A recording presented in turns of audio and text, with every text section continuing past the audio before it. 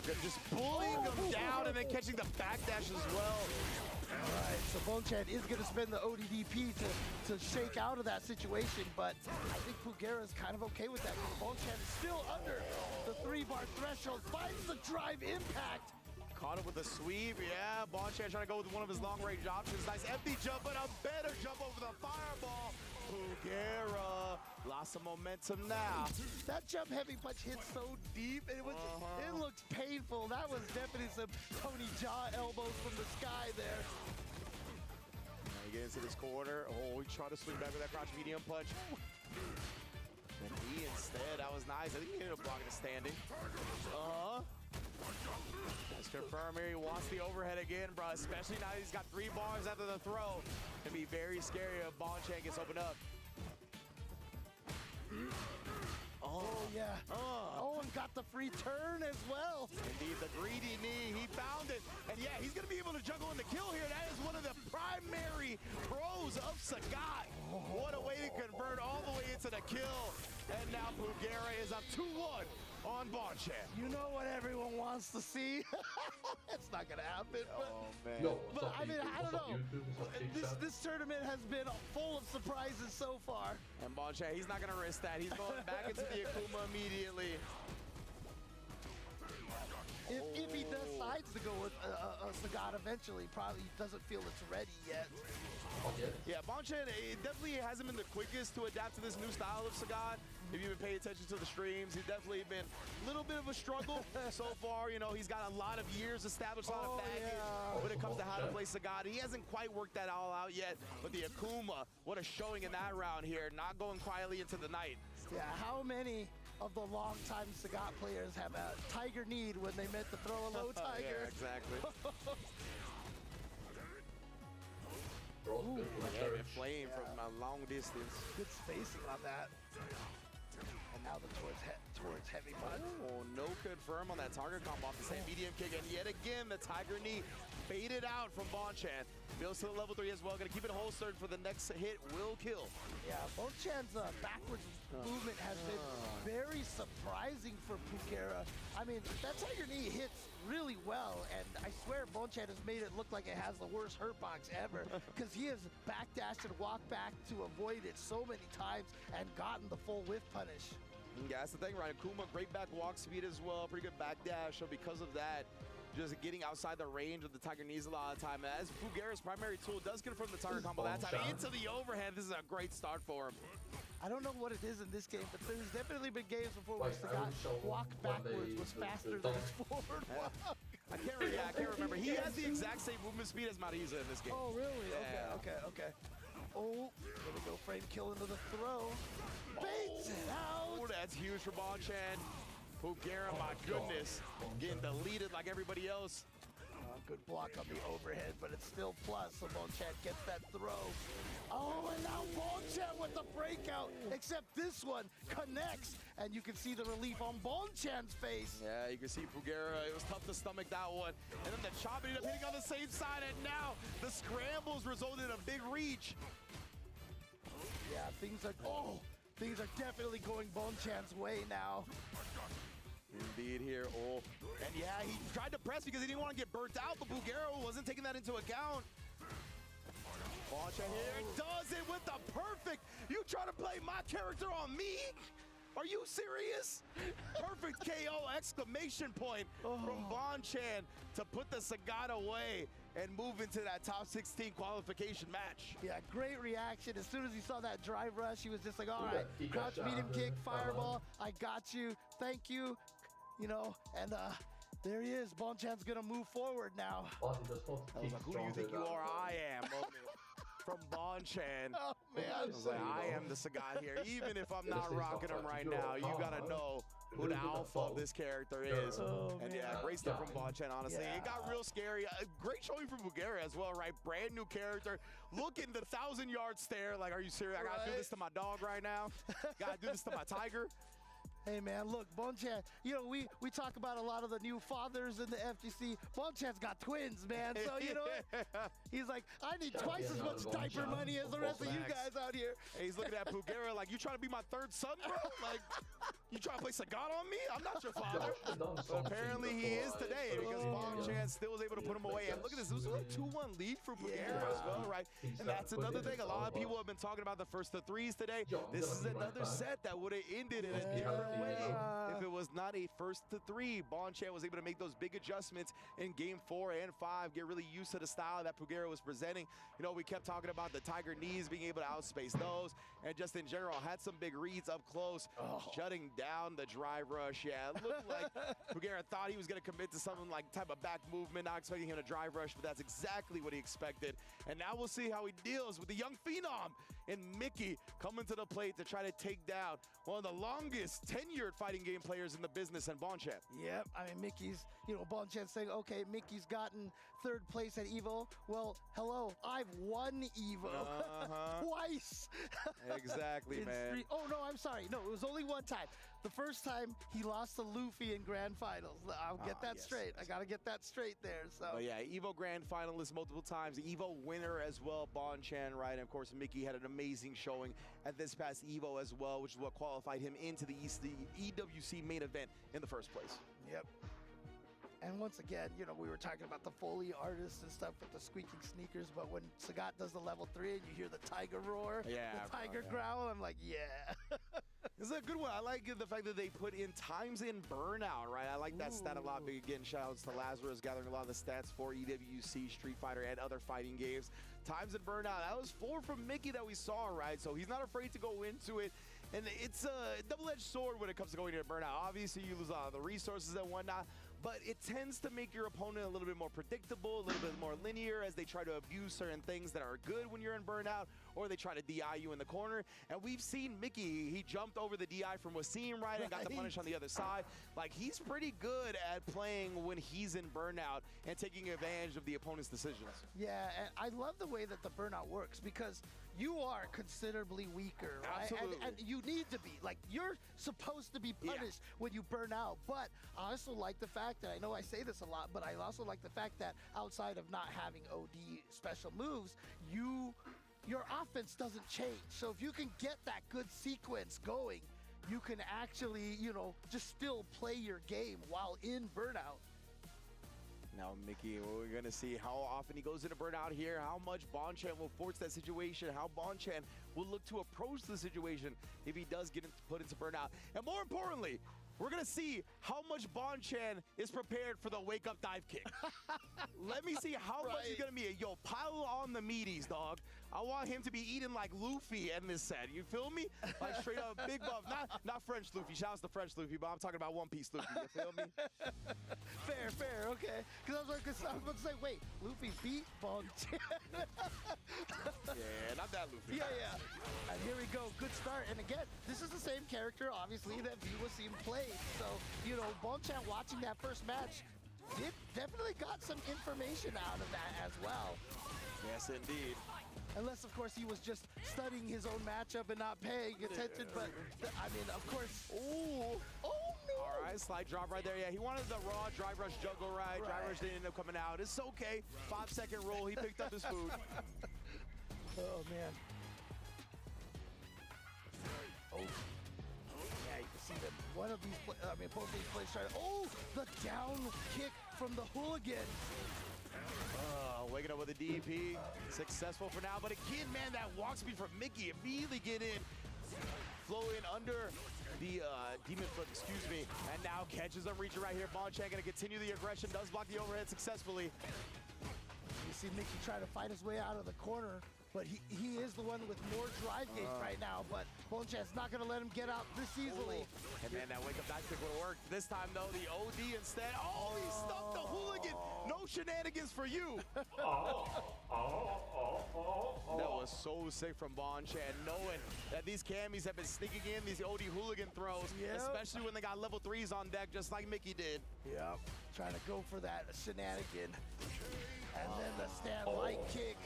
I mean, we've been seeing how strong that button has been for all the Akumas who have been playing today. And there you saw it work out for Bonchan this time. And then the lost art of Street Fighter, the dash jab right there, opening it up, Mickey. And now Bonchan really rolled after that as well, trying to outspace some of the normals. You can see, the walk speed. Both these characters have tremendous walk speed. Only had that counter hit right right there, so it wasn't going to combo into the crouching heavy punch. Oh, they have both decided to try rush at the exact same time. But Mickey is the one that's going to come out on top of that exchange. And here we go. See how many throws he got. Oh, he sneaks in the DI because you're just thinking, are you going to throw again or are you going to shimmy? And just forgot that the DI exists. Mickey taking game number 1 over Bonchan. Yeah, definitely. I think you hit the nail on the head, right? There's a lot of hyper focus on throw, counter the throw strike. What am I going to do to get out of this situation? And Mickey was just like, I'll take the DI, man. I know I'll kill you afterwards. Very smart. Nice backdash from Mickey, then gets the crouching medium kick. Ooh, hooligan throw. You hear the bones crack on that bad boy, too, and then throws the parry afterwards. Bonchan is going to put it all on the line here. Works himself out with the ODDP and one more DI. Honestly, it's good that he didn't level 1 it, right? You rather just keep the meter in a situation like that. You were still going to have heavy burnout to work through and a huge life deficit to overcome. Right. Mickey here now with a one round advantage. Oh, trying to catch any sort of attempts to jump back. Oh, perfect parry this time from Bonchan. He can use that opportunity for the... Oh my goodness, just a walked up back fierce. Let him know. Oh no! That also a dive kick that he missed. I didn't see what button she whipped. And here we go, gonna go into the level 2. Should be able to take this round. Oh no, not quite yet because of the lower damage, because of the extra potential combo in the corner. Oh my goodness. Hooligan into the dive kick. Bonchan stayed crouching. Indeed. I saw that. It was crouch heavy punch, not back heavy punch. Excuse me. Got my Street Fighter games mixed up. No worries.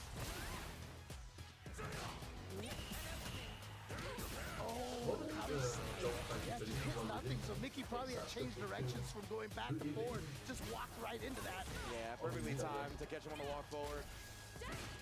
Not gonna switch sides here. Bonchan very low on the drive, but he escapes the corner. He's getting that space back, right? He doesn't want to get burnt out here. I like him even moving forward and putting that jab out there and the DP. Great job from Bonchan managing, getting away, but not being too predictable about it. Oh, and another perfect parry in response to the roundhouse. Definitely shutting down that option quite well. Yeah, you see right there, a lot of these hits here, he's really going after that drive gauge right now. He gets the light hits on the stagger. Oh. Yeah, didn't go to level 1 routing. And man, you see Mickey, when he's back against the wall, he wakes up and dashes at you, bruh. Wake up, dash back throw. He tried to sneak in another throw, thinking Bonchan would just block it out. My goodness, and yeah, the burn up with the throw. Bonchan ready for these DIs in the corner this time. Knows that that was way too light of a strength to actually get an unthrowable gap between the button and the DI. Made sure to exploit that perfectly. Yeah, the general rule is obviously heavy into DI or drive rush medium into DI, but light into DI, yeah, there's a big enough of a gap to be thrown in that situation. Great awareness from Bonchan right there. Oh, and then the backdash. As soon as he saw that mid-backdash, seeing the dive kick, easy DP. Yeah, I mean, if you're fighting a character like Cammy, anytime you backdash, you should just be thinking, let me DP if I see a jump, you know? Right. Both Bonchan had that ready to go, tried to go for a shimmy right there. Oh! ODDP to thwart the pressure. You see that jab frame kill to the meaty one. Oh! And a Bonchan once again here. Seems like he's got a read on Mickey a little bit now. Ooh, yep, there it is right there, catching him standing up after the first crouch light kick. Oh, nice. He's like, you DP my dive kick, I can DP your dive kick too. And Bonchan, he's been looking for a lot of parries, right? So good job from Mickey adjusting for a second, but Bonchan again, bruh, smacking him up. Oh, tried to walk away, but that Cammy walk speed plus the late to the crouch medium kick. You ain't going nowhere for free. Level 1 routing for the kill. That was such a sick juggle right there, and obviously they kind of added a lot of juggle potential for Cammy's light. Oh, what a confirm! Light spin knuckles, I was gonna say, until Bonchan surprised me with that anti-air and confirm. Yeah, Bonchan is kind of playing discipline right now, blocking it out. Until then, tried the parry again that we saw earlier. I felt it in my bones that he was gonna parry again too. But a quick jump out, that's what we talked about. You can't just go with the DI. Bonchan very well aware, and defensive about it. You know he's got to be buffering a super. That's why Mickey just looking to get the throw, and he tried a meaty again here. He's going to pay dearly, man. This is CA damage. Oh, all right. But he's still burned out. He's like, oh, he just goes up for the meaty as well. And that's the thing, right? Bonchad didn't have any meter, and he was still burnt out, so he couldn't let Mickey get up and take his turn. Right. He had to risk doing a meaty right there, or if Mickey got up, he was going to be able to checkmate him with a DI. So I'm kind of surprised that Mickey got hit. I figured that's where everybody's mental was, but Bonchad being able to cover all his bases right there, what a way to clutch it out. And I want to point out, too, that those back-to-back punish counter throws, like, for any other character, it would have been 40% of their life. But for Akuma, that's near 50% of your life on 2 punish counter throws. That's a good point, man. Ooh. Staying right. Oof. But Bonchad was still able to come back from that, take that. And so Bonchad here has now set himself up for this game here where he can just take it 3-1. Indeed here, but like we talked about, we've seen so many 3-game comebacks. We've seen so many 2-game comebacks today at a 2-1 deficit. This could be the makings of another one, or Bonchad could seal his spot in top 16. It's almost like these are like all the best Street Fighter players in the world or something, you know? We definitely have gathered them under one roof here at the Esports World Cup. Oh, no anti-air. And yeah, just taking the throw. Oh. Big throw tech, comes out with a karate chop as well. That's definitely been giving Mickey some problems. Yeah. And now the crouch medium kick as well, beats up to the button. Bonchad not gonna commit any super just yet. ODDP as well, it's getting real scary for him now. Yeah, he's jumping back. Oh, he actually gets the forward fierce at the last moment. He was jumping back and buffering super. Yes, like he was 100% waiting for him to do like a spiral arrow or something like that. But nonetheless here, he beats him to the button yet again. It's just one of those beautiful transitions from defense to offense. You're jumping back, Mickey's trying to chase him down, and then he jumps back, and then immediately with a towards heavy punch. Yeah, something we highlighted with Bonchad earlier as well. He knows how to take his space, but not be too timid, not retreat too much, and really flip the script when the opponent doesn't expect it. Oh, wow. air, but no punish. He did press something in the air. I think the landing frames were vulnerable. Oh, okay, there's that standing right kick. Let's come back to this. Atlantic sea scallops. You'll need every single one of them. So make sure you remove them from the shell perfectly. You'll have only 60 minutes to make all 3 dishes. Making 3 scallop plates in an hour is insane. I am so happy I am up here. The 2 home cooks who do best in this pressure test will join Mary in the MasterChef Canada semi-finals. I really want to be in the top 3. I see Mary there. I have no problem battling her in the end, and I just need to get up there with her to do it. The remaining home cook will leave the MasterChef kitchen tonight. Are you ready? Yes, chef. Or barely any Your 60 minutes starts now. This is one of the toughest challenges. 3 difficult dishes all in 60 minutes. This is the most intense pressure test we've had yet. If I mess up just one thing today, I'm going home. I want to be top 3. I want to earn my spot in the semifinal, and I'm going to get there by staying focused. First of all, you've got to put on the things that are going to take the longest to cook. That would be the potatoes, followed by the peas to make the pea puree. I am so organized. This is the most organized I've ever been in the MasterChef Canada kitchen. This pressure test is all about time management, and Matthew can dawdle sometimes. Next, you want to look at opening the sea scallops. You want to do that with absolute precision. Look at Jeremy. He is opening up those scallops like he was a natural at it. Look at this, the speed and the precision. I have pretty good knife skills because I'm used to cutting sushi, so hopefully I'll be okay. Hey, Chef. Jeremy, Can I get that? you flew through the scallops. They're perfect. Thank you, Chef. But maybe you neglected the other ingredients that take a lot more time to cook than scallops. I know the potatoes will be good because I cut them really small. My peas are going, so I think I'm still okay on time. And I hope it pays off for you. Thank you, Chef. Stay tight. I just noticed Veronica struggling with her first sea scallop. They only have 7 scallops, and they have to use every single one. So one mistake could be the end of their dreams. The key to opening a scallop is patience, and I'm not very patient. Find the hinge and push. Got it. Alla vill land, the Chinese. I accidentally sliced through that first scallop. There's a good quarter-inch attached to the shell. Fail. This is going to be a problem. Veronica, how you doing? What happened here? I lost a bit that was stuck to the shell on the first one, but I'm going to make sure that I stay really close to that wall from this point on. Practice with this. Look, watch. Clean strokes. That's the technique. Understood, Chef. Okay? That's all I can do. Thank you. Come on. Clean stroke. Oh, so much better. Back on track. Those scallops took me a little bit longer than I would want, but I'm feeling much better.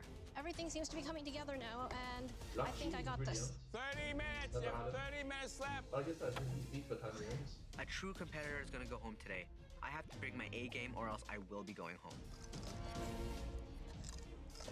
Hi there, Matthew. So you're the last one to open and clean your sea scallops. Is that a part of your strategy? Yes, Chef. I want to make sure that they're as fresh as I can to serve for you guys. Scallops are probably one of my favorite things to cook. I have to do them justice today. Which of these 3 dishes will you find the most challenging? Probably the St. Jacques. I've never cooked it before. There's so much different flavor and technique in just that one dish. So I think I'm going to have the most trouble with that one. Carry on, Matthew. Look forward to seeing the dishes. Thank you, Chef. Some of the most healthy things you At can. this point in time, the home cook should really start slicing the scallops with the Coquille Saint-Jacques. Time is running out, and I need to get the Coquille Saint-Jacques in the oven. What I think they should be doing is taking a small pot, adding some beautiful fresh herbs to it with a white wine, and poaching those sea scallops to perfection, sautéing the mushrooms, making it like fluffy potato puree, producing a beautiful gratinade finish so it's golden brown on top and totally delicious. Next, there is the crudo, where it's all about adding delicate flavors without cooking the sea scallop. You have to use a super sharp knife and make sure every one of those slices count perfectly. Jeremy's doing a beautiful job slicing through those scallops for his crudo. And he looks so comfortable doing it, too. I'm feeling the pressure, but it's got me laser focused, and I'm going through these scallops like nobody's business. Veronica, on the other hand, looks like she's sawing through them. I don't want to see jagged edges. Right. Thin knife, less drag. I try to just cut straight down, and I have smushed my scallop. Okay, I'm just gonna leave it. Next, you want to make the pea puree. Goodbye, Veronica. I pull my pea puree out of the blender, but I want to get it even smoother, so I try to pass it through a sieve. And it's not going through. So I'm just gonna have to leave it. No time. Just gonna get it in. Now, my technique when I'm searing scallops is to sear them only on one side, and I use a little bit of sea salt. I don't use any black pepper because the black pepper, I think, overpowers the delicate flavor profiles of the scallop. 1 Mississippi, 2 Mississippi, 3 Mississippi, 4 Mississippi. I put my oil in the pan and it starts smoking. I'm running out of time and I'm starting another pan for my scallops. 5 minutes! You have 5 minutes left! I want to see plating now!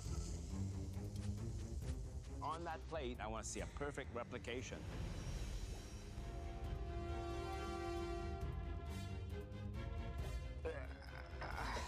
Look at Matthew. He just dumped all his pea puree into the sink with less than 2 minutes left. I want to yell at Matthew. He needs to pick up the pace. Shoot. Jeremy's bringing his up to the front already. 30 seconds! You have 30 seconds left. Come on! Get it on plate, Matthew. Come on, let's go. Matthew, you gotta bring it up. Bring it up, Matthew. Come on, Matthew. Bring it up. Matthew hasn't brought anything up yet. 10, 9, 8, 7, 6, 5, 4, 3, 2, 1. Hands up. Wow. I know that I did really well in this pressure test, and I'm thinking that I'm not gonna be the one going home. That was for me the most difficult cook yet, but I tasted all my food and I know it tastes good. I look at my crudo, and I can't believe I forgot my black salt. Beautiful. Thank you, Chef. Are you surprised with yourself?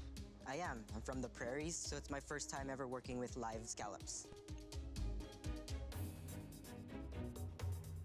Puree is stunning. It is absolutely ethereal, a word I don't normally use.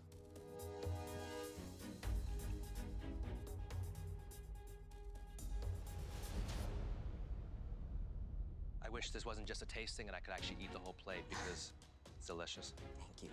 You just nailed that. Yes. Ska vi göra lite shadow? Scallop shadow? Talk about the... Hi, Jeremy. Chef Alvin.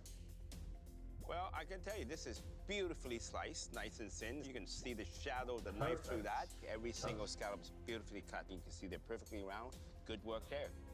Crudo. Everybody thinks this is simple, but it's like a tightrope. Nothing should overpower each other.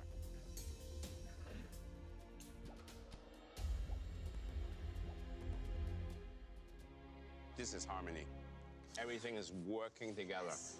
But got two very strong challengers.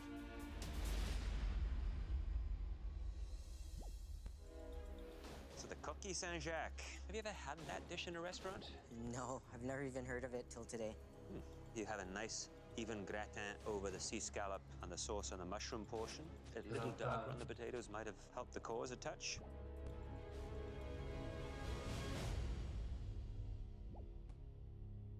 The flavors are wonderful. Thank you, Chef. It is delicate. The sauce is there. It adds nice moisture. Could have done with just a touch more salt, but it's a very good showing.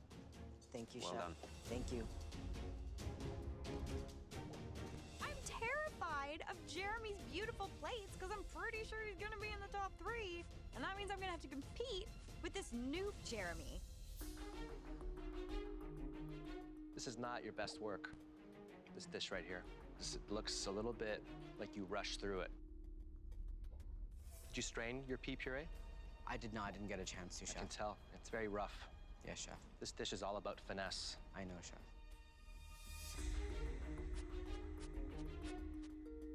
It's under-seasoned. Yes, Chef. When you go to a restaurant and you have scallops, what will make you send the scallops back? An overcooked scallop, Chef. Do you think these scallops are overcooked? I'm not sure. Steaks can't get much higher than this right now.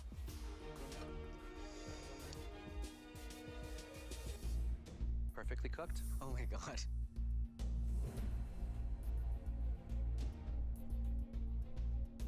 Texture, smooth and delicious. Fantastic. Bro has a nice hat.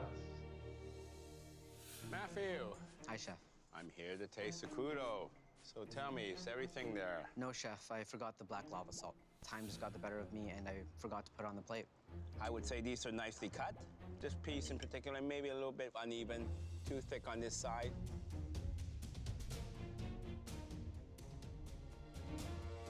Well, it is under-seasoned, lacks that kick from the salt. It's a very, very crucial mistake at this stage of the game. I hope it doesn't cost you. Hi there, Matthew. Hi, Chef.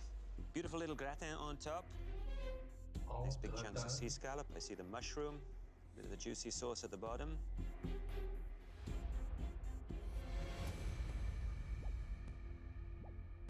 Very nice. Beautiful, sweet, light on the sauce, seasoned just right.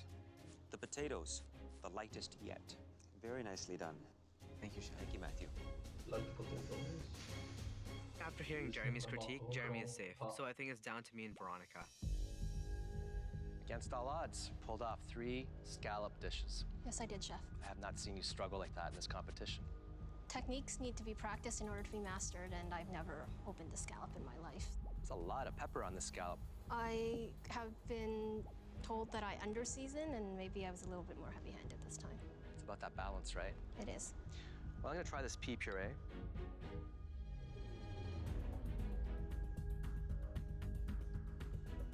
It's delicious. Thank you, Chef. It's very smooth. The mint comes through. It's not overpowering. But obviously, this is a scallop challenge, so it's about these scallops. They're very slowly convincing me that the plating really is important. I mean, it's not that important compared to flavor, is it? It's not more important than flavor. Can't tell me that. So lot of the dishes pepper. are ugly. But where's the salt? You can barely taste it. Some really strong dishes here. I have no idea what's gonna happen right now. Thank you, Chef. Veronica, are you happy with this? My slice is not perfect, but I'm not unhappy with it. You have torn your scallop, you can see. Bits there.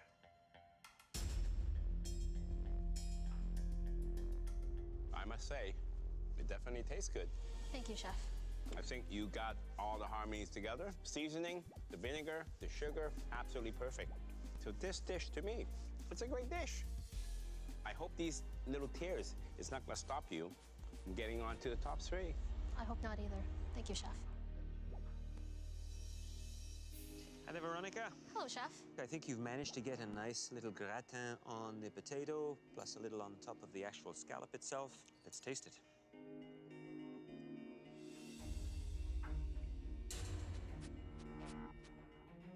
Taste of the sauce in the coquille Saint-Jacques, beautiful. Really nicely seasoned, cooked wonderfully well, and a generous amount of sauce in there. Where I feel this dish suffers is the volume of potato to the actual sea scallop itself. That balance issue has set it off kilter for me. Understood, Chef. For someone who's had to clean their own sea scallops for the first time, put out 3 replication dishes, it's amazing. Thank you, Chef. But not without a few flaws. Matthew had a pretty rough critique, so my fingers are crossed. I'm hoping I make it through. We've tasted all your scallop dishes, and now we need to take a few moments to discuss. They're not making it easy for us. This is going to be very difficult. I might not have mastered the scallop technique, but my flavors were there. I deserve to be in top 3. It was down to those fine details, and it was about showcasing those beautiful sea scallops. I'm not sweating, I'm confident. I know that I did really well in this pressure test, and I'm not going home right now. But there was one who just missed the mark. Just slightly, though. I'm really nervous. I don't want to go home yet. I have so much more left to give, and I really want to get there. All right, let's go and tell them.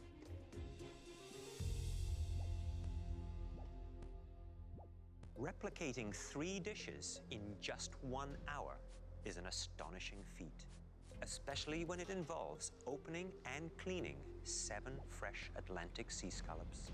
All of you impressed us, but one home cook absolutely crushed this challenge.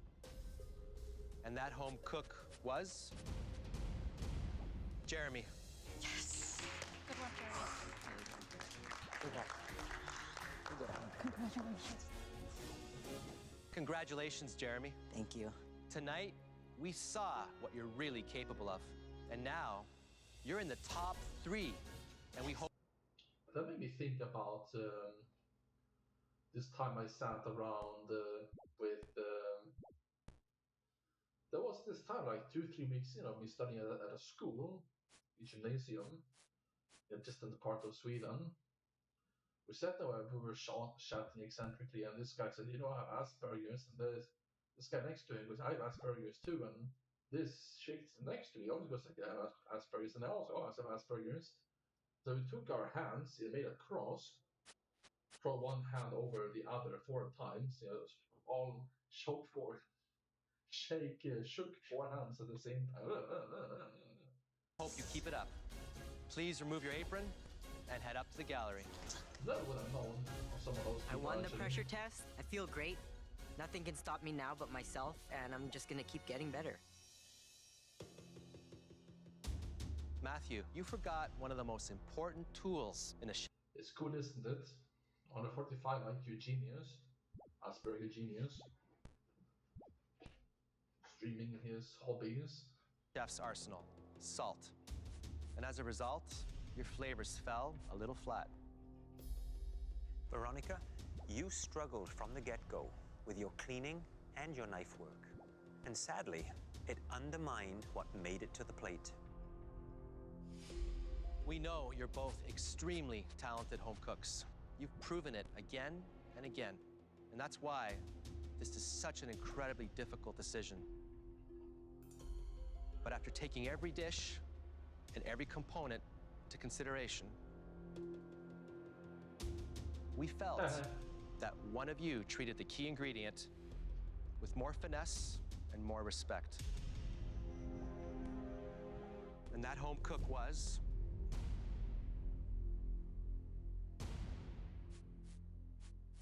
Matthew. Congratulations.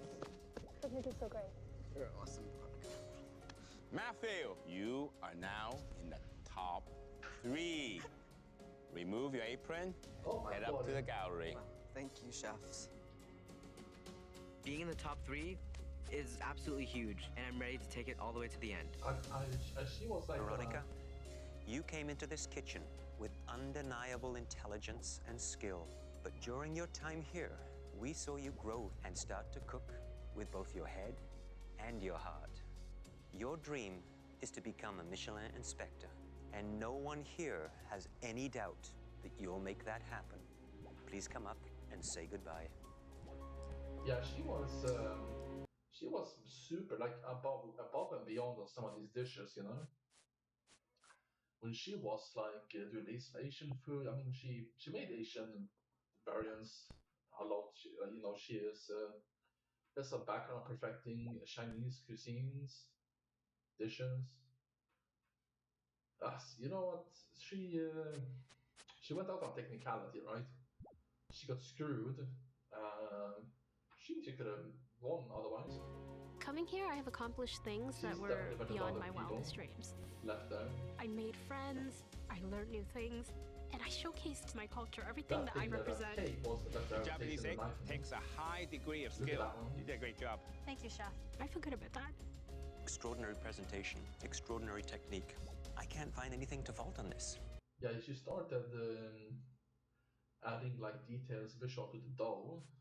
I'm so unfamiliar with happy tears, but I'm just so happy that I did everything I wanted to do here. I took big risks, I got big rewards, and I've learned to cook from my heart. Best wishes, guys.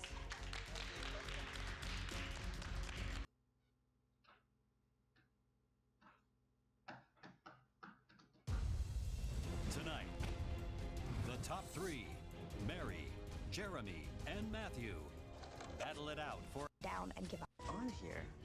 It's top 3, and I need to act like it is top 3. There is no room for error. I feel that I've found myself here, I've found my real passion, and being top 3 proves it to me. Winning this competition will give me the freedom to pursue my food dream of owning modern restaurants. I know that my passion is cooking. I love it. Mary, Matthew, and Jeremy, congratulations. Week after week, you have weathered some of the toughest challenges in MasterChef Canada history. And this next mystery box could bring you one giant step closer to the MasterChef Canada finale. Tonight, your inspiration will be the stunning ingredients under these 13 mystery boxes. Some of them are small, some of them are taller. I don't know what's in these mystery boxes. And here to present them are 13 of Canada's most influential chefs.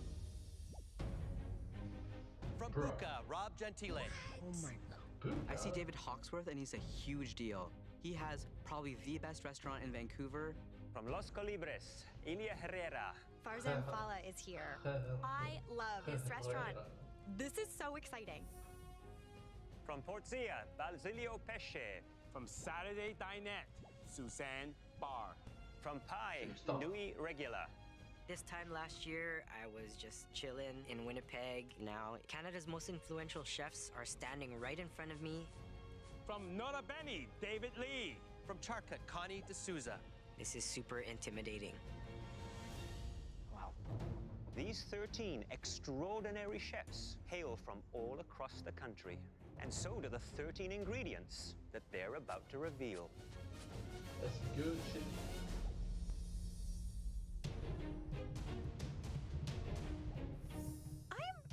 I'm confused. These ingredients look quite familiar. If you're thinking these ingredients look familiar, you're right. You cooked with them in your very first Mystery Box Challenge, celebrating Canada's 10 provinces and 3 territories. Since then, you have experienced an amazing culinary journey, and we want your dishes tonight to reflect how far you have come. Tonight, you will create 16 stunning entrees that will be served to us and our 13 distinguished guests. Wow. You will have just 90 minutes to plan, prep, and present your 16 plates. During service, our guest chefs will present us you will create 16 stunning entrees that will be served to us and our 13 distinguished guests. Wow. You will have just 90 minutes to plan, prep, and present your 16 plates. During service, our guest chefs will give us their feedback and help us decide the winning dish. The home cook who prepares the best dish will not just win this Mystery Box Challenge, they will advance directly into the MasterChef Canada finale. A spot in the finale is at stake, so I'm gonna fight for it. Game on. I have been up at the front with mystery box dishes before, but I've never won. The two remaining home cooks will go head-to-head in the most grueling pressure test yet. I don't want to cook in the pressure test. I have to up my game and hit it out of the park. Are you ready to show us everything you've got? Yes, Chef! Your 90 minutes starts now! Blueberries. Lots of maple. They have to do 16 individual plates, and every single one has to look exactly the same. Knowing that you have to cook for 13 talented chefs who you admire and respect, maybe even at their restaurants, that is an incredibly tough feat. Hey, don't forget the 3 MasterChef Canada judges. And we're pretty good too, you know. I'm pretty terrified and intimidated. Ouch. These are ingredients that they worked with in the beginning of this competition. So now we get to see the journey, how far they've evolved, where they started, and where they are now. I want to celebrate Canada with this dish. I'm making a butter-poached Arctic char with crispy charred skin, a carrot puree, pickled veg, and steamed clams. Matthew has been absolutely fascinating and inspirational to watch his journey from day one to where he is now. I remember my first mystery box. These ingredients may have been daunting, but now that I see them again, I can cook with all of them. I'm gonna make sure it's gonna be plated beautifully, and it's gonna taste really good too. This is redemption. I want to win this mystery box. It's good, everything's good. I'm making my take on fish and chips. I'm gonna use pickerel because it reminds me of my dad and going fishing with him when I was a kid. I'm channeling my dad today. The first time I cooked with these ingredients in the first mystery box, I made a really homey plate, but I didn't win. Today, I want to take a humble idea and elevate it to MasterChef Canada quality. Mary has gone with a pickerel. The amount of work it takes to clean, fillet, and make sure you get every single bone out, that is going to chew up a ton of the cooking time for Mary. Oh, yes. Yeah. I'm definitely taking a risk. Oh, it's the final. Oh.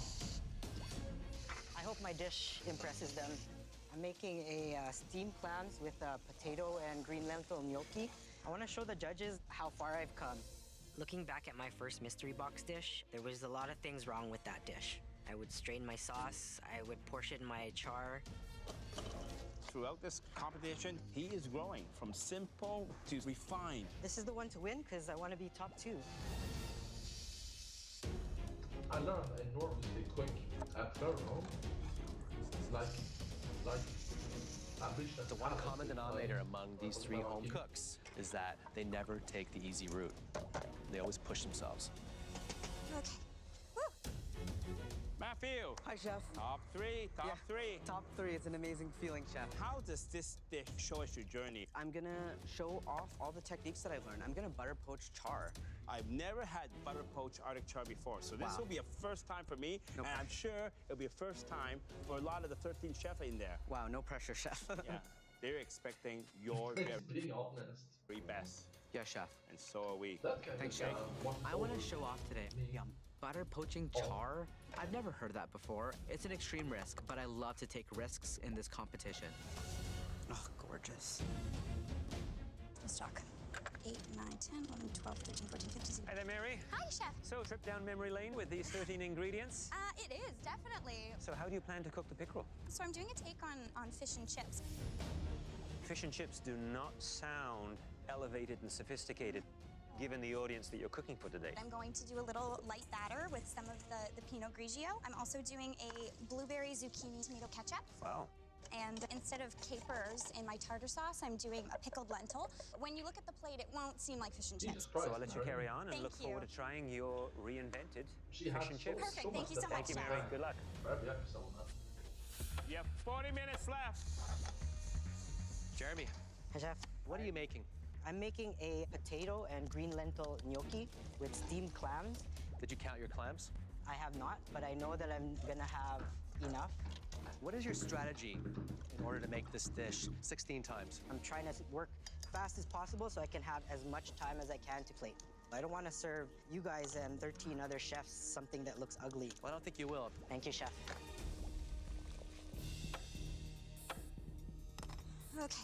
So Mary is stewing a dish. It is a take on fish and chips. Did I just hear you say fish and chips? That's exactly what I said. Fish and chips for 13 of the most influential chefs in the country. But she promises me this is going to be a fish and chips that has a twist like you've never seen before. Matthew has cut his artichoke into very, very small pieces. And then he's gonna poach it in butter. When you poach small pieces of fish, it's very fragile. It can break apart. It can be overcooked. And I don't think it's a good idea. You know, Jeremy, his big issue is being able to take a concept of a dish and put it on a plate that will blow us away. Did you see how fast he got all those pots, got those clams, and now doing the potatoes? Certainly no shortage of energy there. Wouldn't be me if I wasn't sweating. You have 30 minutes left! You know, time management is important in this challenge. The pressure of doing 16 dishes is getting to me. It looks like Matthew's pan is really smoking heavily back there. My clams are burning. I have to get another set of clams on right away because I don't have that much time. Woo! Ouch. This is literally the tightest for time I've ever been in this competition. Mary is starting to feel the pressure, the stress. I need to get my fish on ASAP. Things are piling up for her. I just can't fry them all at the same time. They're all stuck. It's just stuck. The amount of work I have left to do seems literally impossible. I am literally falling apart, and I hate it. I really just want to sit down and give up. Everything's almost cooked. It's just the gnocchi. I'm not experienced with knowing how much ingredients it's gonna take to feed 16 people, so I'm really struggling with the portions. I'm basically just winging it.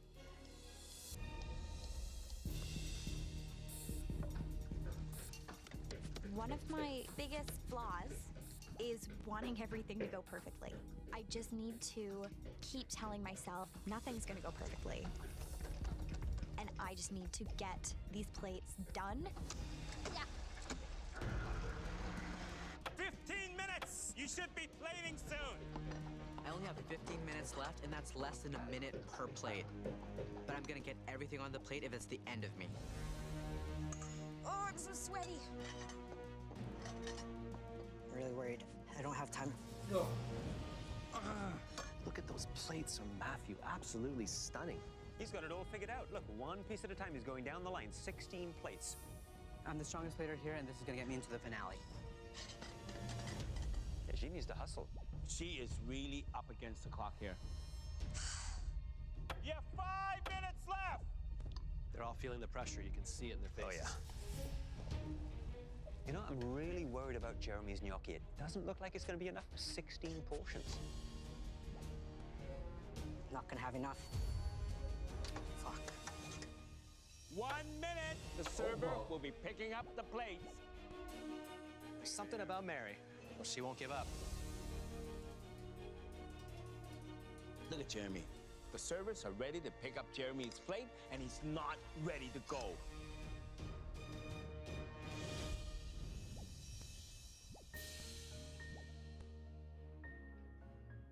We're all fighting for those 2 spots, and I worked as hard as I could, and I tried my best to get everything on the plate. To mimic Mr. Slade on South Park, I was ready to give up, but I'm really happy with the fact that I got done. Oh, did they 2 times then? I want this.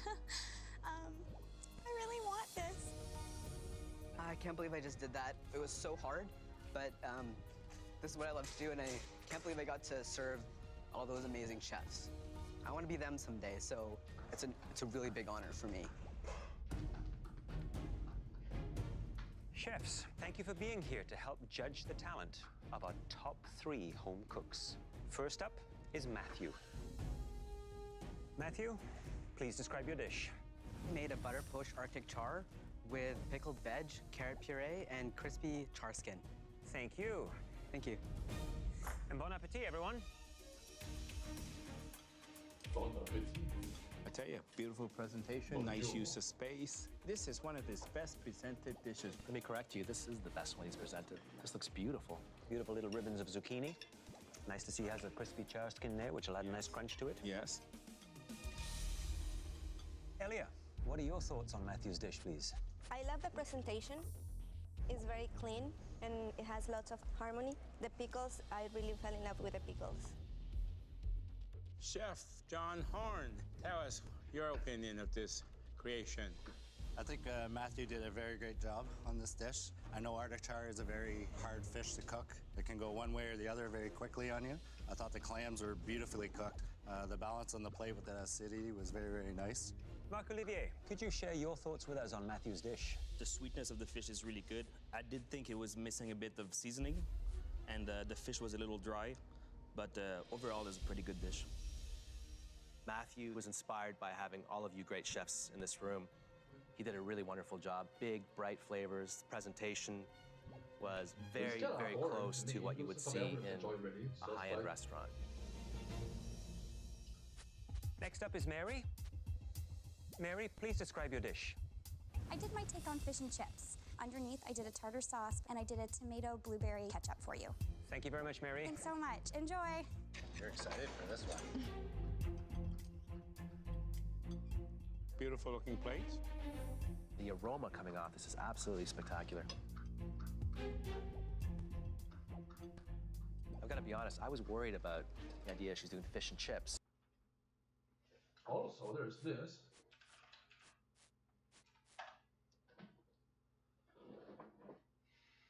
Or intellectual excitability is part of customer curiosity or possibilities to actually discuss a highly capacity of intellectual activity characterized by intense curiosity, response, and tendency. Deep thinking about thinking and problem solving. Either is driven by the possible plot of philosophy, critical theoretical questions. Blah blah blah blah blah blah blah blah blah blah.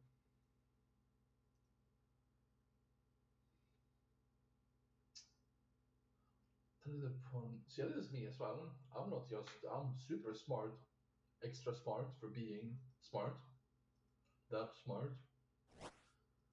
Well, let me go through this thoroughly actually. Curiosity, yeah, sure, absolutely love learning. I love learning. I take on huge things to learn. My concentration is very good. Sure. But I think that covers information, identifying patterns, and relating motion of existing frameworks. Well, kind of. Other questions about life, death, and nature, reality. Yeah, sure. Abstract ideas, they explore them in depth. Yeah, of course. So it's also smart people. Like, they don't have earrings, like, oh, finally, you know.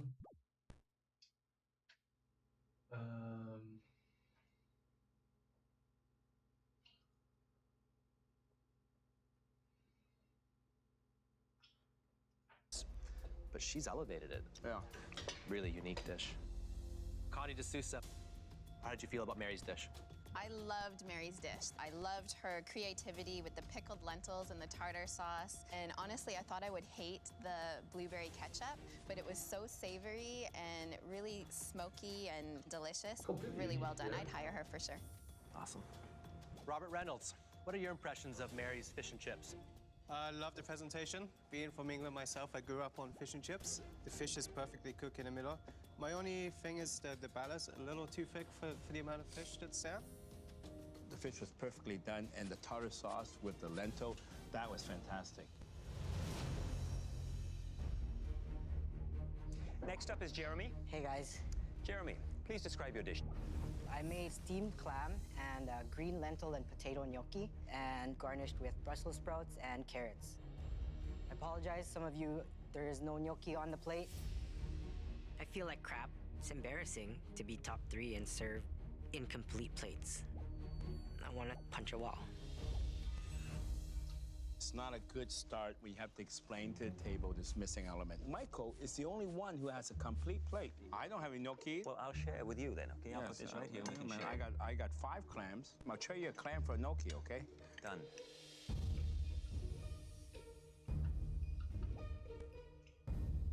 These clams are perfectly cooked. Spectacular. I agree, the clams are cooked really nicely. Yeah, I mean, it's gorgeous. Oh, look at that. Yeah. Chef Rob, you're the Italian restaurant owner. Chef. So what do you think of the gnocchi? Well, I think Jeremy definitely made a solid effort here with this dish. The clams are cooked perfectly. The seasoning is bang on, but the gnocchi element didn't tie in. It was a solid effort, but, you know, just not quite perfect at the end. I actually think he's taken the concept of a dish that is very difficult to present and been able to elevate it. So I thought he did an amazing job. David Hawksworth, what are your thoughts on Jeremy's dish? Jeremy had the right idea. You know, this is a pretty intimidating table here, but I think a little too ambitious with that gnocchi. Jeff Hopgood, were you surprised by the abilities that these home cooks possess? I am surprised, and my hat's off to all of them. This is a big challenge, and they all succeeded in their own way. Chefs, I can't begin to thank you enough for your assistance and helping us come up with what is going to be a tough decision. The stakes are sky high. Who is going straight to the finale?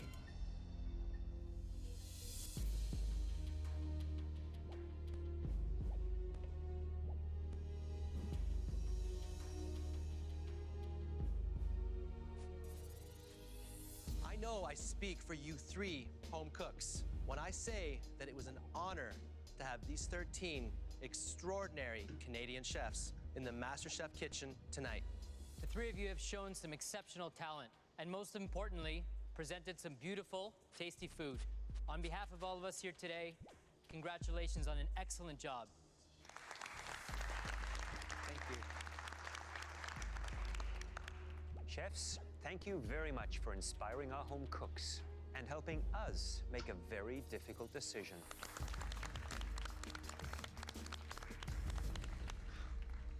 Mary, Jeremy, and Matthew, please come up to the front. I want a spot in the finale so bad, but I know that I didn't cook on par today. The 16 dishes that you created tonight demonstrated your incredible growth during this competition. But as you know, only one home cook can win this Mystery Box Challenge and advance directly to the MasterChef Canada finale. I really want it to be me. I want to see my name on a chef's Oh my god, he's not out yet, the Filipino. He's jacket. not... Choosing that home cook was a very tough decision. But after weighing every element on your plates, one dish stood out. I am so close. I'm really hoping that my dish edged them out. And that dish was made by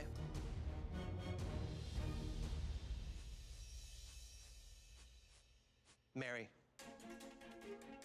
Oh my gosh! Oh my gosh, thank you so much. Ah! Mary, please come up and get your chef jacket. Oh my gosh, I have a white jacket! I think I'm dreaming, but I don't want to wake up because it's the best thing ever. Congratulations. Thank you so much. Amazing job. Thank you. Well done. Thank you so much. Mary, congratulations, an amazing job. Thank you so much, Chef. Please head on up to the gallery. Thank you so much. Thank you. Thank you. After everything that has happened, all of the blood and sweat and burns and tears, putting on that jacket just felt right. Good luck, guys. Thanks, Mary. Thank you. Matthew and Jeremy, you will now go head-to-head in the most high-stakes pressure test you'll have ever faced. It will determine whether you join Mary in the finale or leave the MasterChef Canada kitchen tonight. Please put on these black aprons. The finale means everything to me, so I do not want to falter in the last hurdle. It's crazy to say, but I actually love the pressure tests because every time I put on that black apron, I win. The 3 dishes we're about to show you have 3 things in common. Each one is extremely difficult, each one is citrus infused, and each one could potentially pave or block your path to the MasterChef Canada finale. The first is a beautiful white chocolate ganache with cake croutons. Each element, the ganache, the ice cream, and the caramelized white chocolate, involves a difficult, complex technique. Next up, a refreshing lime choux with a crunchy coconut sab. I thought about not part of I'm Swedish, right? I thought about good English expression. I thought like you overtitten even, and I also thought of square bollocks. It seems just invited in that new language. And shit in my baguette from the Frenchman when he messes up potions. It's filled with lime mousse, lime meringue, and a sweet avocado puree. The third and final dish, a matcha green tea tart filled with a yuzu and lemon curd, topped with meringue, sesame snaps, finger limes, and gold leaf. Each one of these desserts is extremely difficult to master. And we want you to replicate all 3 of them in just 90 minutes. Oh my gosh, I am so happy that I'm up in the gallery. This pressure test is nuts. Please come up and sample. There are so many components that go into each of these desserts. But it looks simple, but it's very complex. They're the most beautiful desserts I've ever seen. Every single component seems to have a special place and everything seems to make sense. Delicious. Please go to your stations. Except that in smaller amounts, right? Thank you. I respect Matthew so much, but it's about the finale. I gotta take him out.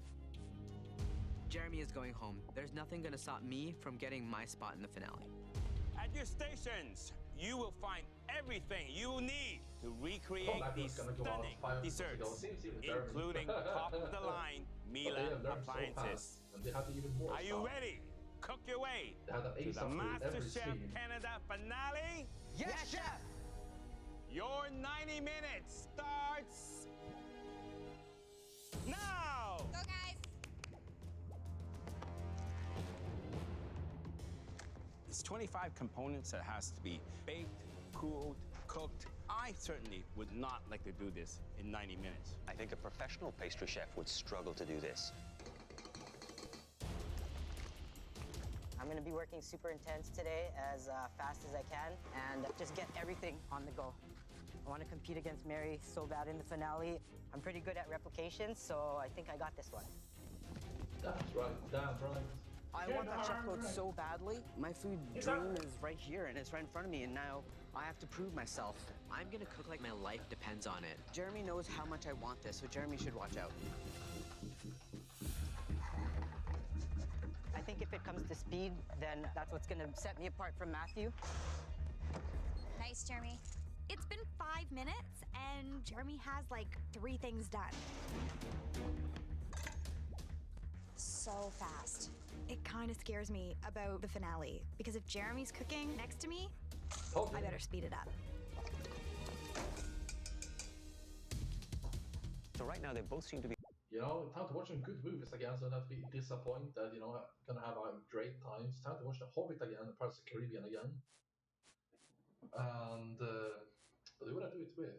Maybe they both want the movie. Could be either one.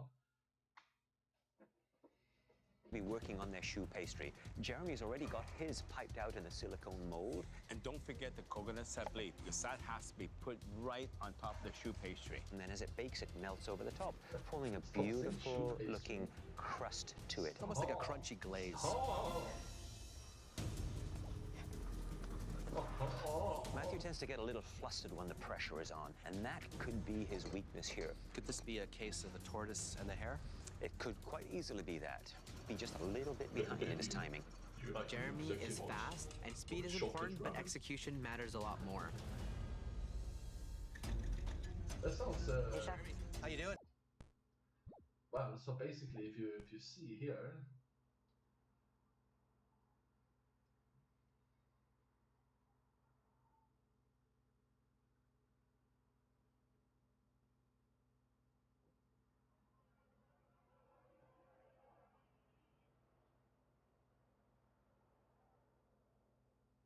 Oh yeah, it's goodness. James started turning himself into a rabbit, ultimate vegan spell. James shuffled the many pages quickly and Rita started to advance magic. When the teacher was done, he read like a quick and poof, turned himself into a 1-meter black rabbit. His first attempt.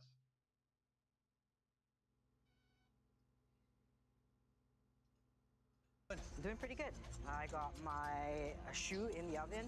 I'm doing multiple things at once because I know that I need a lot of time to plate. I'm just gonna go around and check out your oven. Sure. I'll be right back. Uh-oh. What happened in here? So interesting enough to say what I'm going to do. Look at that. Your sabli is actually slid off of your choux pastry. Yeah, it has. But not all of them. One of them is safe, right in the middle. Is that luck or is that skill? That's luck. Now, one there is going to save me. I did as many as possible so I wouldn't run into that problem. Luckily, I did that. Well, that was a smart move. Always have a backup. Always, always, chef. All right, good luck. Thank you. 30 minutes! You have 30 minutes left! You're making a dough such as the matcha pie crust. And the key is to get it the perfect thickness so that when you line that mold, that pastry is even thickness all the way around. It's like building a swimming pool. It's got to be completely even to hold that water in. My lemon curd is just not mixing well together. I have to put this lemon curd in the blender to make it nice, smooth, and silky. Matthew and Jeremy have taken two different approaches when it comes to the curd for the matcha tart. Jeremy, he's cooled his down, so therefore it's thickened up to the perfect consistency. Whereas Matthew decided to fill his whilst his was still warm, very liquidy. It's a shortcut I would never take. Yeah, but Matthew's so behind right now, he has to take a risk. Hey there, Matthew. Hi there, chef. So which of these three desserts is going to pose the toughest challenge for you, Matthew? Just remembering what goes in where and making sure that everything is on the plate. This is the toughest challenge in MasterChef Canada history, to be honest. I think you could be right. And on that point, I should let you get your head organized and keep up the great work. Thank you, chef. They're both creating the grapefruit croutons for the chocolate ganache. You can see that Matthew is cutting his very slow and carefully. Matthew's got the delicate touch when it comes to working with pastries. Jeremy, on the other hand, whilst he's got speed... One delicious thing that I picked up... It can be a little bit clumsy and clunky at times. In Iceland. Okay, you babies get crispy, man. Get crispy. There's a huge island. Now he's piping his lime mousse filling into the choux pastry. There will be a moment of truth when we cut into that choux pastry, because the middle needs to be... It's like... maybe you don't know, but it's officially finished, but there's a bunch of Swedish people who live there. It's a tourist destination. The energy is kind of thick, like a fog. At a fast restaurant there, I ate black bread croutons. It was so fucking good. It was like toasted in fucking olive oil or something. Like a bruschetta. Never gonna get it again, but I wish I could. About details. The margin of error is 0. I got all my components done. Now I just has to look good. Tarragon. I had to go on another cruise though. You know, I just cruised to cilantro. Matthew is actually pulling ahead. This is a classic tortoise and hare. Geez, Matthew. Matthew's plating from the beginning has been just ridiculously out of everyone's league. It's so amazing to have watched, but it's also terrifying. Ooh. 1 minute! You have 1 minute left! This is unbelievable. They look so beautiful. It's do or die. It's either me or Jeremy goes home and I don't want to go home. This pressure on me is making me cook at my best right now. 10, 9, 8, 7, 6, 5, 4, 3, 2, 1. Hands up! Good job, Jeremy. Good man. Oh. I'm up, hands up. I feel a breath of fresh air, and I'm super proud of what I did. Looks just like the photos in my head, and I think I got this. Jeremy's plating is nice, but I think mine has a little bit more finesse. Hey, Jeremy. Hi, Chef. And you were hustling out there, man. I was hustling. I wanted to have lots of time to make sure every single component was on every dish. I'm going to be tasting the white chocolate ganache. Okay, Chef. I think it looks like it's sitting off to one side of the plate and just a little bit irregular in terms of the original.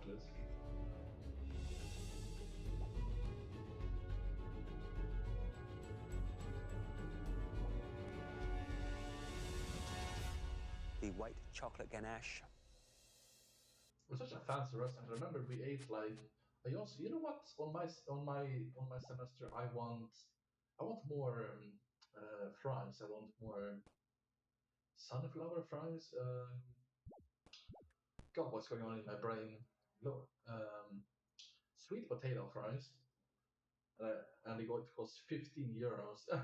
I didn't realize afterwards. Beautiful. The grapefruit croutons. Great crunch to them. I was just dreaming. That is the element that provides that texture, that interest to the dish. As for the rest of the little garnishes, the grapefruit gel, nice job on the replication. Well done. Thank you, Chef. Hi there, Matthew. Hi, Chef. At first glance, your plating is more centralized in the plate, which I think is more true to the replication. But something's eating at you. Yeah. What is it? I'm missing the grapefruit loaf croutons. What happened? It was on the other side of my station, and I left it off, and I feel for you.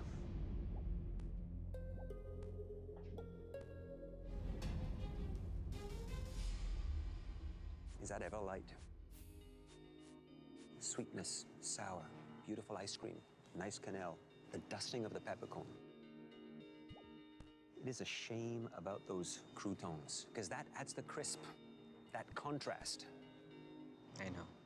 But other than that, I'd say every other component is pretty flawless. Thank you, Chef. Thank you. Well, that matters, doesn't it? Both things matter. Hi, Chef. So this is the lime choux with the crunchy coconut sablé. Looks pretty from the outside, but there's something inside that is really, really important. I'm expecting to see the choux pastry full of that wonderful mousse. If you want to marry me, you have to do the most sacrifice. You have to do the most precious sacrifice of all. I know, let's watch the Addams Family after this a little bit. Compilation.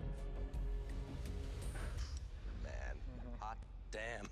Look at that. My goodness. Wow.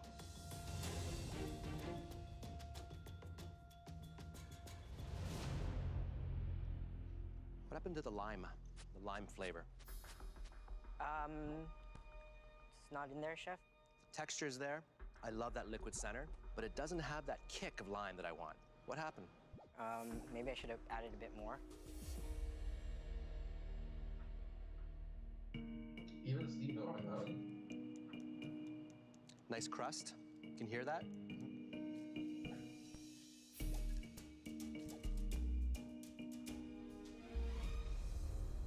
Wow, look at that. It's filled. It's definitely filled. That is perfection. I just want to devour that. But it has to deliver also on that lime flavor.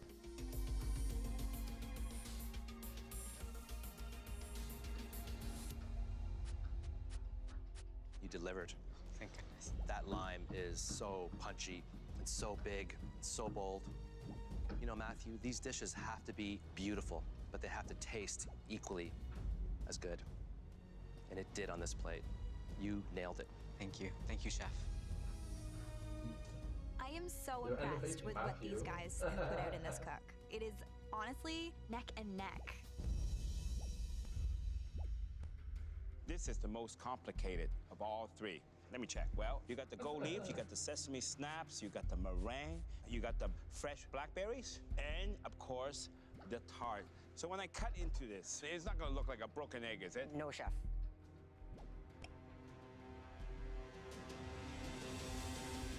It's a little bit runny. A little bit runny. I never even thought about using like teas in a dessert. Not bad. It's holding.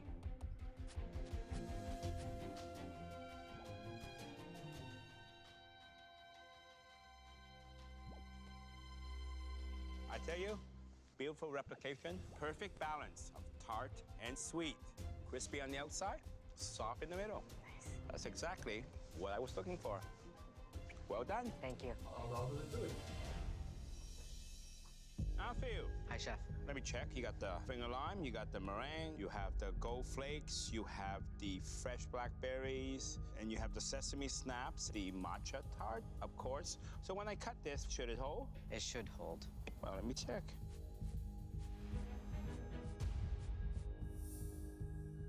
Unfortunately, that's not the case. Yeah, it's running. Well, let's taste.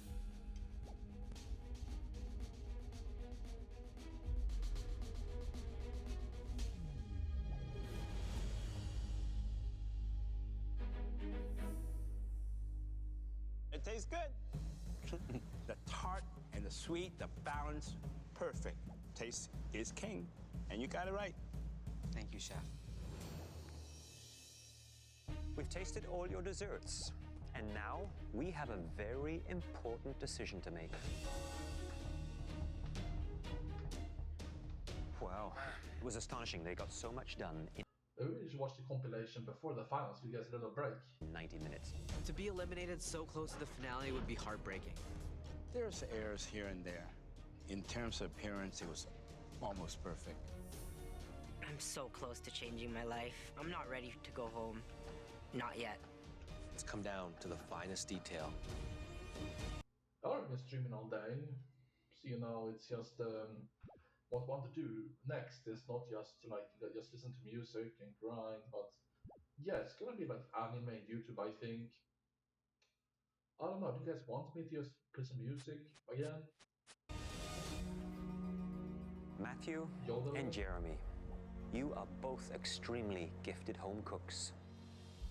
And tonight, you both prove that by recreating 3 stunningly difficult desserts. However, only one of you can advance to the MasterChef Canada finale. To make that decision, we had to take into account accuracy of your replications, the beauty of your plating, and most important, the taste of your desserts. It was not easy. But one of you had a slight edge when it came to presentation and flavor. The home cook that made the best desserts and would face off against Mary in the MasterChef Canada finale is...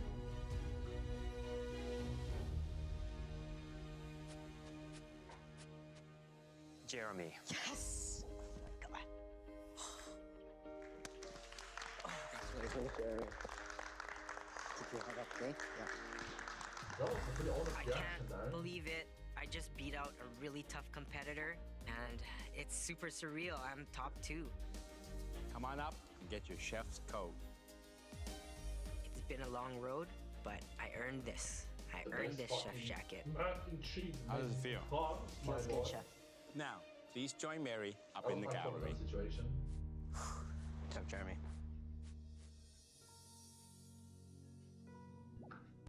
Matthew, this is not the outcome that you'd hoped for tonight. But please don't lose sight of everything that you've accomplished here. Not only are you one of the youngest home cooks to compete in this competition, you're also one of the best. Thank you. You've got talent, drive, a wonderful family, and a supportive partner. The sky's the limit, Matthew. Now please come up and say goodbye. Well, there was still one more. Thank you, chef. Real honor to meet you. It's an honor to meet you. Coming here and being the top 3 in Canada, that's That's pretty cool. The flavors just jump out. That's incredible. Thank you, Chef. This dish is absolutely fantastic. Thank you, Chef. I really get a sense that you're thinking like a chef and cooking like a chef. I'm really proud of everything that I did. 1, 2, 3, go! I found my purpose here on MasterChef Canada.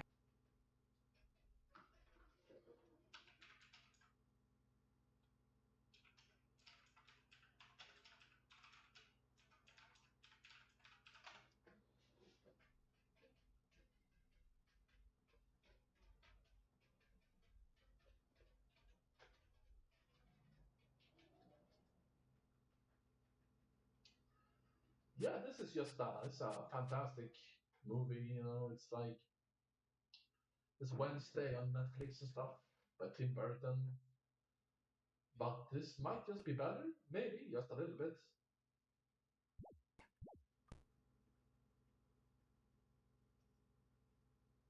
I'm going to have a baby.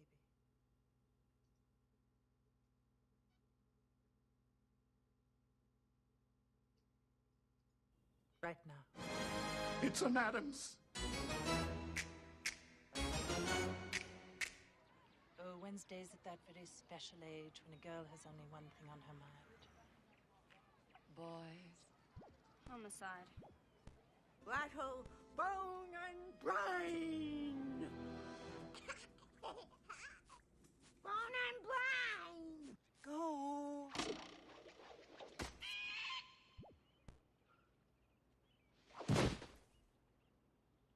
It's an American bald eagle.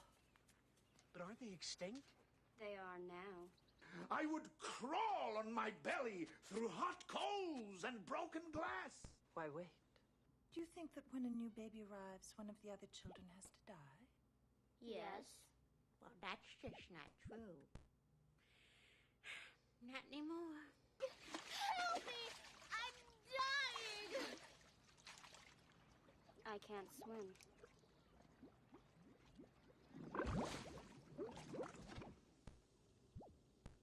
There's Lurch. That poor girl. Lurch. Was she in there before you baked? Our parents are having a baby, too. They had sex. Eat me! Sauteed or barbecued. Eat me! Where is that baby? Which part? Tramp. Why are you dressed like somebody died? Wait. Swing low, sweet chariot. How do you plead? Guilty. I'll be the victim. All your life. What about Debbie? In-laws! Luxor, Nexor, burst and burn! What is she doing? Just a goose. Have a nice day. Brava!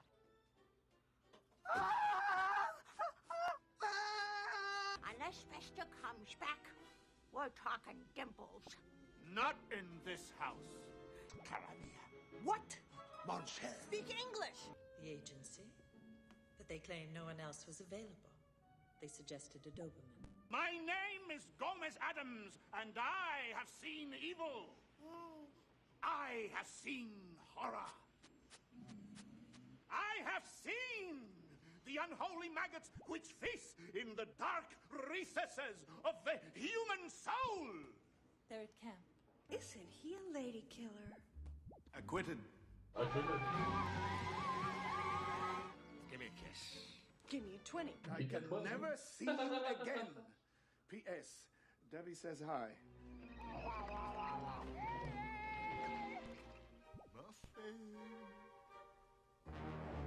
The Little Mermaid. Stop it. He's only a child. You'll be right back, won't you? Of course. You are Mr. Debbie! Yes! Don't we just hate that? Yes! Don't we wish they would just die? Yes! You have married Fester. You have destroyed his spirit. You have taken him from us. All that I could forgive. But Debbie. What? Pastels? Get out of my house! $20 grand for summer camp. He's Mr. Woo-Woo. I just wanted to read. Not on my time, Four Eyes. His lips are busy. Isn't she pretty? She's scaring me. Miss Debbie! Deborah! It's a bomb. What? I believe they own a Buick. Malibu Barbie. He could become a lawyer. I won't listen. An orthodontist. The master. President. Please, I beg you, take me. You shouldn't be married, you should be studied. Who? Debbie, my brother's wife, the temptress of Waikiki. Sorry about dinner, Deb. The Pope has a cold. An axe that takes me back.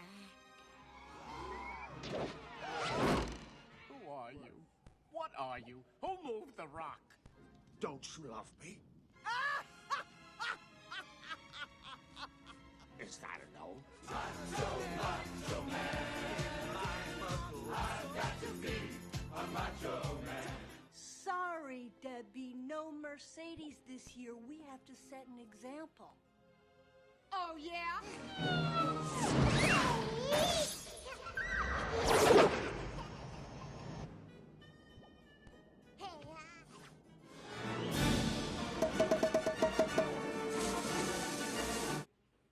Hook 'em.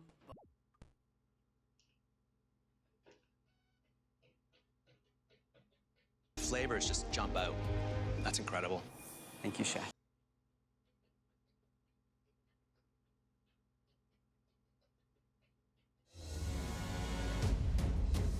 Tonight, the top 2 home cooks in Canada will face off in the most spectacular culinary showdown this country has ever seen.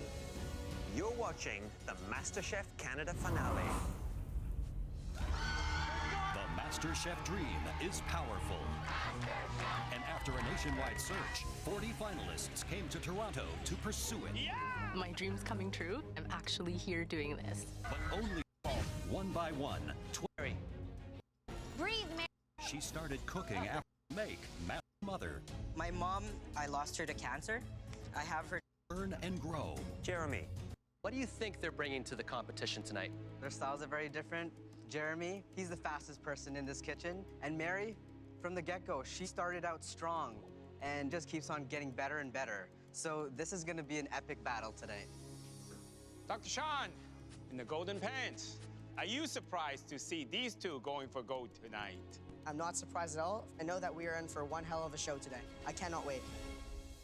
You've both sacrificed a great deal to be here tonight. You've left your loved ones back home to pursue your dreams. Mary, here for you tonight is your mother. You look like a pro chef. You had a mustache, Jeremy. Mother Myra, your Aunt Joni, Brother Michael, and your boyfriend Aaron. Jeremy, all the way from Winnipeg, your sister Jennifer, your brother-in-law Danette, and your nieces Gianna and Sophia. Jennifer, Jeremy learned to cook while your mother was sick as a way to keep her memory alive. How would she feel seeing what Jeremy has achieved here? She would be beyond proud. Very, very proud. Having my family here is just gonna boost my morale. Who would have thought I would make it to the end, and now I just gotta win. Myra, Mary has drawn on great memories of her father here. How do you think he'd feel to see what she's accomplished in this kitchen? I have no doubt that he is with us. And I know he is just as proud as I am. He's beaming. My dad thought I would do something great. And I finally feel like I've done that. It's really nice. Families, thank you for coming. But now, it's time to get cooking. So please, head up to the gallery. And tonight, we want to see a gorgeous 3-course restaurant quality meal that demonstrates everything you've learned and leaves no doubt in anyone's mind that you deserve to be Canada's next Master Chef. You face off in 3 cooking rounds. First, the appetizers. Then... Oh shit, you gotta watch some of this actually before they run out of esports, right?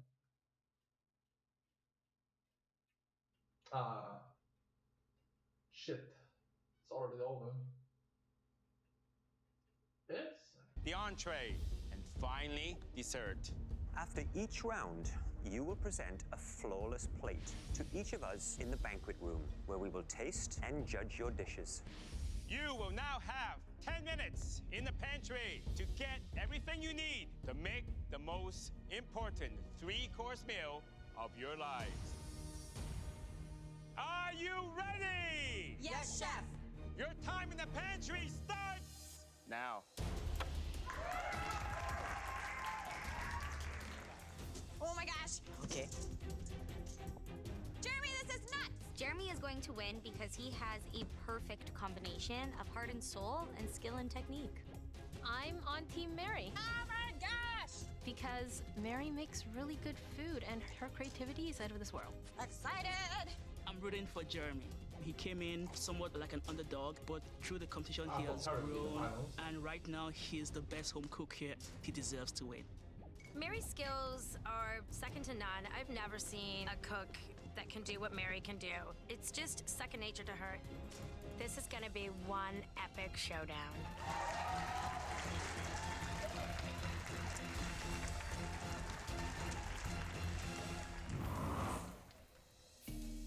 Mary, tell us what you'll be making. I'm gonna do a golden beet borscht and some beet cured trout. Jeremy, what will you be making for us? I'm gonna be making a bison tataki, uni cream, and fresh uni for garnish. You will now have 45 minutes to transform those great... The first guy who won MasterChef Canada, yeah, did an Asian fusion, you know, he had Asian background, he liked doing Asian flavors and stuff. ideas into beautiful appetizers. Throughout this competition, Jeremy and I have worked so well together, but now we are in the finale against each other, and I need to beat him. I feel like Mary's peaked, and I feel like I've just started to rise. Are you ready? Yes, Chef! Your time starts now! Come on, Mary! There it is, Jeremy. Let's go, buddy. These two home cooks have different strengths and different weaknesses. Jeremy is an absolute speed demon in the kitchen. Mary is a little bit slower, tends to get a little bit flustered, but she comes on really, really strong when it comes to plating and those finishing techniques. Beautiful technique, Mary. First thing I do is get my bison cut and seasoned and searing right away. I'm doing bison tataki. It's a shout out to Manitoba. The bison is on our flag. Tataki is obviously a traditional Japanese dish. Piece of protein that's seared on the outside, and it has to literally be raw in the middle. One tip, and even the restaurant uses it, they partially freeze that protein before they slice it very thin. Uni is a very powerful, flavored seafood. Uni is a sea urchin, and inside is the golden part. That's what people eat. It's like taking a bite of the sea. The dish sounds absolutely delicious. I need sugar. I have sugar? Here. Look at that.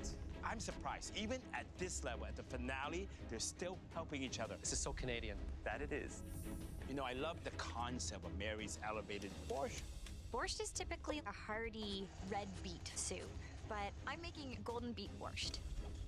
Mary's a master at taking classic traditional food ideas and elevating them and giving them a little bit of a twist. I'm also making beet cured trout. Typically, when you're curing fish, you need 24 hours to really get the flavors in there. I don't have that. So I need to juice the beets and really bump up the flavor in the marinade. You know, raw beet juice could be a bit harsh, a bit too earthy, so I hope she gets that right balance. So much time. Hi there, Mary. Hi, Chef Michael. How are you? So you've chosen to do borscht. I have. And this is not any ordinary borscht, though. It's going to be served cold, but also raw. Exactly. Any concern in slicing that piece of trout nice and thin and evenly? I'm actually doing it in little triangle medallions. It's going to be bright, fun. It's going to look like me on a plate. Look forward to trying it. Thanks, Mary. Thank you so much, Chef.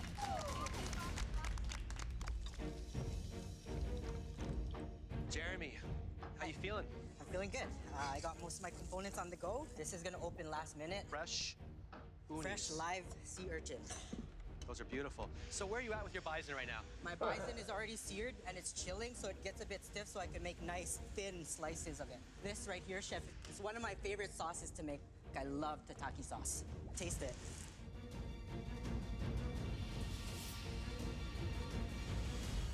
Wow, that's insane. That's the most delicious thing I've ever had from you here in this kitchen. Yes, thank you, chef. Wow.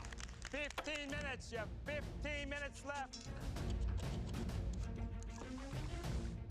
Mary is just starting to take her marinated trout out of her beet mixture there, Yeah. and that is a messy job. Curing takes sometimes days. The only protein on this plate is that fish, and if it's not cured properly, the dish won't work. Now, her idea was to cure that trout in the beet juice, but I don't think there was enough time to achieve that cure. She's squeezing some lemon juice onto it now. That'll speed up a little bit more of a cure there. That's a smart move. 5 minutes, you got 5 minutes. Better start plating. I'm cutting into my bison, and I don't like the thickness of the cuts. The way that he's hacking through that bison right now, he's kind of tearing the meat. Jeremy's actually pounding it to make sure that he has that even thickness right around. Well, that's a good comeback. But he hasn't even opened those live sea urchin yet. They take a while to process. This is the opening to my menu. Everything needs to be perfect on it. Oh, look at that pretty color. 3 minutes, you have 3 minutes left, come on. Look at Jeremy. I don't see those live sea urchins. How is he going to pull this off? Here we go, here we go. He's about to open up his sea urchins. Wow.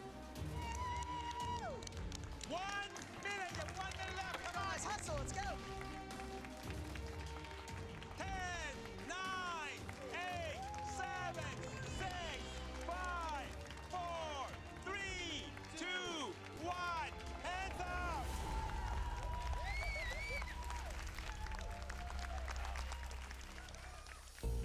I feel really good. It's exactly how I wanted it to look. The fish is nice and pink, and it tastes beety.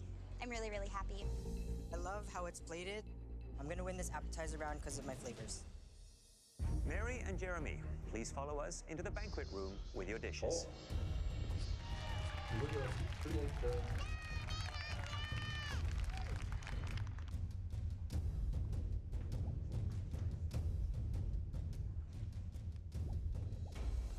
Mary, please bring your dish forward. This tasting is so different than any I've done before. First off, there's a table. The judges are sitting in front of me. This is super terrifying and legit. I did a take on borscht. There's little pillows of a horseradish goat cheese, beet cured trout, and caraway breadcrumb. I suggest we all dig in.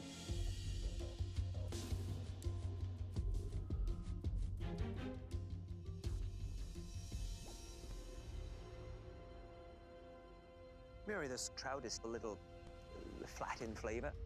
The cure didn't fully sort of take place. But what I really love about this, that acidic hit that you get, absolutely wonderful. Works really well with the earthiness of those beets. Love the bright color. It is borscht in a very modern kind of way. This is sort of new, energetic, vibrant thinking. Overall, a great dish. Well, Mary, it's colorful. It's fresh. The taste to me was just right. The trout, the cream, and that crunchy crumb all adds complexity and balance to this dish. Thank you very much. When you eat everything together, the goat's cheese, the soup, the herbs, the trout, all the textures, all the flavors, they just sing. It's really delicious. Thank you. Delicioso. Okay, Jeremy, please bring up your dish. I'm super proud of this dish. I just want to win. That's all that's going through my mind. A bison tataki with uni cream, fried lotus chips, And a tataki sauce.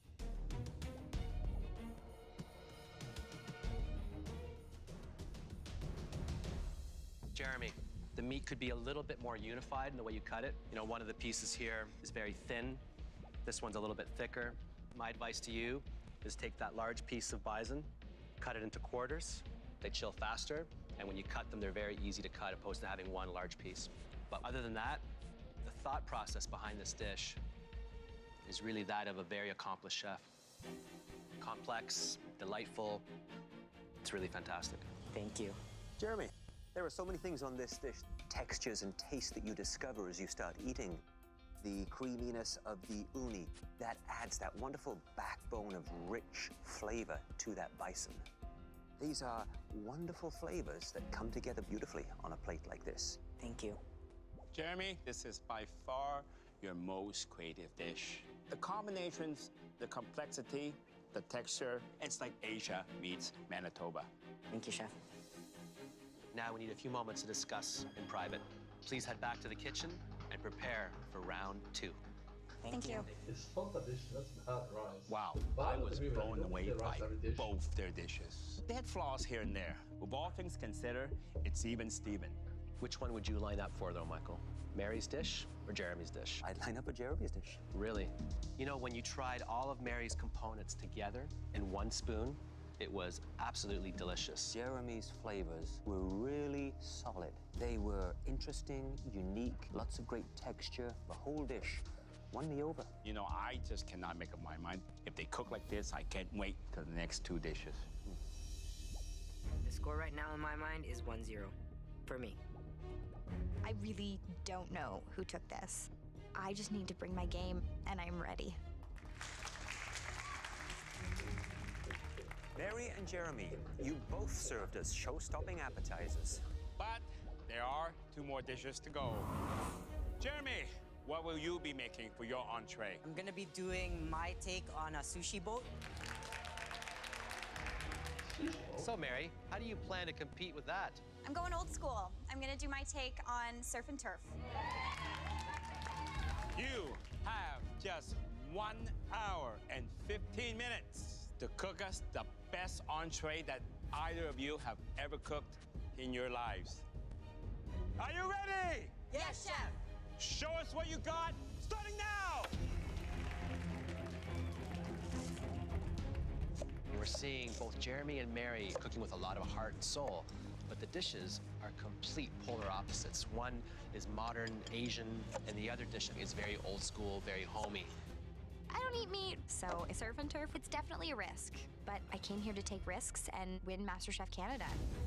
Jeremy is taking 4 sushi-inspired dishes. He's got a lot of things to pull together there. Now, Jeremy's sushi boat has to be elevated. It can't be sushi that you get in a kiosk at a shopping mall. This has to be sushi that we've never seen before anywhere. I'm making sushi because sushi got me my apron, so I'm thinking sushi's gonna get me the title. Hi there, Jeremy. Hey, Chef. So tell me, what you're doing right now with the papaya? This is the traditional way to make papaya salad. So you cut into it down to close to where the seeds are at, and then you take a slicer and you do this. That's the way that it's traditionally made in Southeast Asia. That's amazing. And then you get all these little Wispy uneven strands. cuts. Yeah. How are you planning to tie all of these 4 dishes together so they make the feeling of a one complete entree dish? They all have soy, ginger, and wasabi. They all play on those elements. Sounds like you've got a lot to get done. I'll leave you to it. Thanks so much, Jeremy.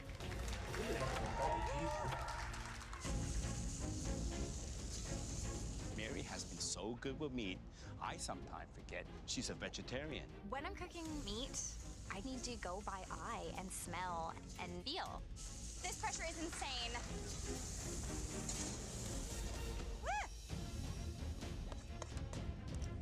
When it comes to sushi rice in Japan, it is sacred. It is served at room temperature.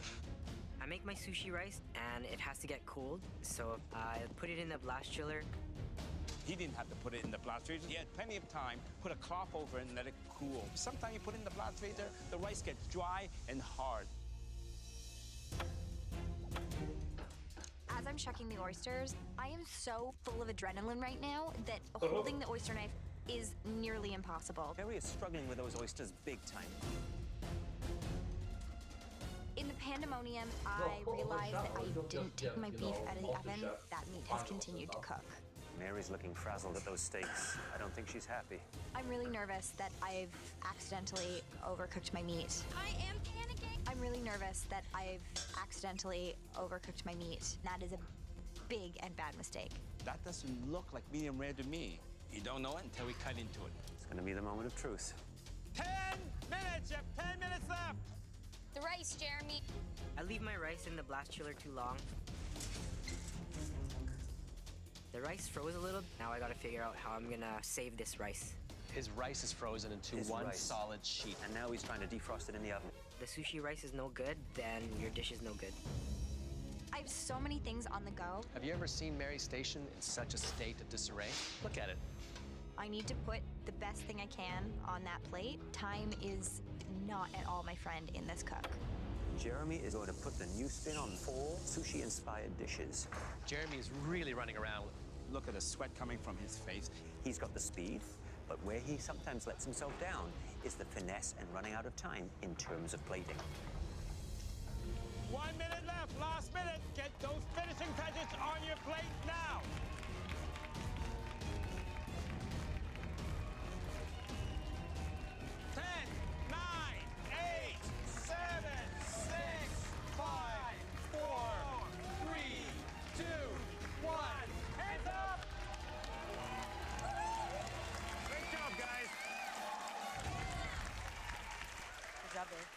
Good job.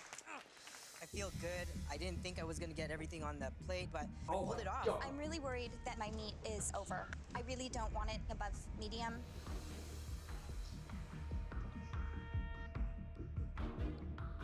Jeremy, please bring up your dish.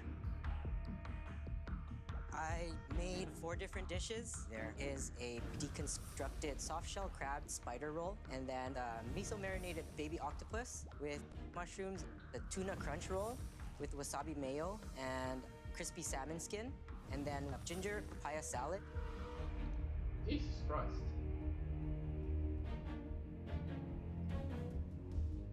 Well, you know, Jeremy, I was a little bit worried about the rice because you had it in the blast chiller and you had it in the oven. But you know something? The rice, to me, was perfect. I eat sushi in some of the best restaurants in Asia. This is restaurant quality. Just absolutely creative and delicious. Thank you, Chef. Jeremy, this is a feast for one's eyes. And I know that you have been challenged at times with plating. You'd never know that. I only vegetarian sushi, actually. Looking at these 4 dishes. The tuna roll, very clean, very well executed. Until recently, I was like... the soft shell crab, cooked beautiful and crisp. The dish that for me fell a little flat so scary, you know? was the papaya salad. I'm looking for a little sweetness in it to make it sing for me. Otherwise, a really great job. You should be very proud of yourself. Thank you, Chef. So Jeremy, here you have 4 very different things happening on one plate, opposed to having one composed main course that's very focused. You give yourself now 4 different ways to be criticized. You know that. Mm-hmm. The standout dish for me was the octopus with the mushrooms. You could have just served one dish, and it could have been that dish right there. That's my advice to you is focus. You need to focus more. But overall, very ambitious and very delicious. Thank you, Chef. Mary, please bring yours up. So this is my take on surf and turf. It's a seared beef tenderloin with fried oysters and an arugula and sea asparagus pesto. It's a beautifully composed plate on every level, but I know right now you're absolutely agonizing, wondering what is happening inside this piece of meat here. I am just cringing, waiting to see the center.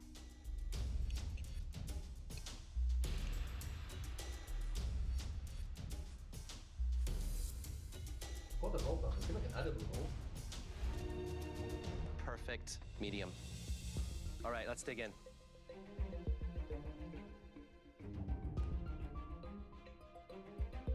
Mary, the ingredients that you chose to put on this dish, I think were well thought out. They work together, and it's a fun play on surf and turf. The oyster, briny, salty, added that wonderful savory pop. A lovely, thoughtful, excellently executed dish. Thank you. Mary, each individual component was perfect. The leek onion ring, I mean, that is genius. The pesto, sea asparagus, something very unique and something I would be proud to serve in my restaurant. Thanks very much. You know, Mary, I think you found your niche. taking the old school and bringing it to the new school. It's such a beautifully composed plate in terms of the combination of flavors, presentation, the sea asparagus with the arugula in a pesto. That's the first time I've ever had those two together, and they work brilliantly. It's pretty outstanding. It really is. Thank you. We need a moment to discuss. Thank you. Thank you, chefs. Mary's dish was very close to perfect. Jeremy, his 4 individual plates, I was just blown away by the caliber of his presentation, the variety and complexity of the dishes. I think 2 of those dishes that he produced were knockouts, absolute knockouts. However, Jeremy, I think, set himself up in some ways for more criticism because he chose to do 4 different dishes.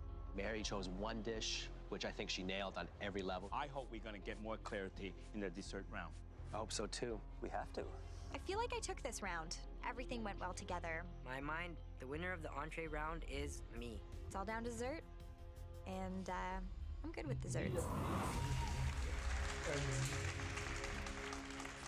So far, you've both delivered knockout appetizers and entrees. Now it's time for your desserts. Jeremy, what are you planning for your dessert? Milk tea panna cotta with coconut tapioca and jackfruit ice cream. I've tried different sizes. My inspiration for this is my mom. She cooked. cooked with all of these flavors. Jackfruit was her favorite. What about you, Mary? What's the dish that you're going? It's 2 dimensions, right, instead of the game. So it's every time I push it double the size, it's actually tripling in size, you know, quadrupling. To make a blueberry financier with a buttermilk corn ice cream. This dessert just makes me think of but more of the game, we can do that. Driving up to the cottage with my family and stopping to get corn on the side of the road and going to our favorite blueberry lady. You now have 60 minutes to make us a world-class dessert. I got my white apron with dessert. I know it's going to win it for me. Baking comes second nature to Mary, so it's gonna take very bold flavors to beat her. Are you ready? Yes, chef. Your 60 minutes starts now.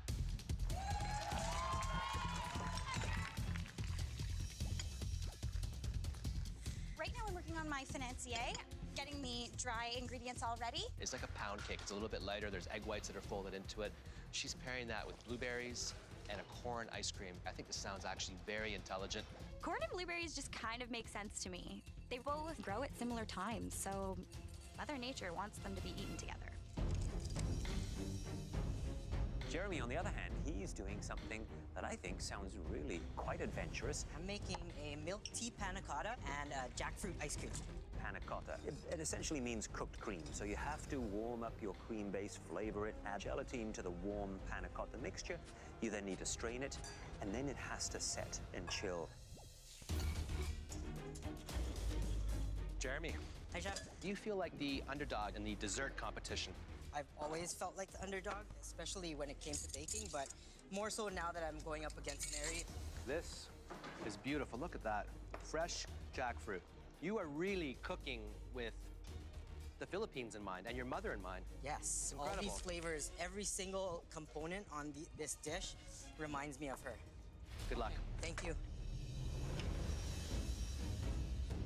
Mary, hello. How you doing? Are you feeling confident? I am feeling confident. I'm confident with my flavors. It's gonna be tasty and different. How do you feel about what Jeremy's doing? His dessert sounds incredible. It does sound incredible, and it's a lot of flavors I've never worked with before. He has a beautiful, beautiful palette. I'm gonna have to run to the blast chiller, I'm sorry.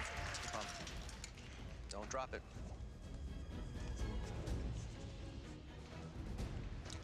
I'm worried about this. She's got to get here fast. That's going to burn. Are you concerned about this at all? No, this is actually doing exactly what I wanted to do. Okay, good. You had me worried for a second. This is just cream with a bit of sugar and salt, and I'm cooking the heck out of it. Except brown butter crumb to go under my ice cream. It's really tasty, trust me. How close do you think this competition is right now? Super close. Super close. Like super close. And I am feeling it. I'm going to let you focus on your dessert. Thank you. 5 minutes, you have 5 minutes left. Better start plating. The whole competition is riding on this dessert. Look what Jeremy's doing. He's layering flavor after flavor after flavor. That's going to be exciting to eat. Running to get the ice cream. galleries are looking in amazement right now. They must be really jealous because we get to eat this and they don't. 1 minute! You have 1 minute left! Come on, 1 minute! Come on, guys! 4 minutes!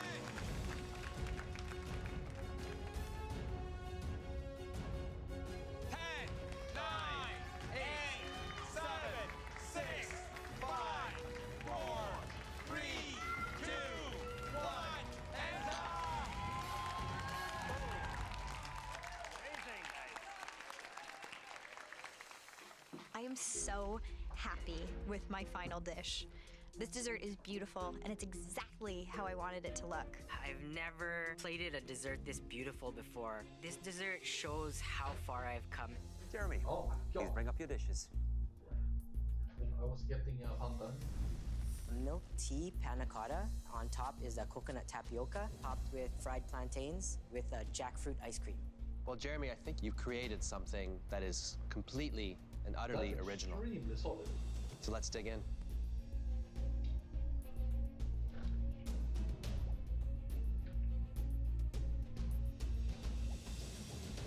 You know, Jeremy, all that different textures coming together, you know, to me, that is genius. This is not at all. I'm gonna pause and don't interrupt. We have raspberry here. We don't have that other places in Sweden. Too sweet, too sour. It's very difficult to bake panna cotta with milk tea because it has to be very, very strong. And of course, being at the bottom of the dessert, so you're gonna hit that last. Now, that, I guess you could have made that slightly stronger, heavier on the teeth, but I just want to take spoonful and spoonful. I love it. Thank you, Chef. When I watched you prepare it and I heard you describe it, I didn't understand it. I don't like this at all. I love it. Thank you. Almost got me down. Speaks to me on so many different levels. Texturally, it's incredibly advanced. The flavors just keep changing and morphing. The top layer has that beautiful tapioca, which I love. And then when you think you figured it out, you dig a little deeper and you find this beautiful tea and milk panna cotta. I've never had anything like it. You took all the flavors that your mom introduced to you and you've just created a new dessert. Incredible. Thank you, Chef. It is so light and so unique and interesting. The tapioca pearls have a wonderful mouthfeel. You sort of want them to dance around on your palate as you taste that little bit of coconut. You then have that refreshing citrus layer that is so bright and clean, yet still light. This is a great dessert. Thank you, Chef. Mary, please bring your dessert up. Anyway. I made a blueberry financier with some brown butter crumb, some kettle corn for the plate, a blueberry sauce for the bottom, and a buttermilk corn ice cream. Right, let's taste.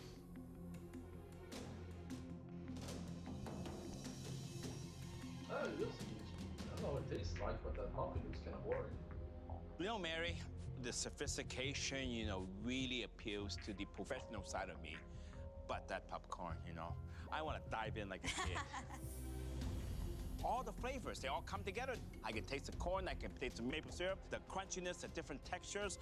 So everything in this plate works. This crazy popcorn dessert's gonna make a win. Good on, more popcorn, hey? Thank you so much, Chef.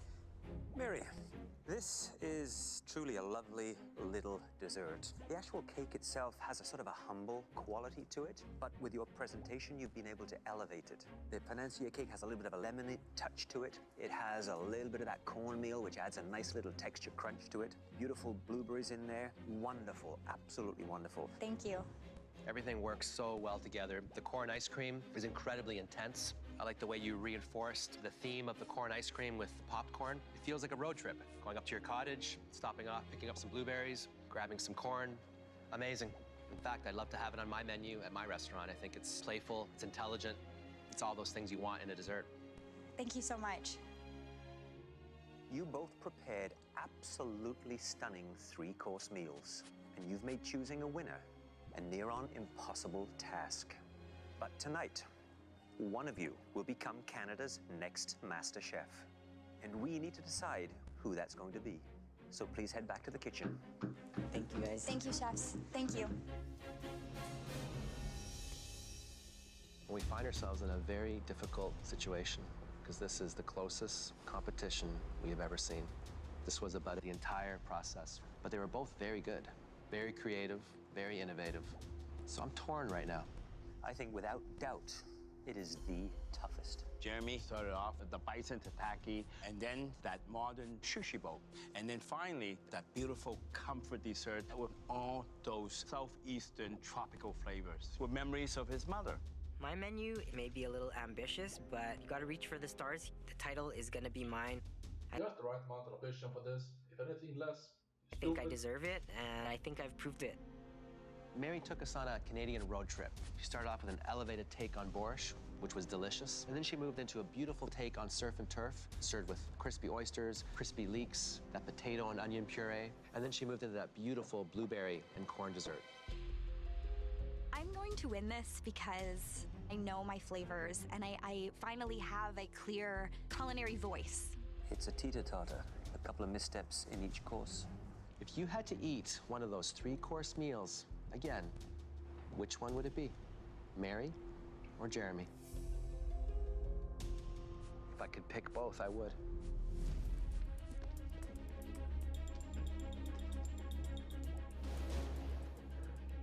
Mary and Jeremy, you both made a decision to follow your culinary dreams. And those dreams led you here to the MasterChef Canada kitchen. Week after week, you braved some of the most punishing challenges that we've ever seen in this competition. But the two of you survived. In fact, you flourished, growing by leaps and bounds with each challenge, and presenting us with the finest dishes we've seen in the history of MasterChef Canada. You have now reached a level of skill and artistry that has earned you a place on this stage. Please come up and change places with us. Winning today would be just the beginning. The MasterChef Canada title would change my whole life. I want this so badly. Winning this would be so amazing. Tonight, you both took us on a flavor journey that honored your cultural backgrounds and your families. Every course demonstrated that both of you cook with skill and heart. The three of us struggled to reach a consensus. Unfortunately, only one of you could win $100,000, this trophy, and the life-changing MasterChef Canada title. We agreed that one home cook created a menu that was slightly more cohesive and satisfying. This year's winner and Canada's new MasterChef is...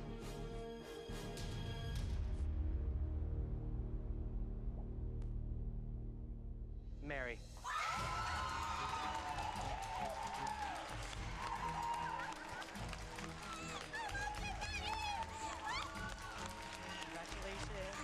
Thank you did it. so much.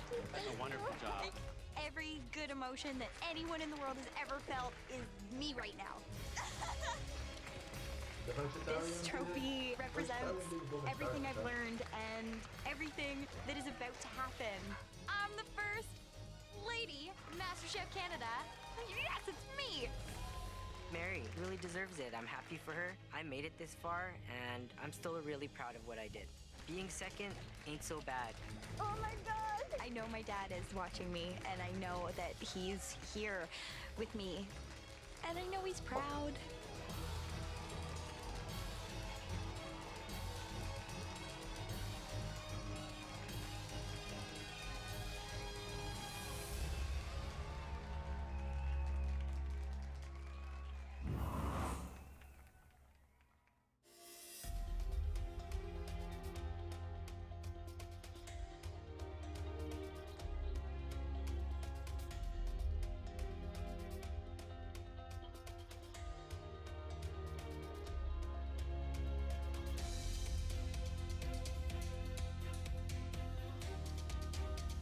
Yeah, how did you eat somehow? Just the taste them.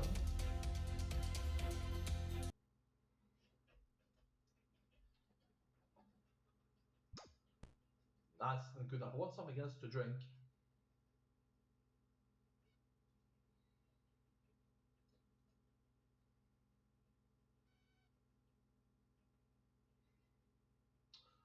Look at this for a second, but I go to the bathroom and get something else to drink. Isolation and cooler climate.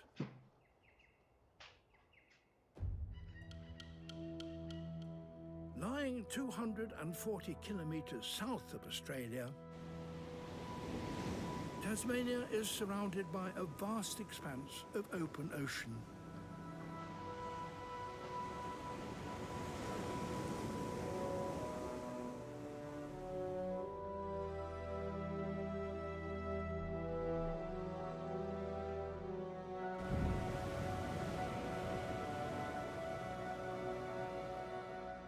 To the west, the next landfall is South America, thousands of kilometers away.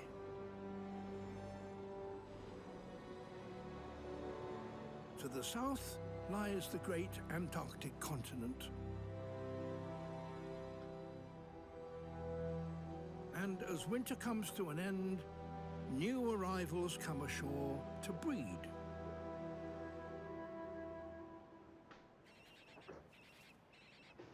Penguins.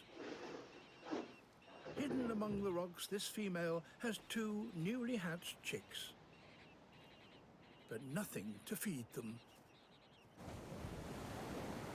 Her partner left some 14 hours ago and is yet to return.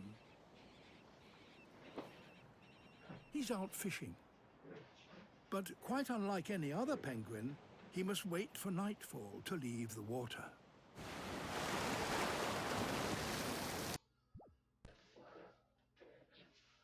Wow, okay, you know. Well, honestly, what do we do now?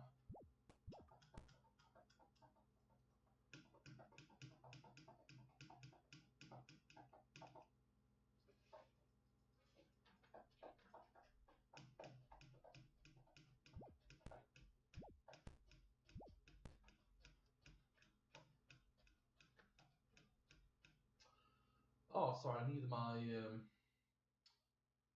clear this for 30 seconds. I misplaced my glass. Gulls and birds of prey patrol the coast by day. It's only safe to return after sunset.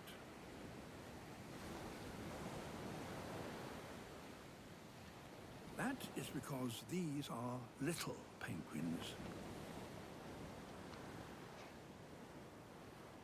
At only 30 centimeters tall, they're the smallest penguins in the world.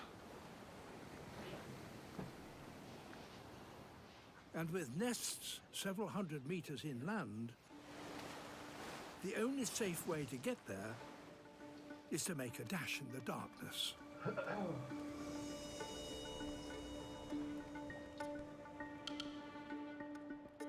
There's safety in numbers.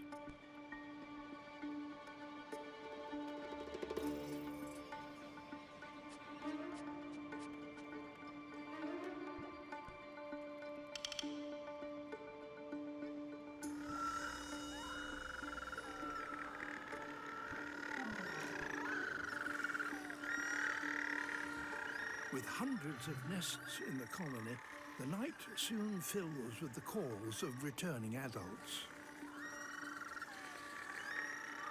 The sound of early spring on Tasmania's coast.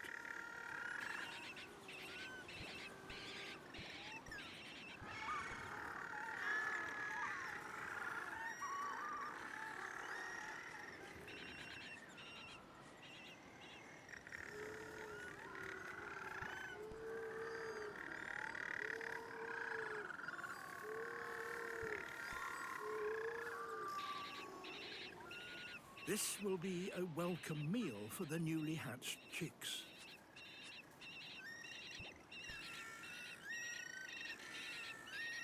The little penguin's presence is a reminder of Antarctica's proximity. But while early spring brings them ashore to breed, it also brings wild and unpredictable weather. Prevailing winds carry most of the bad weather from the west.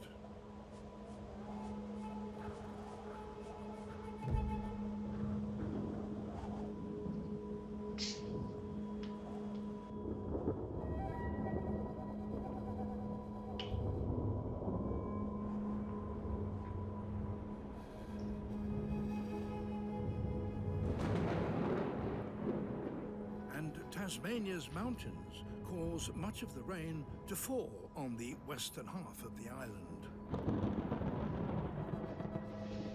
The result divides Tasmania in two, with a wet western side and a dry eastern side.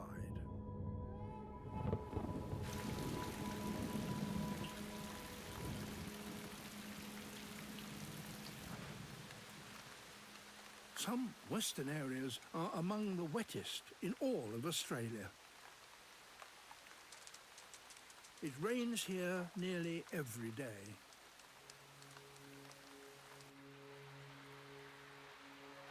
And all the water supports a surprising spectacle.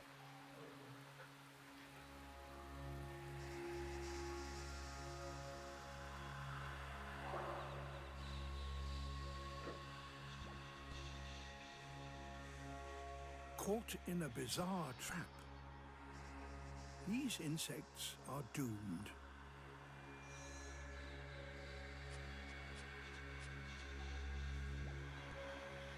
How they got stuck only becomes apparent as night falls.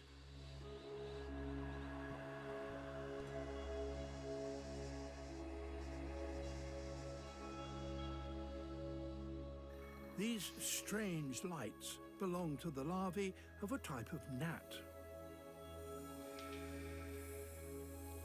The light is formed by a chemical reaction in the larva's abdomen and can be turned on and off at will.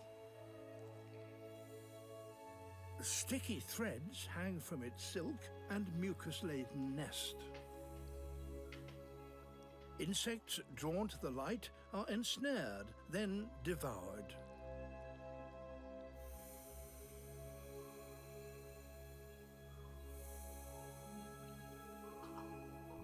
Each glowworm's thread is made up almost entirely of water, so the high rainfall in Tasmania's wet west provides ideal conditions.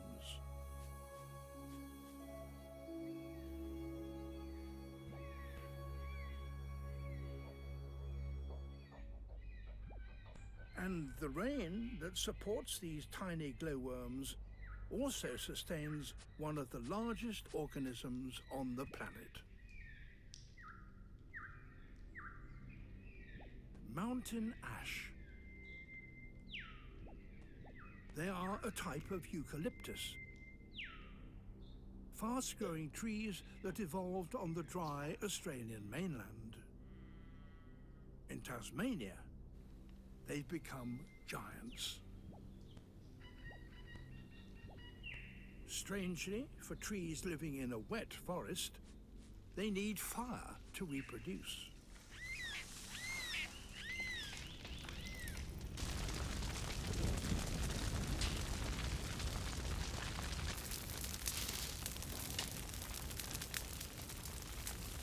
The mountain ash stores its seeds in small pods, which are released as the pods burn.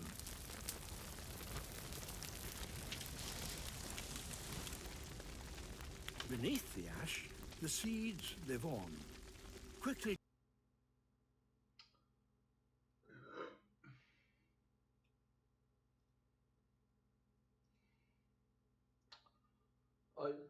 I have a good memory, but I'm still gonna look at this reminder thing I have here called streaming. With stuff like write books, read other books, read my book, listen to books. So I'm gonna learn some Spanish or French maybe while doing agility.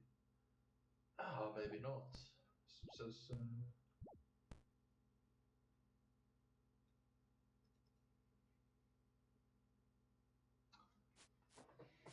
Germinating without competition from other plants.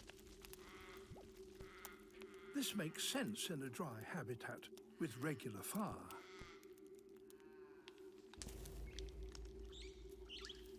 But not in Tasmania's wet forests.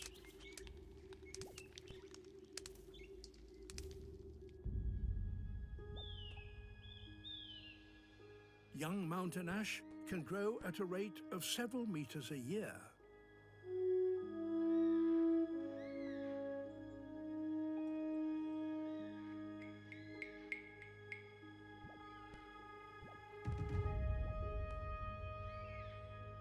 that holds them back is the next fire or a lack of water.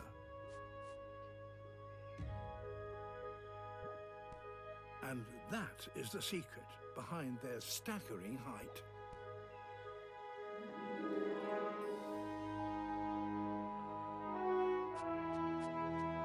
In Tasmania's damp west, fire is so infrequent, these trees keep growing for centuries.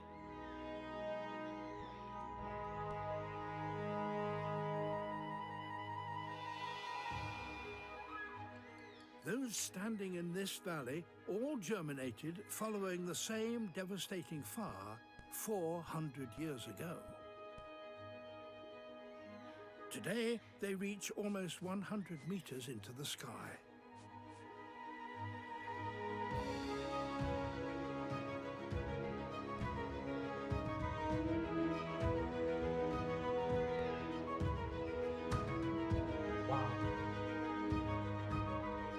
They may have evolved on the dry Australian mainland, but it's Tasmania's wet forests that have turned mountain ash trees into the tallest flowering plants on Earth.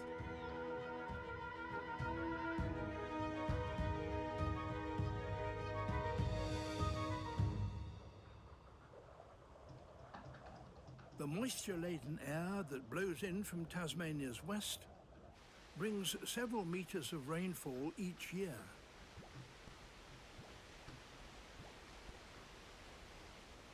Although it can rain most days, winter and spring are the wettest times. And well, here's what we can do in a large RuneScape stream. Put my book into TTS.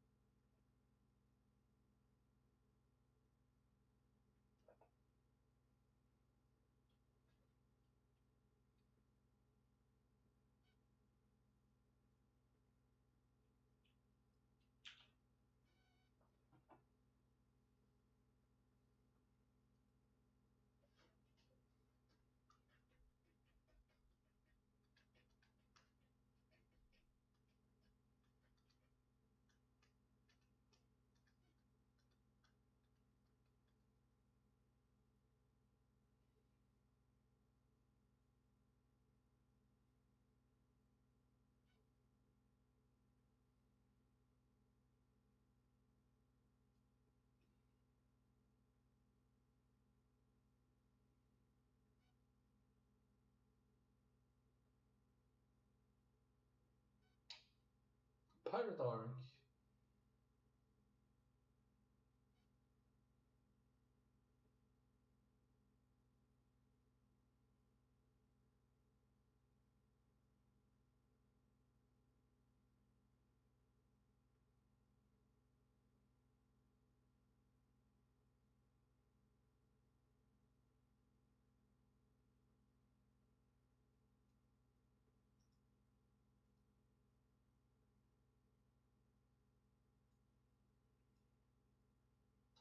What can we, the German, do for you?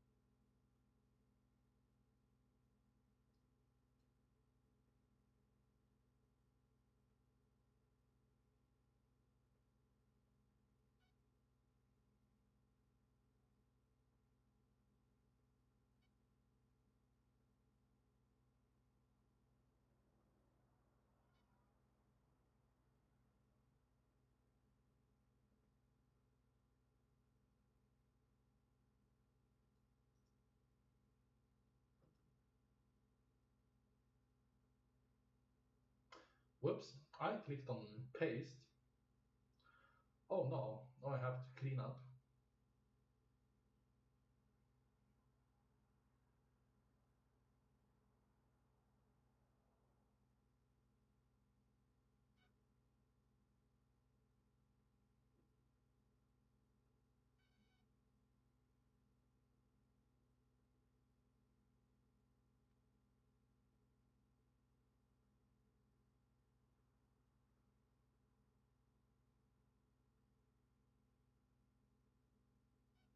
Don't worry, I got this.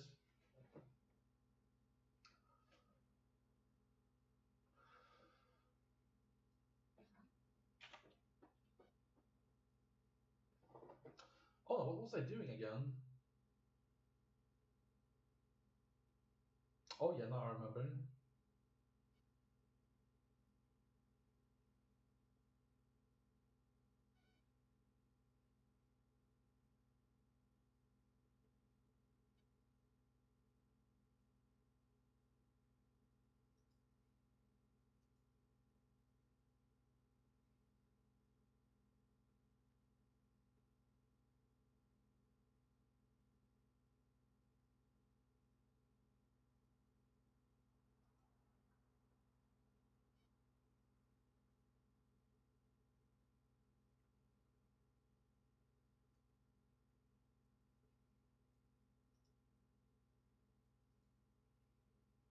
This is the wrong place actually. I will put that back.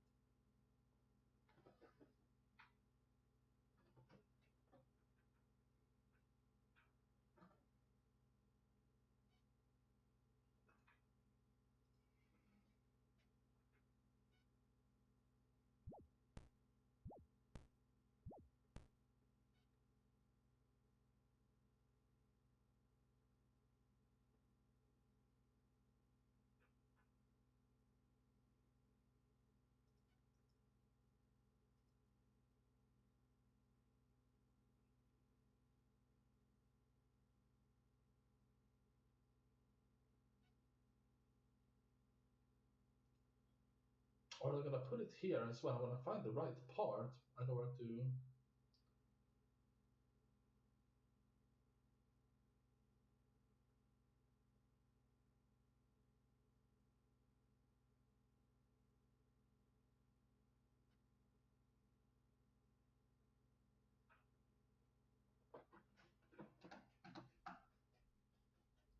Some part is missing. I don't know where to find it.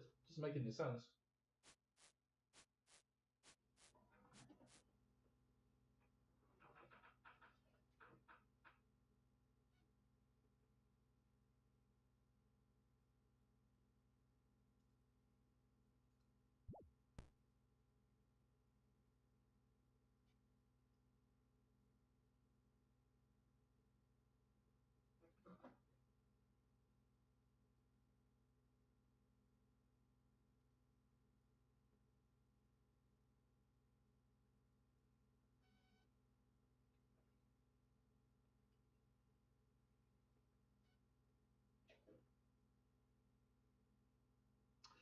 And also the great stuff I just recently wrote.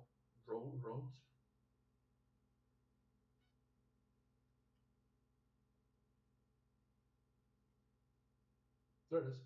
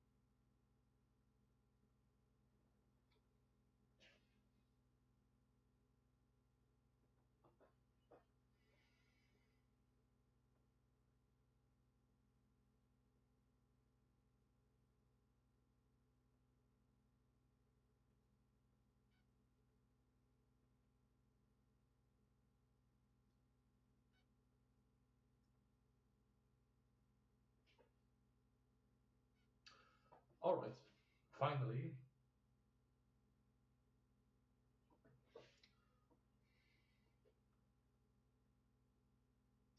Yeah, it was really like a genius and all. It's very smart. What shall be our next plane? Arnaud said. Let's go to the Coffee Bean Caribbean Islands. I say let's align with the French. Legendary ENTJ pirate Napoleon Rebluchon, not Bonaparte, was about productivity, productivity and productivity, a leader with a powerful arsenal of friends. He made friends with thinkers, but he was about group strategic productivity then business. He was a thinker businessman in this world, climbing ladders of capitalism that was like a quest of honor. This is not near the 1700s, but they have the newly discovered 1000s Chinese black powder for weapons. A remarkable aromatic burned Neapolitan, he had made coffee in the plain Caribbean Coffee Bean Islands. It was as pungent as perfume, but didn't taste like perfume. It fell short with milk through, and the old ladies around the islands drank coffee quick. It traded competitively around the islands, but people like Count Viscount the Count were ready to invade his plantations. Stormy, he had been stopped at the docks and 6 ships were broadsiding. In the dark bottom storage, Napoleon found Viscount carrying off his produce. En garde. Stop in the name of Caribbean Island Coffee. I got your product figured out. You wouldn't destroy my produce, if you could never have it. Viscount's huge ponytail like captain's hat looked aristocratic. He was the best dressed on the battlefield for sure. And incredibly flamboyant. No, I wouldn't. He raised his white gloves and 2 luxurious rapier. They fought with rapier cutlass, a new argument. Viscount stabbed for his heart greedily twice, but was superiorly deflected. Viscount was fast and maybe weak. He would figure out that soon every thrust was piercingly deflected. Napoleon made a 6 slash on his chest, sacre blue candle, and Viscount disarmed through the pain, defeated. An irrefutable piercing point. Upon the decks, pirates fought without much clothes and armor, winning a battle that could determine the next. Viscount has been taken. Yield unto us. Comically, a lot of pirates tried to calm each other into stopping fighting. It's over. Stop fighting. Viscount has been taken. Napoleon shot Count through a cannon straight up. He looked like a smoked chicken leg and in pain. A golden fleeced, disproportionately large feet and legs bunny came to Napoleon's side. You can have the new vineyard and fort. I buy my release. Smoky blacked hair ruined Count Seth. Find your captain. In a culverin, Viscount was fired 30 meters into the sea and his crew ran like theatre pals eager. The Coffee Bean Islands were like a huge island territory except for the northwest and a huge hole of water in the middle plus 3 islands. There were 7 territories, 8 colonies and 9 pirate factions fighting. Elves, France, England, Dwarf, Italy, Spain, China, with the 8th colony being barbarian and 9th pirate faction, the penniless corsairs. You were not allowed to eat the cows, sheep and goats here, because they produced the cheese. The wine was warm, fruity and a bit like juice and was a place of nutty, chocolatey, creamy and bitter coffee. The sport was a deconstructed version of baseball that usually ended up with everyone drinking wine then fighting each other. Because of the wine culture, drinking lower % wine was okay, and for teenagers it was served in school, maximum 2 cups. Turns out alcohol makes you forget what you learn, oh well. Just like in France. Smoking Wisdom Stem, Clarity Leaf, Blackguard's Bountiful Retort and Cuban cigars was also legal at 14. A land a delicacy for some, a land of making money for those with taste buds. Piracy was common as Saturdays or maybe Mondays. Everyone had practiced fencing, cannoneering or hired muscle. Anti-piracy politicians were not ambitious and usually took cigars from the side. They drank wine in the arguing lower rooms and smoked the cigars between savory lies. The pirates lathed treasure and glided free. They found hoards of treasure and gold to spend in French ports, then competitively fought gang to gang, making territory. The 9 seas were unexplored. The free pirate ports were small countries, luxurious, headed by pirate captains in shipwrecks. One devious plot was paying pirate ports to raid, let's say, Port Salut of its defenses, then you siege in and claim the port yourself. You could pay indigenous people to attack in canoes too. They were known for being mercenaries, but no one said anything straight or promised. You had to read the room, thick like honey. We see our hero James, after getting here, finding himself in a fine-ass establishment, small dancing room in the Royal Port Salut Ball. The small orchestra was going crazy on classical music, speed and intensity technical to metal. James was dancing like a god, tearing it up with his extreme sports wheelchair he did one-wheel wheelies and breakdances with. Our boy could spin on his head, arms out, wheelchair balancing skewed on uneven legs. In the end, the posh he has like extreme wheelchair sports. He's not actually handicapped. If you, that's interesting. In the end, the posh contestants applauded each other, and the boy James grabbed the port's governor's daughter, huge bosom and slender waist, let her see the room upside down from his grip, then he kissed her passionately. These daughters could be beautiful like this, with hair up in knots, ginger, blonde and auburn. Thus he exited on his insane magical, black power engine wheelchair, steering with It's not obvious though, the governor's role and the daughters are daughters the entire life, but they're also old. Thus he exited on his insane magical, black power engine wheelchair, steering with XXL arms and bloody veins popping.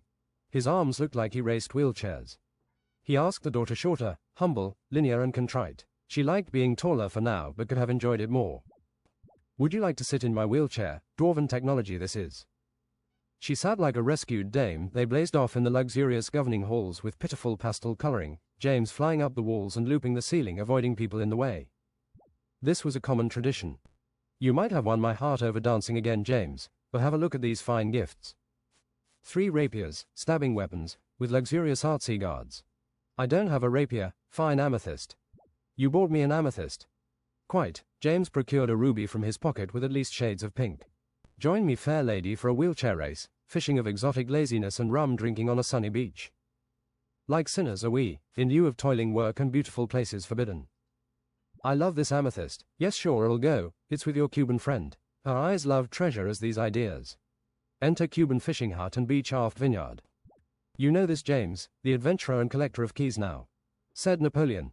Quite a charming rogue, said daughter Vice, daughter of all actors the governor. I like it when he tries to be posh and luxurious. He has a lot of money, people say. He's an adventurer, successful one. Rev up, gentlemen. James and Olivia with one wheelchair each revved and revved. Eventually fire was starting to break at the bottom wheels. And they're off, like greased lightning. James had such a lightning start, but somehow, Olivia is keeping up with him. He's gaining in insanely muscular strides. James hit a railings of the docks and glided until he had to jump a 2-meter gap down to the next railing. James tried and tried his best, but heart-sinking, eventually Olivia rounded him. Finish around the beach. Unfortunately, I'm too tired. I wrote too much yesterday to rewrite anything now, write anything new, but you know what? It's not that difficult, I can do it. Finish around the beach. Well, Mr. Olivia was as muscular as steroids themselves, arms like a caricature. Intelligently, Napoleon didn't mind saying, so we are 3 thinkers here, everyone exceptional. I think together we'll be a proud coffee gourmand office. Whatever, homeboy, said James. So you don't mind working for me, French and coffee business, you will be my muscle, fixer and mixer. Olivia spends all his free time mixturing with chemistry. Olivia didn't hear this like he was deaf. Teach me the ways to make coffee, my mind has never been larger. So how much free coffee is in the deal? Honestly, I drink about 4 to 10 cups a day, he said friendly and confidently. The cheapest stuff, Sunshine Raisin Meadows, you can have as much as you like. The Aroma coffee, maybe not. Can I try your best coffee? Aroma 1 and 2, no milk. I get it, milk ruins the antioxidants we figured in the future. He's kidding, right? No, we had a longevity thing, country by country already in our habits. No one would say no to drinking more coffee to get less cancer and heart disease, not British people. Oh yeah, black tea works too, almost as good as green, don't bind the antioxidants to the milk protein. Do you think you can sell, live longer, drink luxurious coffee? James. Not bad, James. Well, I'm trying to make our customers drink it black anyway. Be honest, right, drink it black, also associated with living years longer. Years, just what I not know from your years. More like 1 to 2 years, it's beans, the power of beans, you see these oak arms. James slapped his biceps, this is mostly made of beans, you know, chickpeas, lentils, vegan stuff. Your vegan bodybuilding diet is so fucking funny, said Olivia, then he started on a gentle repeated laugh, maybe like a grandpa. Napoleon didn't lift heavy weight, but he could fence instead. Enter coffee and coffee chocolate. This is Aroma 2, we haven't named it yet. James, Olivia smelled and sipped. 5-second silence. Jesus Christ, that might be one of the best things I have ever drunk. So much aroma, so much flavor. The chocolate flavor comes for about a second and it's like something chocolate related I never tried. Olivia enjoyed it in silence and he wiggled it like tea. I'm used to this flavor now, Napoleon, Olivia said. Well, it is a bean, James. It's 30% Blue Mountain, the best and most expensive bean in the world, followed by chocolate Black Mountain, something that grows here like a gold mine. Power of beans. Power of beans, Napoleon went for a hillbilly impression. The chocolate they sold with the coffee was like melted chocolate rich for seconds and then nothing. This is our main seller, even if it's expensive, Aroma Napoleon. Yeah, this is supposed to be had black, said James. This makes me feel acute and smarter, said Olivia, impossibly deep and impressionable. So it changes flavor what 4 to 5 times. I barely have patience for this. I sense dark and bitter transformations. I guess it could have even more expensive and luxurious punch. More of the same, also very aromatic. 10 out of 10 coffee, the other was 9. Yeah, I guess it has distinct transformations, said Olivia. He was pleased and pleasant. I am a bit stuck on how to change my product, unless... I mean, maybe it's weird actually, so maybe I shouldn't do it, but...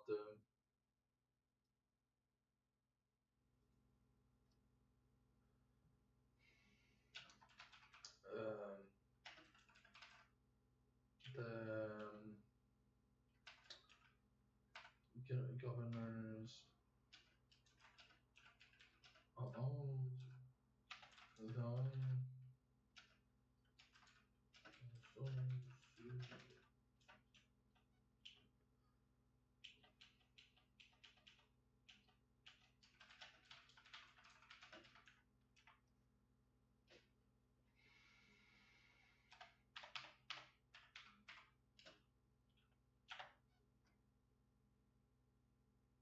I am a bit stuck on how to change my product, unless we're talking about this smoky bourbon coffee. Change the beans, said James. Out of 10 changes, 1 will be good. To be honest, I'm not a very typical worker. I'm an abstract, improvising idea working worker. I would work the best in science, or constantly improving something like a rocket to space. Anything with moving arms can do this job, said Napoleon. Interesting opinion. I know a poison that would improve the flavor, Olivia said, detached and insane. Can you make it non-poisonous, Napoleon? No, the flavor is the poison. Okay, first we take a vacation, am I right? I have French rum, it's fudgy, but you get tired kind of quick. Napoleon. I heard vampires like drinking your blood if there's rum, Olivia. That's so random, Napoleon. With a linear brain, Olivia was insulted by this. He was however more concerned with laying on the beach and drinking rum. Onto a beach, next to the hut they tasted coffee. James shared the sunglasses he had made out of onyx and told them how to do Sudoku, 3 pretty difficult pieces he had made, he thought. They drank coffee and rum and spoke leisurely. Napoleon in many ways didn't seem relaxed, but in his mind he was focused. He did on performance constantly, speech, sell and unite. And now he did almost subconsciously. Vice laid on top on James, feeling rich, fascinated and affectionate. She was a fan of James. Are you trying to get me drunk? I have never tried to get someone drunk, I think. Maybe who I'm trying to get drunk is myself. Then came the rabbits, Spartacus and the golden Napoleon pelt. The rabbits quickly realized they were rabbits and flopped on the beach, all exteriors out, as they do when feeling safe and happy. Spartacus had hints of jealousy of the golden fleece. The golden rabbit is an Angora, they don't mind being cut. Do you think the rabbit wants some coffee? James presented a mug. The rabbit slurped and thought it was interesting, looked at Olivia, then went back for more. The rabbit is going back for more, that's good coffee in it, said James. I learned this fluffy and conditioning hair spell, that's why I have...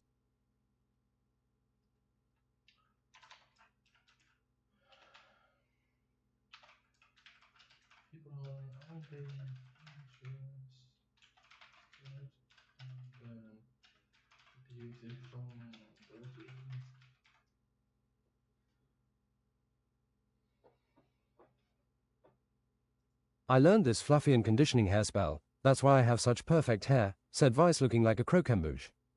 Well kept up like that it looks almost like a perfect wig. With pink bubbles and cream, soon the rabbits were enjoying the wash. Floof, the royal pelt looked royal as Spartacus had prize-winning hair. The rabbit felt like zooming and included the other rabbit. Come here, rabbit, said James to the golden, fairly large 1 by 1 by 0.5 meter rabbit. I am also knowledgeable in geography, biology and politics. Vice. I am one of the geniuses of modern London. Governor just wants to wed me off, but I think we're powerful enough, more like a regular wedding.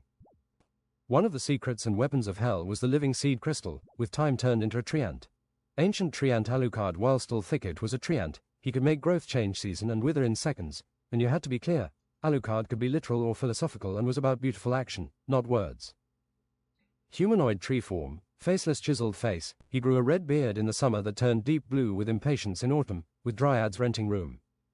What do they pay with? Different acorns. I like planting trees, I have the patience to watch them grow. It was insane. Alucard could turn into a 50 by 50 meter wooden estate in 30 seconds. I will not lit a fire.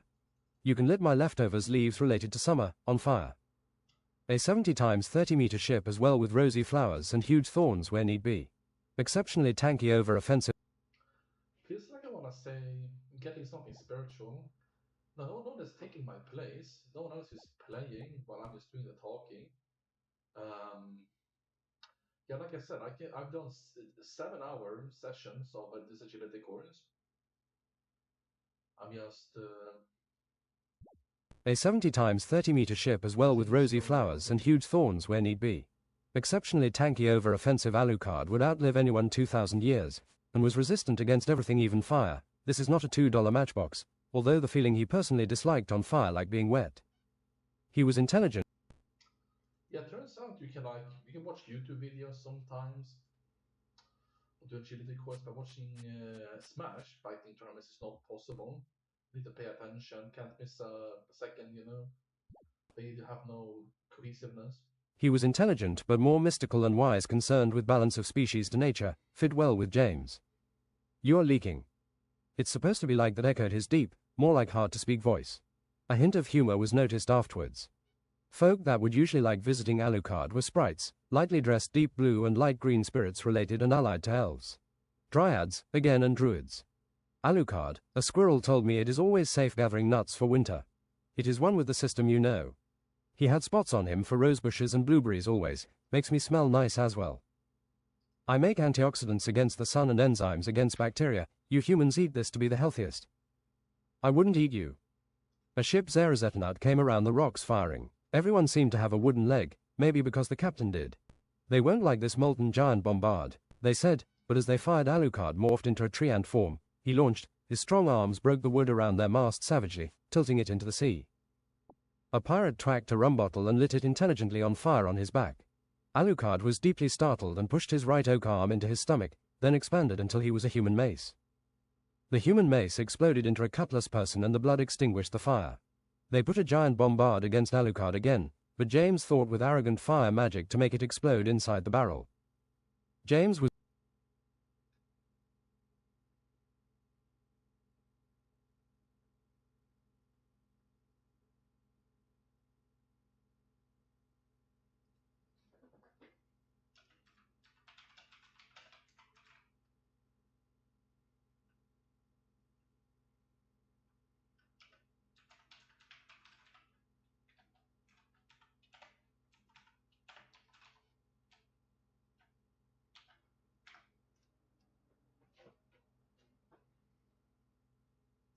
James was cornering Captain Double Legs. He was a fat pirate with excellent defense, cutlass and black braided beard. He had one wooden leg. Captain Double Legs. James and Double Legs aimed and fired a black powder pistol at the same time. Double Legs had a stronger gun and it hit James sloppily in the shoulder. Skillfully, Double Legs shifted into a more defensively absolute unit, more red, and his piercing thrusts would have gone through someone else's. James bellowed had ORSOF that knocked him back and flipped him about and cut through his armor and pants in a 12-cut strike. He raised his cutlass a final time, but James gathered piercing power and rail-gunned it. All right, we surrender. They were Italians. Follow me to the cabin. A gold overflowing, well-in-just coin, rum and Italian whiskey. Walcher cabin. I see you have loot here from the French, should have banked. Spare us half the rum and whiskey and we'll give you the location of the treasure dead ivory. It's around here somewhere. We shall take the French cheese and coffee, said Napoleon Rebloshin. Smells like mimolette. Yeah, it does, said James. This is stupid. How do I steal against people now? Italian accent, asterisk, I have got to make a living. Yeah, you can forget stealing from the French now, said James, inspecting a wineglass robust. With the strongest muscle, I've beaten several dragons and raided Dragon's Nest. Dragon's Nest. The Italians in the room danced superstitiously in circles and spit 3 times. There was spit everywhere. We need diplomacy between Italia-France now or invasion, proclaimed Double Legs. The islands were busy making the best coffee, some with the same price of produce, which is just capitalistic insanity, unless people weren't willing to pay. They had scientists and caffeine addicts analyze the perfect coffee. A broad area for research was crossbreeding beans, which James would now uptake. Cross beans, why not just mix them straight in the coffee, James said. Another insight was any coffee tastes twice as good if you have drunk for 3 to 4 days, you're addicted. The flavor becomes exalting and golden. Let's breed some new flavors with genetics. Cheap and flavored filters he came up with, flavored coffee like with aromas he remembered from the future. He thought of inventing a coffee that tasted like a dessert, just the right coffee flavor and you added sugar and cream. Now what would that be? Something already rich and fat, James decided. James introduced Napoleon to iced coffee or coffee with sugars or sweetness. He promised his people were completely addicted by this. Cold coffee is just dessert flavor orientation, Napoleon said. I feel like I'm mixing cake. We don't have to, it can just be bitter and fat flavors. Anyway, caramel can be combined with chocolate and dark coffee. I thought caramel for aristocrat kids. They might be good customers. What about ground salted pretzels? Make any shape you'd like, mate. James went water skating. It was a lot like ice skating, you moved the same over the water with pretty expensive, also magical, dwarven devices. When far enough he could fish crabs and sea urchins. Sea urchins were always so upset when taken away or beaten, so confident in their defense. He met a meter-long anglerfish, red, white and green eyes, so ugly like it had its face punched in. It was cool though and let him pick urchins. James enjoyed the heat, swimming slowly in the crystal clear water, and saw their holy coral reefs, not damaged yet. Later in the day, after Olivia's spicy crab sushi, James went for pirate revolver duels, a gambling western-like game. 2 pirates enter in a downed wooden arena, the one that pulls and shoots his revolver first and hits heart or head wins. The bullets are seafoam rubber. James practiced and practiced, had lightning skills. He usually won because of his cat-like reflexes, but people here at Surly Boots Pharmacy Gambling and Accounting didn't have normal reflexes. He had faced up the quick... Oh no, I farted and took a sip from the sparkling. What was a bad idea? Give me a fucking baguette. No. He had faced up the quickest draws one after one with 900% interest. It was shorter to aim your pistol to the heart than head, he thought. Despite bullets being rubber, he thought of ideas of different one-shotters that really one-shot. Rapscallion Tentacle Face fell down in smoke as he clutched his stomach. James, after practicing duels, had gotten his reflexes down to 15 milliseconds. Congratulations, you beat Rapscallion and the house. Take this dwarven Hellclast, face remover. A heavy, long shotgun-looking pirate revolver with expensive wood and half the metal-plated dark blue and some corals was given. Still long reload. No need to fight as this blows off their face, just like on the label. Maybe there comes a second Sea Dog. Fixed shot pattern, well, a rectangle, magical elven crystal blue flu powder with magical battery French Dutch. I'll conserve my energy like the dead on a couch. Drunk on shots, Dutch captain failed to complete his sentence once, then said, down with arrogant French coffee. And shot a pirate pistol under the table. James, in just absolute unit hand, flat-handed deflected the bullet, then aimed the Hellclast, fully reaching his face. KABLAM. The clast made a huge blue explosion and the captain laid face smoking feet up in the bar. Hooray, the bar went in and started drinking again. James took the long orange Spitz drink and went observing the Capybara Island, part hot tub, part overgrowing island next to the bar stools. The capybaras loved the hotness and had oranges on their heads. Both England and Italia both worked on the biggest 5-cannon vertical row ships that would be sure to destroy anything. They toiled intelligently, spending every buck, careering and shipwrighting. Are you sure, Jimmy James, lad? Paragalos, the British colony, has never been so illegally tempting, weak and rich. Plunder awaits like a rum bottle floated home. James convinced every honest pirate to attack, putting the Paragalos defense on its heels. They survived, most of the pirates, and were licking their wounds as French ship of the line, Genevieve, with 48 guns and French flags, turned the corner. They had 2 star shooters as well, black dwarven super heavy bombards. The super bombard cut up the docks and base defense. They had towers with cannons for about a minute. French pirates came charging from the bottom with a cannon rolled. They were well mannered not to hurt too many civilians, used to this game, and went straight for the governmental buildings and governor. A beautiful hourglass brunette, Olivia, governor's daughter, said, bloody pirates, as they approached British high culture. James went, look, there's a governor's daughter, don't shoot. She was pushed into the group, thus into James' arms. I won't be rough, you're safe around my biceps, proclaimed towering James. Pirates might have ripped jewelry off her neck. Shove a cannonball up your cunt, James. Help me, less thick accented French guy. I'm a mercenary. This is the most dangerous time to be a government's daughter, even more than choosing the coffee room decor. Out came the main military and treasure guards. They were dressed in red and white British colours, some hard leather, some steel cuirass, some blue and white Scottish. On they fought with bombardment of pistols. Cannons rolled forwards and caught many people in the stomach. James saw the governor in the background, fat and in a green silky suit. James used his teleport powers, short-ranged and low on stamina, to the surprise of the governor.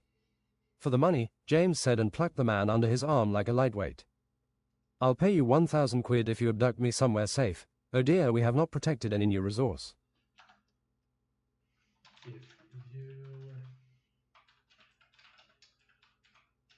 this, you could become governor. The highest rank, highest thing on the Islands.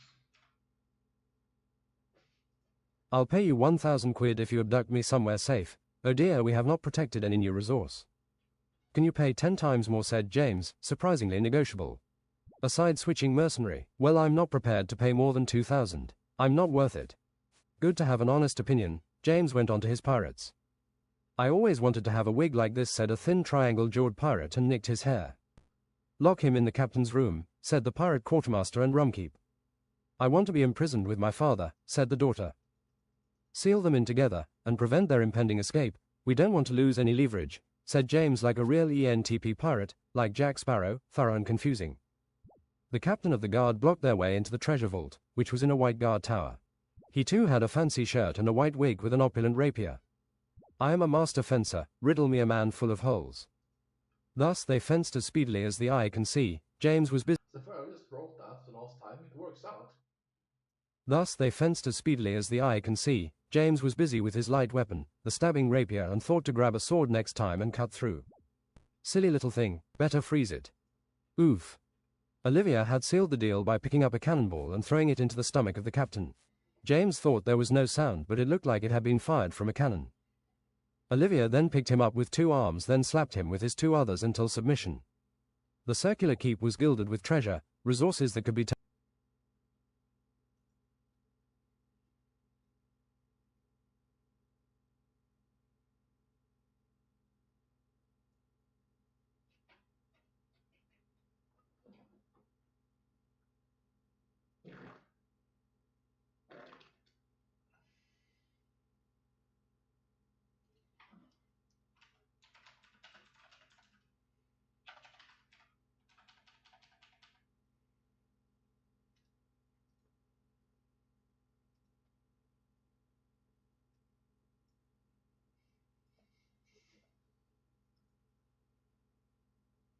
The circular keep was gilded with treasure. Do you guys think...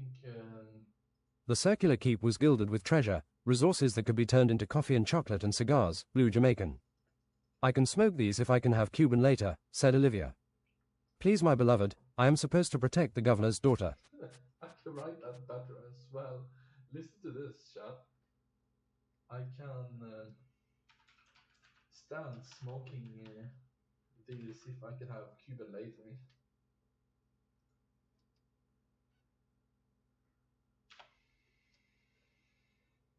Please, my beloved, I am supposed to protect the governor's daughter.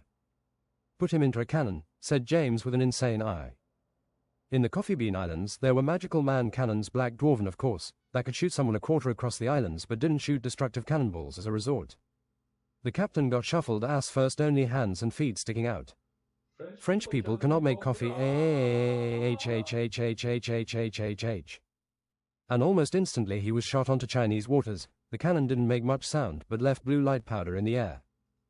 Quite a mouth on that one, said Olivia. Yeah, did you hear he was charming the governor's daughter, responded James. Then he went to charm the governor's daughter. James didn't sell the place to France, but the Spanish, and when they had settled and they raided everything again, took their treasure vault pretending to be penniless corsairs. Some of the treasure was still being shipped, so they found the treasure line and boarded them, leaving the treasure ships intact.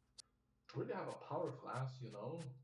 I always had a strong, you know, I've taught genetics in muscle and endurance. And you could tell probably, but didn't always realize listening to me growing up, you know, a very powerful fart. But now that I'm fat, you can really hear it, you know, in the kind of sleeping alcove. I have not big of a room. It's so loud I wake up the neighbors sometimes. It's easy to tell. It makes certain sounds. Some of the treasure was still being shipped, so they found the treasure line and boarded them, leaving the treasure ships intact, slow but well armed, and sold them, and then finally made it a new French outpost. Joining them on the raids freely was Pirate Blackbeard. He looked goatee and goated, young and undamaged. He had hints of greatness, but his deeds were not yet done. He didn't have a Blackbeard through, everyone called him thus, but he had the widest black moustache going to his ears like knives instead and black stubble. Enemies seemed to fall before him like rag dolls as he had one pistol more and stabbed for them thus. The next day, the governor's daughter seemed to leave him for her main gig. She had been poor to communicate. They were perfect for each other just like the rich can be slick. Damn it, I need someone whose secrets doesn't hurt me. James practiced his teleporting but also saved some mana on the bigger jumps with vials. He found Sabrina concerned and fascinated with the post office on Earth. Do you want to join? He's my character returning from hell. Pink, like with Sabrina. He just wants to get out of hell. Everything's so great and fascinating. Do you want to join me on Nagas and Coves? I have been waiting for an adventure like this, sure. She smiled. He felt really good, overstimulated, hugging her, but at least it wasn't nervous perverse like you can get from depression. She was endearing and cute, pink death too as always. She had reshaped her horns. James didn't know you could do that with a popular haircut spell, into 1 decimeter straight, then slightly curved back horns. Cut 8 times slightly like a garlic baguette. Enter French coffee base. Rebluchon said, "Are you safe with population and animals?" "I do expect nothing bad from you," James interjected half confident. "If you're a good person you're always in control. I have to say, James, you procured the hottest from the dating show." "Fancy," said Sabrina. "Fancy," said James. "Wow, this tastes so much better than the burnt Italian stuff in hell. I don't have to force it down." "Here's an idea," James said as ENTP, an automatic reheating spell with the coffee. "We should sell it as a machine maybe." "What about a tasteless reheating cube?" said Olivia. "Get on it. I think I will go on a treasure hunt and get rid of the siren in the cove. She's eating our crew and transportation." "Yes, she keeps eating the mail runners and lighter ships. If you go on Friday I will clear it as working hours." They entered a skull 10 by 10 meters cut out in rock over a cove next the Coffee Bean BW Anna Island. Of course it's an underwater entrance. They emerged slimy against wandering long-armed jellyfish. They walked on meter-long 2 arms and stunned mercilessly with the third. As they came and stunned James, he channeled it with lightning magic, then retorted in a blast that sundered him all, loud like cracking sky. "I hear of nasty greater green variants." Sabrina hugged James, attracted by the adventure. "You were one big muscly deadly conduit." There was a catacomb of doors, halls and rooms, but plenty of beautiful colors. There were corals on the walls, fishes of all colors of the rainbow. "Those are some big sea urchins." They blocked the exit 1 by 1 meter in a room of varying sizes. Purple and black they crawled, industrious. "I can detonate them," said Sabrina, knowledgeable. "Drink this overload mana vial." Succubuses are really good at fire magic. Soon every 1 meter sea urchin detonated like a minefield. "Don't detonate my nuts," James said like a squirrel. In the next room were giant clams. Based on your strength you could get the treasure. "Watch this." With monstrous strength James opened one just with his arms, shaky arms. They're sapphire and emerald in small rectangles. The next 2 rooms were desolate and empty, then another one with a 10-meter clam. "This one wouldn't budge like a goat. I can't get it open." "That's one hell of a pinch." James charged blood magic for 30 seconds then. Bubonic beast pet overgrown. He wrenched open the clam 1/2 meter. It sounded like wrought steel. "Do you want to get in there? That pearl is opulent." Succubus suction. The 1/2 meter pearl was sucked. In an even longer corridor they met thick fishmen with circular saw hands and anglerfish heads. "You will fall before the siren. These treasures are to lust you before our den. Don't fight me. I am the Supreme Slayer Aragog. We trust in your build. You must be enhanced. Normal humans don't go above that muscle level." One of them had balls that seemed to breathe like gills hanging on his face cheeks. "Where is the siren anyway?" "Keep going east." They gave it away with his casualness. A few rooms later, after blubber jellyfish and poisonous shelled snails, they met 2 fishmen carrying a treasure chest heavy. "We promise we didn't kill any men." Wonder if they did, thought Sabrina as she lit everything on fire. They smoldered and engulfed in flame. "Great, put the chest in my magically confined bag. I can feel something now through." They carried from the west. Enter Siren's room. They came upon a huge beautiful crusty ship in a 150 by 150 meter room. It seemed Sunkern and fit 5 times as many animals, including barnacles. The 15 by 25 by 100 meter ship was gargantuan. "I welcome you to Moby Dick. Your treasure will gleam as will your intestines." A 4-meter maiden, an attractive pale mermaid-looking siren, looked upon them with a trident. She had a light starfish haircut and large nude breasts. "I blocked any attempts for her to get into your mind." "I think I'm gonna study magic of the mind," James said conversationally. "I am your reckoning siren. your stealing and rupture have attracted me. She blew in her conch, but James' mind was barely addled. Bigger fish frontline clothesline. James thacked the siren in the neck and she hit the ship. She hit James fist for fist with her left hand, trying to win with her trident. She was strong. She deflected Flame Wave with her spinning trident from Sabrina, which made James charge fire magic.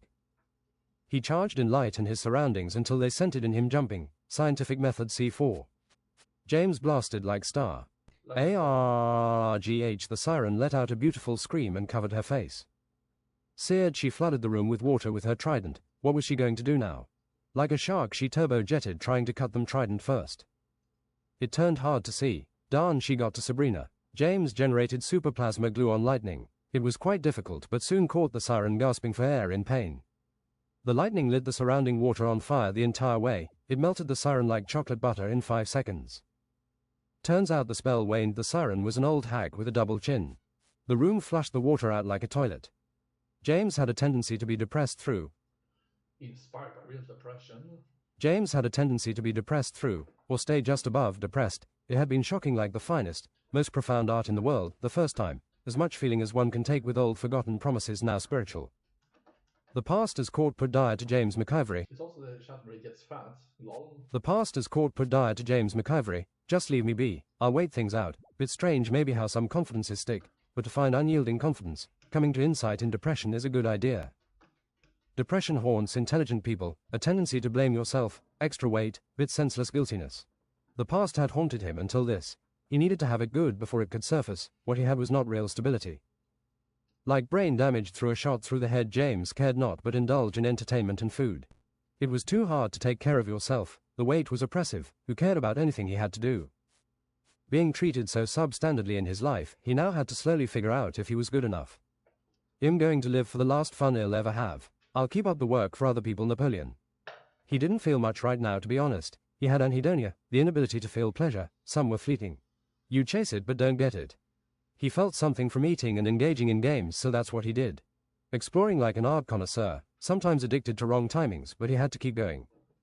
The feeling spelled separation anxiety even before someone left, but it was only about so few people. James realized it must be some past trauma before he could remember. The alcohol tasted so good it brought him to tears. Like life was no more, the Loire and the fiery Alsace. Keep going, another drink. The time was thus. Now he felt what he always missed. Maybe others could reason his behavior made a lot of sense. It was excellent wine. Card games meant a lot. They could satisfy him sometimes. Sometimes everything was just a mess inside, like someone who needed help.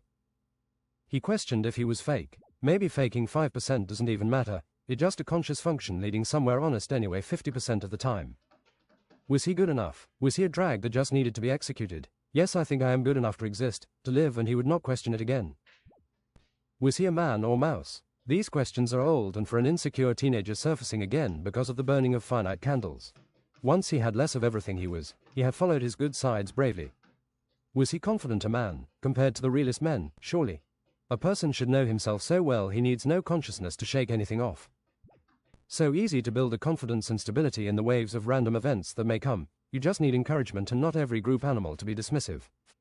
Independence builds the character no matter the circumstances. Would people not accept a nerdy thinker? Who was it who didn't? He shouldn't have asked. I understand it's feelers in their own insecurities who dismiss nerdy thinkers. Deep inside himself he had always found a shelter early, like a cocoon of youth, a safe place ultimately untouchable because they weren't spiritually as far deep. Even depressed his first time, he had an iron confidence in himself to be able to accomplish all his Iron Man goals, unextinguishable. What mortal could ever break this force? It was a dance of egoism in materialistic nothing and performance of hubris that got him depressed again. It's 5 times more clear the week before he got it. A dangerous game he played now. He could lose every card in his hand. But he had always been calm in these serious situations. He had also turned melancholic until every movement and thought was pierced by black retarding ice. Something that would be resistant to treatment. He. Better not stay too... No, it's not retarded. Retarded. Better not stay too long in this hopeless stability, for the spirits will gut you until you are left with nothing. You get one day in the sun. Antidepressants, he remembered, aren't strong enough on their own. You need to do multiple things like run consistently, add antidepressing coconut water, magnesium, eat healthy, other exercises. Or good enough things would happen that lifted him out. If only that could happen. He didn't completely get out of his first depression in 5 years when he was 15 to 20. How unproductive he was. How stupid, because brilliance flows on positive emotions and confidence. And depression could come back in the future as long as he wanted to be accomplished in the hardest way for him, a perfect citizen in a perfect critique. You have to settle for what you can do, even if the worst. To exist in how you thought you had to be versus even a long allowance of who you actually are. Depression is being unable to play a role other people want. You can see this crux as people try for more and more change than they're able. There was a finite feeling, he didn't care, the pain would stop, the aggravation of life, it would all end, death greets you warm for your hardship. His family in the future wouldn't know, they probably thought he would pop up any day and be sarcastic. Maybe he should think of how first, he needed to search for aliens. He had gained 50 kilograms of fat to his bulky body, oh dear. How does that even happen? One day at a time. You can have the most infinite will-controlled eating. He ate to live, he really did, but the interesting thing that was he was a gourmand, he picked meal and meal, drink and savored the taste, to him it was the food of the gods for real and forgotten. Chasing the sacred and unhealthy wrong choice bready cheesy flavors of a lasagna or a little bit spicy too, sugar and cream, wine and draft. He wanted gumbo and red wine potato beurre bourguignon, goulash soup and meaty broth. Comically his mind held on to the taste of goulash soup like the most sensible idea. He craved sushi and ordered every item on Indian menus, and many at a time. He got other people with him to eat the menus and these eating challenges. Muscle balloons and fat blobs. He wasn't too mean, spiteful and unpleasant, unless forcing on bigger things or politics.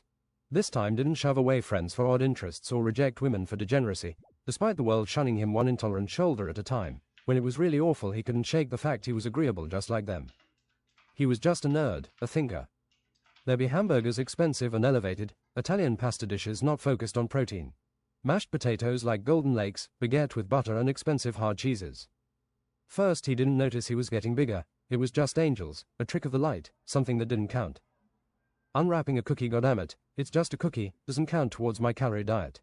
Quote, bodybuilder Rich Piana, sitting hurt his back and walking wasn't just walking, he had been skinny or buff his entire life.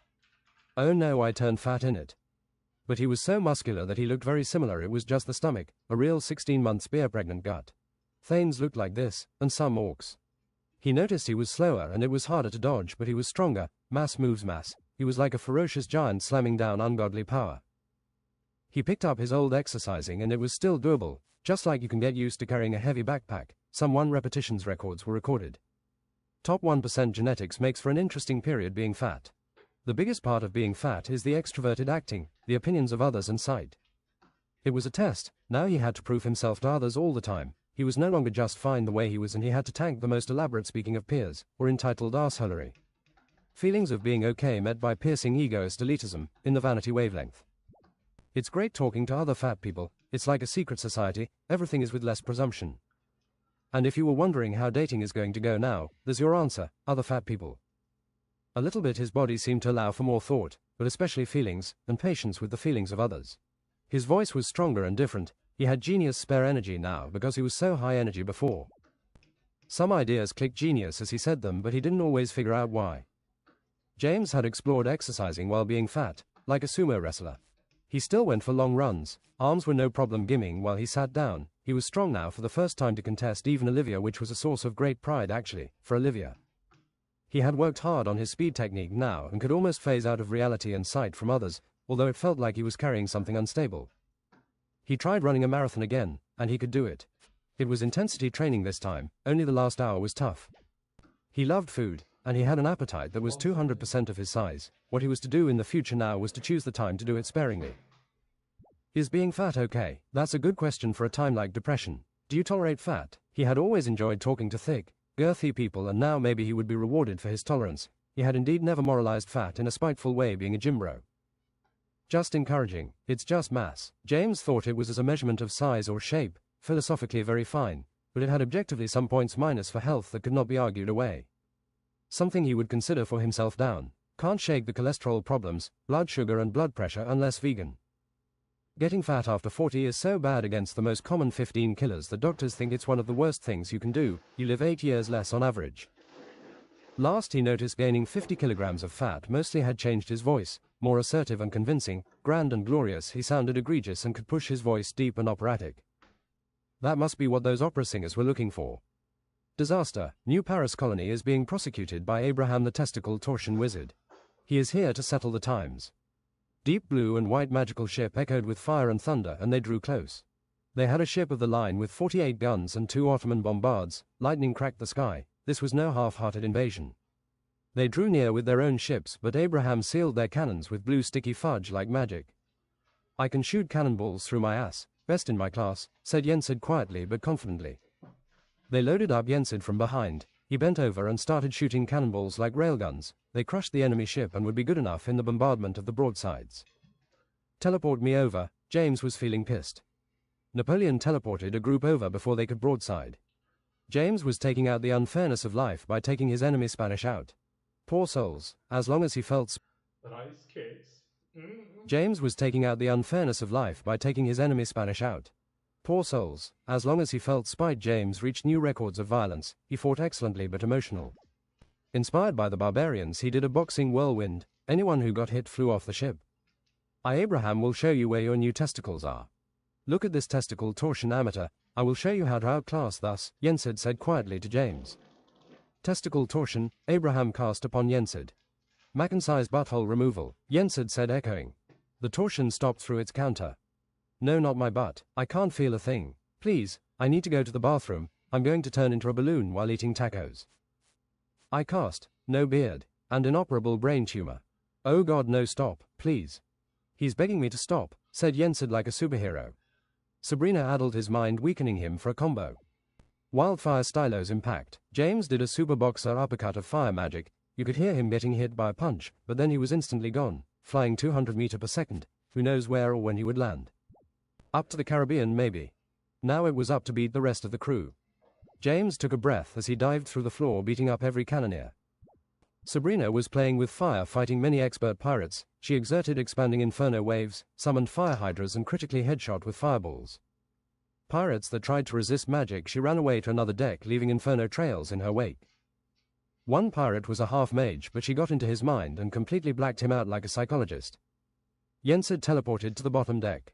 Help us, we're Chinese prisoners by the unholy torsion wizard. We will pay you, let us out, a desperate voice said behind bars. Behind Yensid, a cutlass pirate swung a ball and chain. Yensid jumped and flatulence manifest in his face, freezing him through freezing his brain, then with a practiced swift karate kick, kicked his head off. A half-breed werewolf mage was indeed part of the tough crew, and he exited the treasure vault. Yensid met Icebeam on Firewave. They spewed and fought. The beam was going back and forth. Inspired by James' arm wrestling, Yensid put balls and larger balls into his Icebeam, overwhelming the Weramage and freezing his arms. Concentrated blizzard. Yensid made a 1 by 1 meter cube frozen as the ice comet dwarf star, and the mage fell over as an ice cube with legs. Help UUUUSSSSSS. Don't worry, no physical lock is safe from Yensid. Yensid put his buttocks on the prison door with the pressure, opened it like a cork. Somehow it made a cork sound. They inspected the treasure vault. There was a desk for the captain maybe, but there were piles of gold, candles and gold cups to the roof. It looked like the most secret expensive room in the Western Sea. Who are you? Said James to the Asians. Have you never seen a prisoner? Shoot them across the Coffee Bean Island. Indeed, they would be shot into Chinese waters. Who knew if it would be helpful? I'm going to clear my head with some traveling, I think, said Yensid. I can take this attack to New Paris headquarters. He put on his magical swim feet that made him stand on water, then he crouched 90 degrees and farted like a motorboat, skimming a rainbow fish across the sea. All these treasure maps keep pointing to Henry Black's treasure, said Olivia. That's not the problem, said Napoleon. We don't know how to get to it. After 3 seconds, James said, Gentlemen, I think I got it. James brought him to a table with spilled coffee and procured his invention map. It's in hell. Hell goes deeper, or maybe northeast. It's where thousands of pounds of pressure can be felt. You can move, and it's through the nastiest seaweed hedge maze. It's underwater at 20,000 meters. You can move at the bottom provided you can breathe. Here I have the blueprint of a bathysphere. You know, just a metal ball going deeper, resistant to pressure if anything. First, the water is a sea of fire. No one has suspected it. I bribed someone the information, the power of delicacy nougat. Whatever, said Arnaud. Napoleon, have you ever visited hell? Gather on to hell. Enter Sabrina, Napoleon, James. Ouroboros was honestly surprised. They wanted to enter again, and the elevator was refitted to go deeper. The hellmeshes felt different as they passed again until the sea fire beaches where male succubus stood astute. If I tell you literally anything, you will think the treasure is here, said male succubus, and I won't. If you won't tell you details, it's here for sure. How thick is the sea of fire? 12 meters. They jumped into the new bathysphere. closed the door, and it easily handled falling down fiery meters. Fall they did, sinking quickly, but they had not the fitting patience. We're sinking too slow, said Sabrina. This is but magnified osmium dropping weight, it's as fast as it gets. How long are we gonna sit here, said Napoleon, unfittingly worried. Let's build on our relationships. I do sit with a very cute adventurer, Sabrina said perfectly. Do you think I'm too thick now? This is funny as fuck. I watched you eat that lasagna, I thought it would just go away. You can still see the veins on my arms. James had a lot of arms, fat reduction because of his training. Sabrina hugged his arm, it was as big as her torso. I really fancy someone of similar mind, I think it's really sexy too. Sapiosexuality, said Sabrina. In a puff she had been dressed in a black suit, secretary glasses and tie, in their minds anyway. I hope I'm smart enough for you. Although you don't feel much stupider than me, men are stupid too, don't forget. I would guess you having 135 to 150 IQ. I know how men think, it's like I'm a mind reader. And like a fellow Brit once said, I'm in love with the shape of you.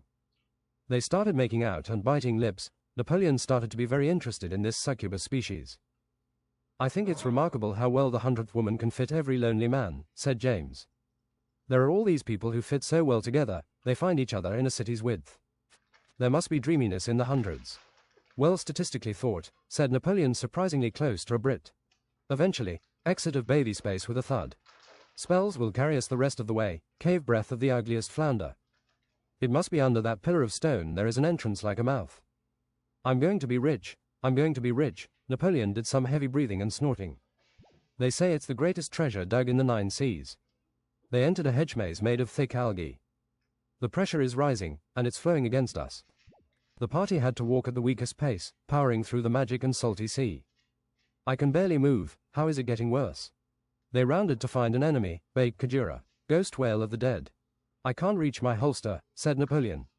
The whale was approaching half dead, their fate was met. Tell Sir Coil, step on Lego, mini version. As the whale touched James' pointed finger, it was electrocuted enormously, like getting hit by a bus. It exploded away in 2 seconds. What an ouchie finger, Napoleon said. Right about invading another fort place. Separation. I have seen sent for by my half-brother to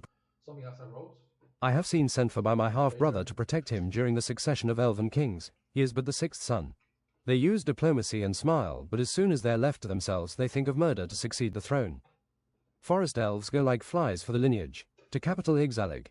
It's not every day you go to Ixalig, said Sabrina almost like a whisper. Loud enough for her hearing. Teleport to 7 Pathways Journeystone. Here we must use a spell, said Napoleon, never got the knack for these things. Go on, leaves and spirit, summon the light and the burrowing hearth. A 5th path was shown through the cross. It went through the thick piles of leaves and through the ground. Every step got him a foot below, invisibly. Taking a wooden spiraling staircase down in a tree through the ground, they exited on an unending underground forest. 300 meters down it rested on thick pale trees. The ground was the heavens and the ground's murky. On chalky and carved trees they went down and down until in the forest, silent, mystic and thick of oxygen and decomposition. To the capital is this way, said Napoleon. Through a 2,000-meter white tree in diameter, the capital Ixalig glue a bit purple and white. Like a dimmed lantern it glue through the underwood. In the tree it was a city with ponds, elevation for each dwelling and old trees within old trees. White trees that seemed dead, magical light blue and pink trees, ancient twisted trees and trees for the strongest weapons. They saw elves with antlers fletching wild beast bows and elven piercing ammunition. Some seemed interested in him, others gleaming. There were albino animals in pens, waterfalls on cliffs supporting wyverns and farting unicorns. Something you just have to tolerate, farting unicorns, said Napoleon. That unicorn is seriously muscular. Yes, the farting unicorn is another name for the steroid unicorn. I'd feel better with working on something, said Napoleon. I'd feel better figuring something out, said James. I'd feel better feeling safe, guaranteed and being richer, said Sabrina. They paid respect with other elves entering the king's wooden fortress of white bloodbark. There were even some mountain elves and creatures non-elven. Some seemed not to understand the king's speech. James saw a centaur with magical brown wooden bottom, beautiful female with cherry blossom around her torso and down like a holiday. I feel the end is near, probably about 20 minutes in it, said King Galthir, eager and to the point. It's been a fantastic 3,900 years for me, passed one day at a time, too short time with respectable friends and elves and too short to rule him. I felt like I have been shrinking in my brain so many times, every 100 years like I'm unfit for my clothes. But I survived and ruled with the remains of time, always. The real price of my funeral now I put into the food and drinks really, enjoy. Thus the final moments I spend with my 6 children. They went up into the highest floor and shut the door. Now I don't want you to fight for the throne, let Molinum rule.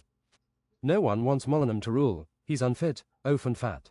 4 brothers and 1 sister said in unison. I wouldn't want me to rule, said Molinum pompously.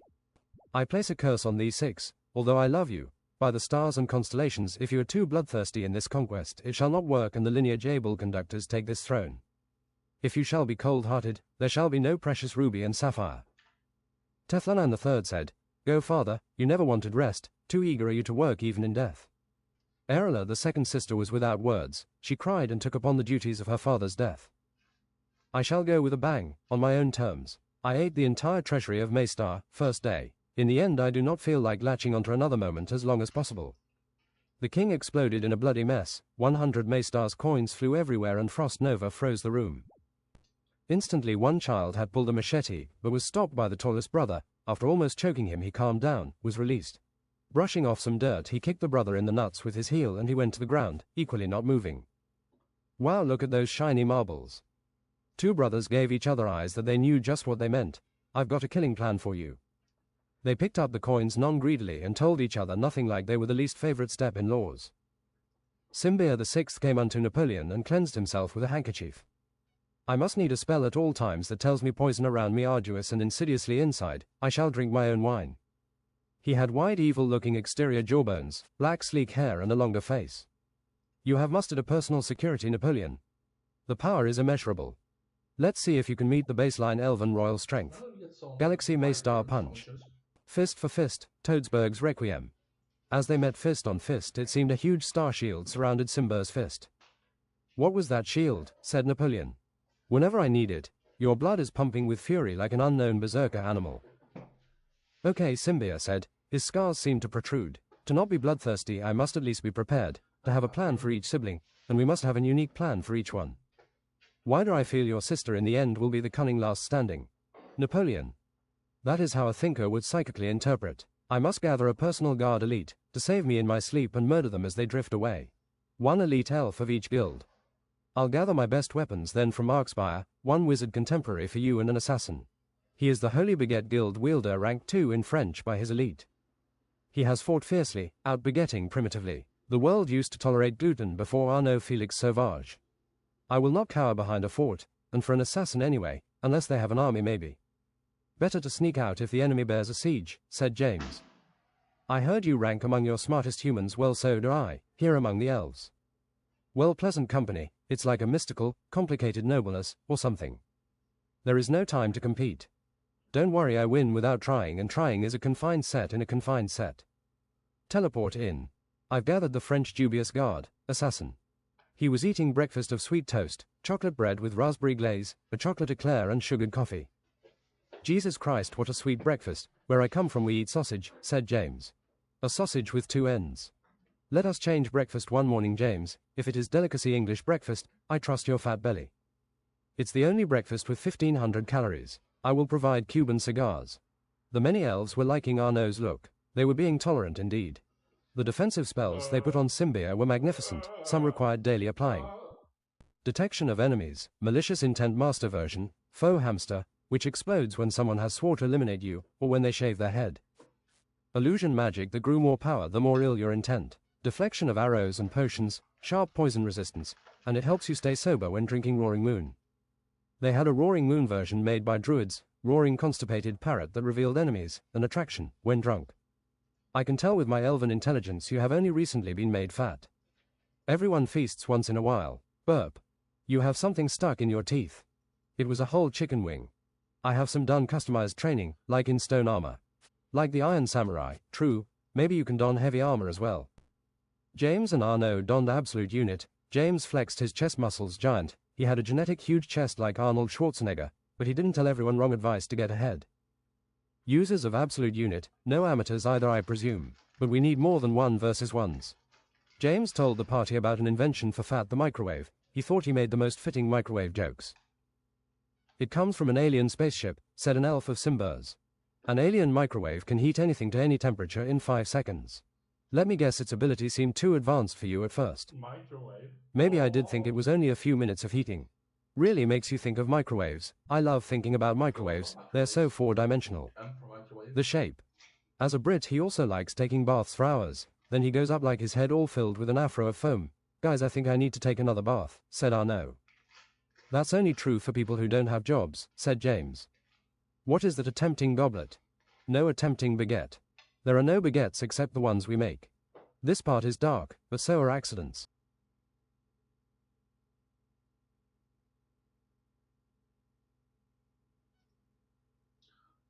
You might want to help our Prince of the Throne Oslo. He's gone to slay an impossible task, JYMR of the Frost Giants on the 7 feet TH plane, and Jacqueline to cure the depression of an impossible pessimist Alistair Ego, said Oscar, cunning and cold like a raven. Inspired by real depression. We told him there's no killing a 10-meter square giant, but he's going to risk everything to prove he's a man, dead man. We barbarians are very insecure about being a man, big arms, everyone has to be the same. And so many are not just born bulky. You're lucky you have the respect of the men. I command the respect of everyone, then I back it up with competence. There's always a bigger fish. There's always a bigger barbarian.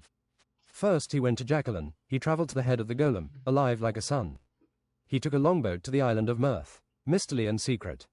Alistair lived in an expensive almost mansion. It was posh, pompous and presumptuous. He laid on a puffy couch with just one back relief, a cider roll. Next was unsick Jacqueline. She was black-haired, what looked like a theatre writer, compact braids down her sides. She seemed introverted but was as social as responsibility. Take me to the restaurant. I must roast someone who thinks they're something. James dramatically entered and put his knuckles on hips. I was sent by Oscar. There is lack of time and help surely needed. Did I mention this is pointless? It is pointless, said Alistair. I don't trust people instantly, said Jacqueline. No one really does, I think, but I have enough intellect to not be roasted by Alistair. You must be smarter than me. I am smarter than geniuses clutching theories of half of everything. Very well, you have my bare patience until you say something stupid. How do you figure out depression? Well, first we can check if there's no way it's pointless to have become thus, something that invalidates cures. Be logically open. I am depressed because I am pathetic, except my mind. I admit it, I am useless and unchivalrous, physically weak and not nice with people. I have never admitted, people don't like me. All you need to not be depressed is a genius mind, find your confidence. Correcting people feels super. People think they do things correctly. All I have are my poetry, game, music and food reviews. This is something to feel good about. You should not feel average either. I will destroy the 5 Fat Chefs restaurant in spite. I can do it, he said, dark and motivated. Jacqueline made him lay down again. Gather your senses. We must go anyways. It's the only thing that means anything right now. In the islands of Mirth, they really had one of the best restaurants, 5 Fat Chefs. For those that could find it. Inside a mansion-looking restaurant of tall red and red-purple colors, they had 5 overweight chefs standing with 5 pans and different-looking cooking knives on the wall, taking up some non-duplicated space. There's Machete. He is insane, but finds and cooks the best wild game, steak and potatoes. Surf and turf. The fattest one in the middle had 3 double chins. His chins were wider than his face. Was 300 kilos with 2 long hat. They had different disproportional hats, but when they stayed together they reached an even height. It's the best, succulent food that has made him fat. Nothing cheap has touched his gourmand lips. There's Albert Long. He's retarded, studied at the best universities for law as a genius, but stopped it for culinary school. He's so technical you forget to taste sometimes or can't find what to look for first. The round face is Big Fat Sal. Sauce, soup, garnish and puree masterchef. The soup is so meat brothy and good you don't need another dish to be complete. He makes the food look like art. Some of his paintings can be seen in the rooms. Not bad. Soup is also the cheapest on the menu, 7 quid. Would be presumptuous to serve golden sprinkled soup, said Alistair. We have Olimar, which insists on only making vegetarian food and dishes. He can compete with the meaty dishes. You have never tasted nuts or cheese before. Fat cheesy light gnocchi you will order. He's offended people think he needs to compete even with meat. Indian mother. Triathlete Thomas handles the carbohydrates, carb lover, sugar from peaches and fiber from haricots verts. Towers of croquettes, rivers of mash. Crunchy techniques like fried lime leaf and ginger packs punches. Yes, he's got competitive triathlete times despite being fat. Must have good genetics. They say they have a 6th cook trying out the reins. He's a prodigy turned into a horned hairy monster. Let's order the strawberry cherry guava smoothie with alcohol-free almanac first, said Jacqueline, now concerned with enjoying herself besides helping. They sat down at a table not with cloth, but art, cleaned magically. We guarantee nothing healthy from this point on, said the servitor, young and dressed in grey-black. Could have done without the guava, said Ego. Let's start with the soup first, there's the logic to it, said Jacqueline. They had a brothy meat soup with flavorful beet puree, small amount of beans and lentils, thyme. You can see the saturated fat as circles, said James intelligently. This soup is legendary and it lasts. James. You can churn more flavor out of a puree texture, teached Alistair. I'll have the drunk squab, Pidigan, said Jacqueline. Beef à la royale in a val au vent with parmesan grid crust. Beef pastry with goose liver, everything melts in your mouth texture. That's an overload of rich and fattiness, fat on fat technically, said Alistair. You will be slowed down like in a headache. I'll get the salmon with the white beurre blanc, butter, sausage on haricots verts. The salmon and sausage mimic each other. Do you think Huskell Oscar would approve this? Gotta eat big to get big. That's right, said James. I'll just go for a dessert, said Alistair moderately, the ladyfinger pina colada cake with dwarf mind bombs. I don't think they can get that wrong. You're depressed, Alistair. Maybe you should indulge. Don't be presumptuous. Okay, he said after 3 seconds. I always wanted to try the Philippine coffee whiskey rub steak, but I'm afraid they won't know the balance. Don't be sad, said Jacqueline. You can't lie low forever. People love you and this isn't best for you. I feel nothing as you say this. Darkness is cultivating. There is nothing. You won't be low forever, Ego. Can you see the exit? Yes, but not now. They gulped and ate in class. Forks and facial expressions were minded. They had gone through the courses. They have some insane desserts here, like 5 sweetness helium balloons, Krug caramel cream brulee cooked with dragon breath, red velvet cake stacked to the ceiling. Right proper. Fat Sal came on his break. Greetings, 3 of them said at the same time. Was everything legendary to your presumption, said Sal, round and moustached aggressively. The coffee whiskey rub really works, said Ego. It changes flavor. Was it inspired by Irish coffee? It is, essentially a deconstructed Irish coffee, said Sal, thus, the most assertive. What about the Fat Sal's 1 meter chug in a beer glass? Can I order it for my party? The 1 hour limit is for 1 person. I'll fail the challenge then. I order the 600 scoops. Out came. You say you keep having these strange thoughts. I feel like I'm not completely alone in my mind. Asking insanely there for the biscuits isn't me. Is there something that wants to feel a specific dark way? You might be tormented by a Stregobor Harkonleshen. It will not only feed on your dark, surrendering emotions but also your intellect. For the first time, Alistair was motivated not to be depressed. James travelled to the 3 feet road plain through a savannah more than plain. He saw idiot lions that weren't always too dangerous. Their faces were longer and uglier, like a totemic mask. Better not take any risks through. Protect they did competently through, instinctively or maybe sensitive. Barbarian hares or barb, Eris were 1 meter and had longer ears. They were hunted a lot, but were the premier herbivore. Mountains. And sharp cliffs, dotted with bright colors. He zigzagged through the plain's annoying stops to go ever straight. He found a barbarian longboat traveling interplanetary, through the giant space-time goats. They screamed deafly, and who know what they meant. James was not a goat whisperer. An icier plain was coming. There were frost moths and frosty butterflies. He remembered these from a book, with a kind of pushing recipe, deep frying spell. He caught a furry frostmoth and put it into a jar with the frying. Crunchiness of a nature reserve hunter. James put half the moth in his mouth and looked funny like a fake moustache. It tasted like some protein you could get used to, very smooth. After climbing a mountain to some caves, there sat Oslo crouching. Greetings, Barb. I'm here from your house to help you slay JYMR. Will you accept my help? He had orange fish's beard, looks like a huntsman with orange ponytail. Is it so crazy? They sent help. I don't know you actually. Where are you from? Afrikaan. I fought him, but he got away. He cleansed his axe from the blood. How hard was the 1 versus 1? I need to know this for myself too. About 50 to 50 I win. Don't get hit by the giant's strength. He continued, this is the lair of the ever-chilling frost giants and knights. Cold metalwork. The most expensive minerals and materials can be mined here, risking them coming back in it. There's no one here right now. I don't really feel like carrying ore and rocks, Sir Marley or Toby. James, I have a Babylon Infinite hamster. It's weak to Elven C4. If it gets hit you lose everything in the bag. I mean hamster. James showed a hamster concerned with something else than being in the air. I have some sweaty healing weave. He pulled a professional-looking aid through the left cheek. Your triceps wound looks like it's battle-heated. He put it around. I can swing fine. They went through a mountain entrance that they could have easily missed and found cold forges with anvils and blue minerals. Around were pickaxes and mining equipment. They smashed through and efficiently, pouring when sapphire lead, super platina and wizards. Crystal, the hamster ate wine-soaked round bread left by the knights. Don't go into the frost giant's dimension. We won't survive the chaos. Give up the chase. Oslo went in. I wonder what the sentence here.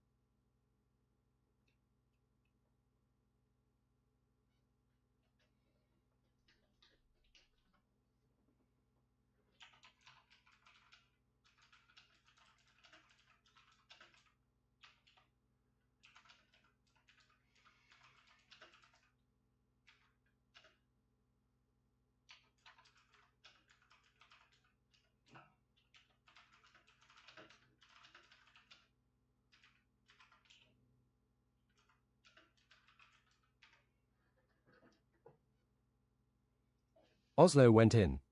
I have a bet with the frost giants, said half-monster slayer, magician Sleipnir, but not like in Witcher. Let's see how much this bastard can take. JYMR streams in pain as the black-yellow lightning courses through his blood and overcharged outside. After giant breaths, he swings his ball and chain, barely missing Oslo and Ice Club with a sharp giant shaving razor. The club thundered a dual tectonic rift.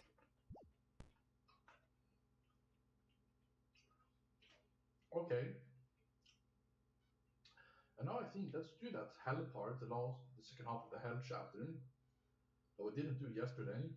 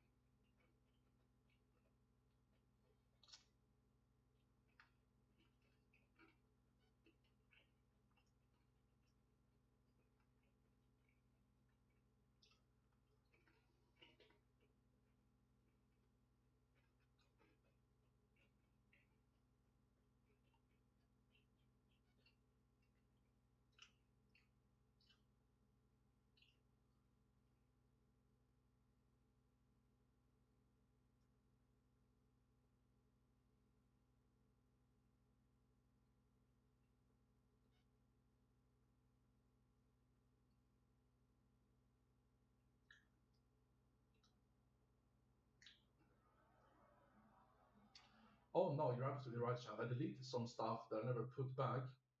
I've less paid 3 pages less now than before. I need to solve this problem. And I know actually how to do it.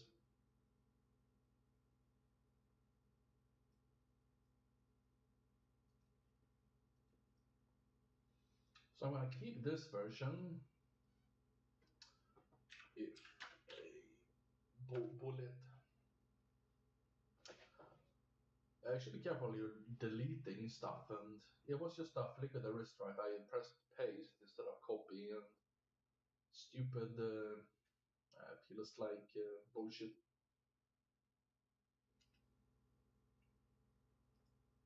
Ba ba ba ba ba ba ba ba ba ba ba ba boom boom boom boom boom.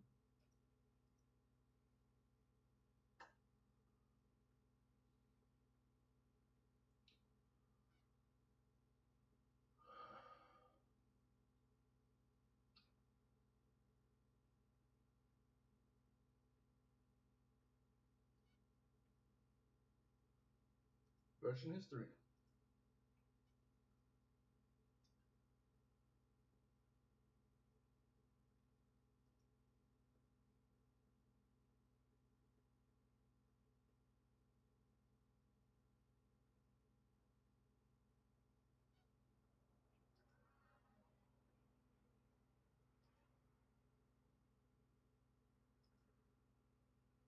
Yeah, and then I copy it. Perfect.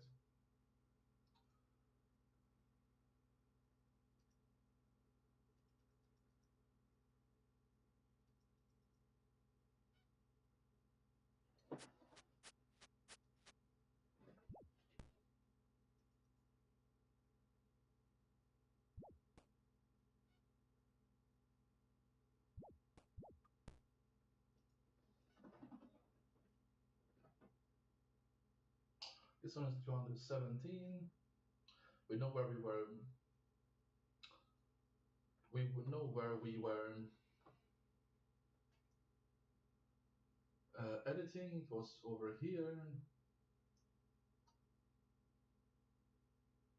It's over here. Yeah.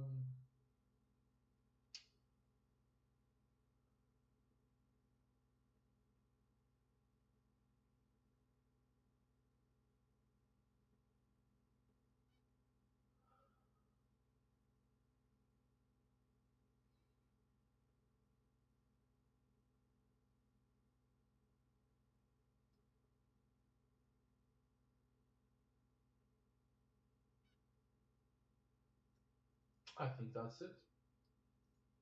Copy that.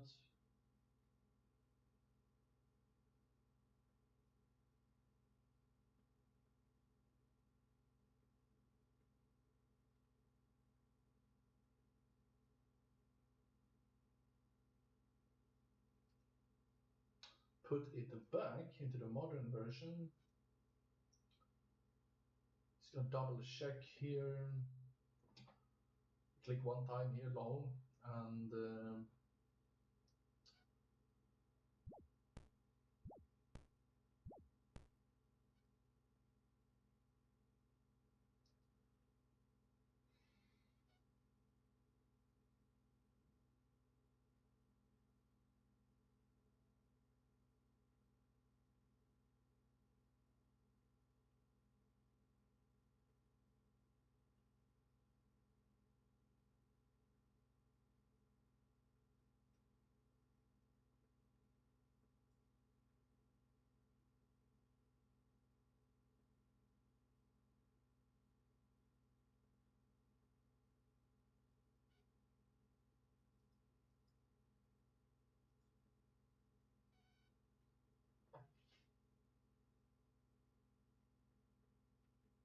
still one page too little. Okay, I don't care about that, whatever.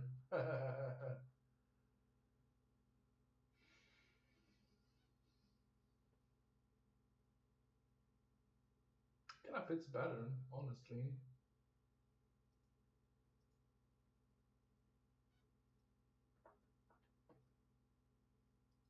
Their minds went numb and forgetful, charmed and unnatural as they went through the castle victorious. There were angel-looking women guiding him, tiny skirts, professional businesswomen too with sexy ties, red-dressed hourglass figures in the middle of the party. It felt so light following him back into the castle. Whoops. It feels like I took too much time and interrupted. That I was restoring the tags. You know what? Pretend I didn't do that. Let's go back. It felt so light following him back into the castle, the hooves clacked like horses on the stone. Hooves. James realized the hooves didn't fit in. James wrenched out 50% of their control with his sharp mind and screamed, "Succubus!" He slammed his pommel into the ground, knocking everyone off their feet. He figured out to also splash everyone with water magic circular. "No, we're virgins," said a soft voice luring again. Jens had pulled up a sheet of ice so they wouldn't charm off the nearby cliff. "Be gone," thought. One raider still tried to kiss, but then got his tongue cut off, one dagger down his mouth and one in his throat. He was dying, but he managed to hit a succubus with his frying pan so hard she turned unconscious. The other succubus got the idea and started firing fire waves from their palms. "I can't help I'm horned and hoofed, I'm beautiful." James and Nemesis did such tornadoes of katanas. Succubuses were flying like chicks in the sky. The succubus fled, still firing. One pink succubus held her surrendering hands high. "I actually want out of here, please, but Satan won't let me on procedures outside of hell anymore." She had curly horns of 2 laps, mostly naked, tattooed and decorated upper body with many large piercings of large glamour. Her legs really looked like a horse's. "I will take this opportunity to go." "Say that again," Nemesis echoed, turned psychic, gleaming with her. that good, really. Let's turn that into just big.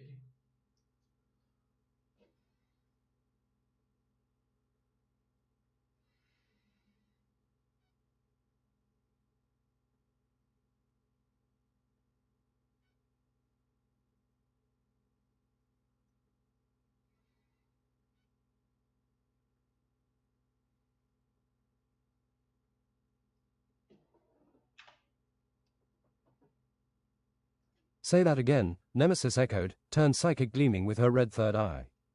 I want out of here. She's telling the truth, but we can still handle one succubus anyway. Look at these sinners, said succubus Sabrina. They chose lust where they should have chosen reason, and now they're always ugly, cannot intercourse, and tormented. They will still ever chase, not ever fetch the stick. I won't mislead you into a trap, but here is the key to Satan's personal pantry, delicacies best of the world, indulgence in the best drink, food and smoke. Collected for himself and replenished where he can. She held a golden key with hollow triangle and a portkey of crystal clear ocean, water and waves splashed around a tiny beach. I shall turn this key and prospect. James. Follow me. Enter rooms of 1,000,000 shelves artifacts containing fates. The portkey doesn't unlock anything unless you're right proper lost, cannot be found, under 10,000 kilos of weight, but you can still move at walking speed. They finally got the end of the room, into an opulent gold and black corridor, and then into a large kitchen and pantry, one huge table in a room besides. I help the few who need the pantry, she said mischievously. There's Ouroboros haggis pie and spirit, said Arnaud competitively. I dare you to eat the haggis, James. Succubus Sabrina helped them serve and explain. You guys are super powerful, right? We're getting out. She had her instincts to languish and maim, but calmed them. I can too, unholy strikes and flex stalwart, indomitable. James. I have beaten every large animal with a baguette. Arnaud. I am the best god for action and ploy. Nemesis. There was beer sausage from Germany and Hungary named crispy jalapeno, chili sundae, Westerbottom cheese, chili cheese, small strings of 95% beef, horse sausage with truffle, boar and juniper berry. German hunter sausage, wild mix, and black garlic sausage. There were small kegs of the most expensive French wine, Chateau Mouton, Margaux and Montrachet. Irish whiskey, Ashford Castle and Estate. This whiskey tastes like burning oak, said Arnaud. Let me try. They passed it around, happy to spoil someone evil like that. This wine isn't surly, it tastes like expensive juice. James. This is why I like red wine, drank like she had an eternal liver. Nemesis. 10,000 euro sake. They coughed, burned and felt elevated woodily around the table. Unpoison me Yensid, so I can thus drink more. Look, a rare 50% alcohol beer. Poison ivy, Raider. With the sausage they paired Wizard's Misspelling, University Exam Edition. You only live once, Heartstopper gluten-free and Indian Cobra, royalty keg. Satan appeared larger and more demon than a spirit. Esam will come and flush you out. I will not show myself and fall for this. Great stuff. Have any more? Said James mouthful. I would like a whole salted salmon. You will pay for this. Satan pointed a shadowy finger to the pink succubus. James realized his mistake and threw himself in front of Sabrina. Satan sent a black orb with a hurricane of darkness. The orb tortured James and was hard holding onto. He held on, weakening until Satan puffed into diamond dust at Nemesis unholstering her sword. No one has done something nice for me, they never do, said Sabrina sulky. You were born here, implored Arnaud, mind blank like a canvas. Succubus are born demons in hell, fairly evil, punished between beguiling behex, can reflect some physical attacks, control the mind. She opened a cabinet with cigars and pipes. There was spiteful snakeweed, lethal lavaland leaf and gourdweed vintage. They distributed pipes and smoke. This will replenish your mana, said Sabrina, mostly catching Yensid's ear. Huffing and puffing silence. I don't fully get this spiteful snakeweed, I want some more though. Blue Mountain, the best cigars in the world, made by elves without manners. Raider. Feels like I'm pulling down roast beef in my lungs. James. This coffee tastes like expensive chocolate and Brazil nuts. Angel. Let's try every coffee. James. I have time, I will make the time. Raider. James and Succubus sat on a royal green and gold laying couch and relaxed. James stretched and skinny Succubus sat like a princess on his meaty legs. She pulled up into a fetal position mostly on James' chest. He hugged her and they healed each other in silence. This coffee is almost as aromatic as perfume. It's basically clawing out of the mug. Raiders. That tastes too burnt for me. Raiders. If you just focus on the burnt, you're not gonna like Italian coffee. Raiders. I'm going to put some bourbon in my bourbon coffee. Raiders. Satan had some seriously smelly cheeses. Spanish hard cheese, Gouda and black Swedish monk's cheese. I bet those Swedish monks commit a lot of sins for their black cheese. James felt truly happy as he tried every cheese. Free exquisite cheese, thus he tried haggis with sprinkling cheese. Earthy flavors can be pristine. They have baguette, Arnaud, said James like he whispered a secret language. I don't like just baguettes, exquisite cheese tastes more expensive on baguettes. Give me some eggs, procured ham, or beef patties. Beef doesn't taste that much. How do you solve this problem culinary, Arnaud? It still has its place, it's unique. Arnaud hoped this would be enough explanation. Most of them skip the vodka, bourbon and high-spirited drinks. The Cuban taste is the flavors of the sea. In a kitchen I feel like a mother, don't tell anyone. Olivier enjoyed himself in too small equipment. Soon he had made a lobster, langoustine, king crab paella with shallots. King-size serving. This lobster is good. Obviously. Try it with some blue cheese. EHUEG, Arnaud. No one liked the blue Stilton, expensive as it was. They passed it around like a trial. Drunk Arnaud and raiders started fighting with baguettes. Bring it here, I'll show them in its sac a bleu pain au chocolat c'est la vie fromage mountain. No one could beat his baguette power, although shaky and insane. Arnaud and a raider put saucepans on their heads, intimidated in a circle and then rammed each other as hard as possible. Your baguette has reached its length, the time is up, said a mercenary raider. YEARG, they ran like rams and collided shoulder to shoulder, both forgot to time the swing. On the floor the raider laid, comfortable in alcohol percent. Get up, I'm not done with you. They charged again. Clash. Arnaud had cut through his opponent's baguette and his shirt. The mercenary bobber Sven fell white-eyed down on his knees.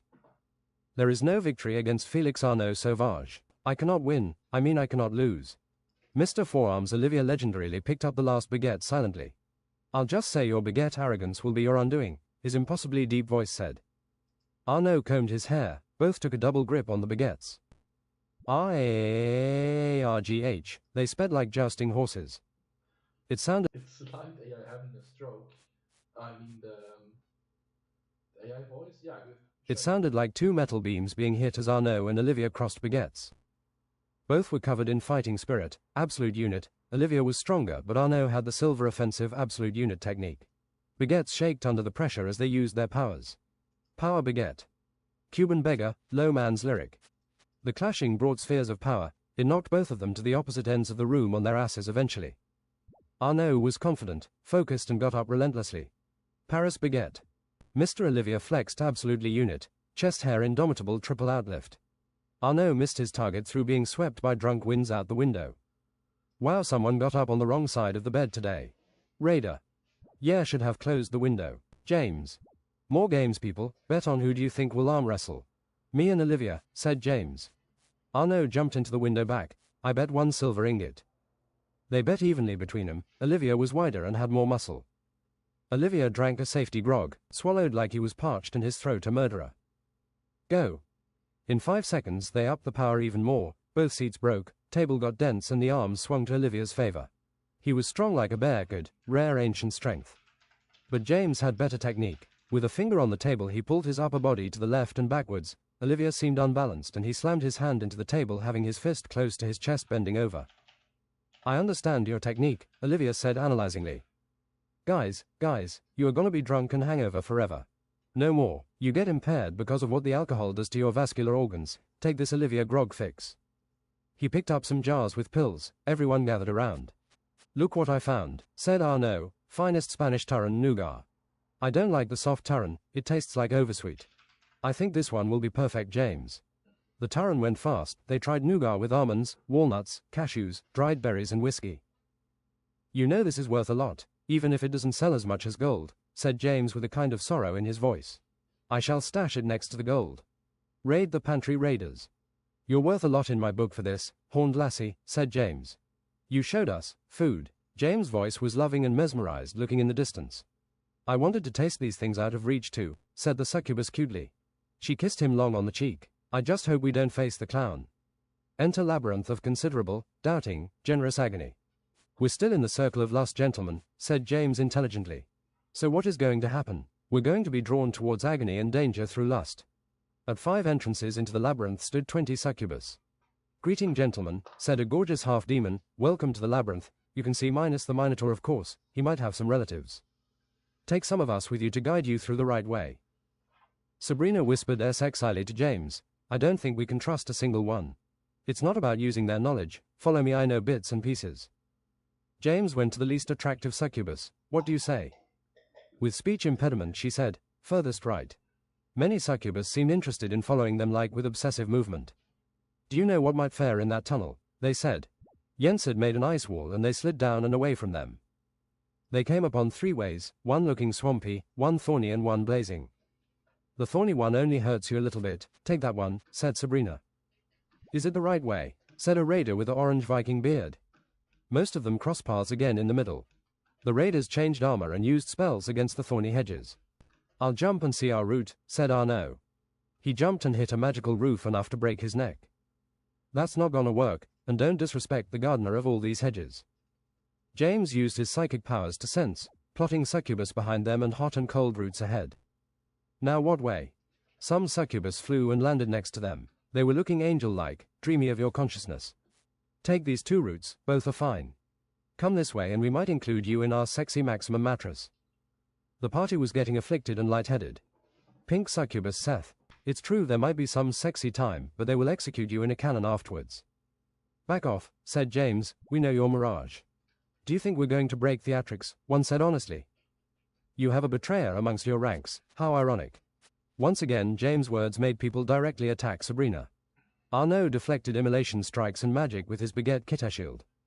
James stomped the ground with impact magic, pulling the succubus off their feet. Jens had froze them with butt magic thus. 1,000 refrigerators filled with Cerveza crystal.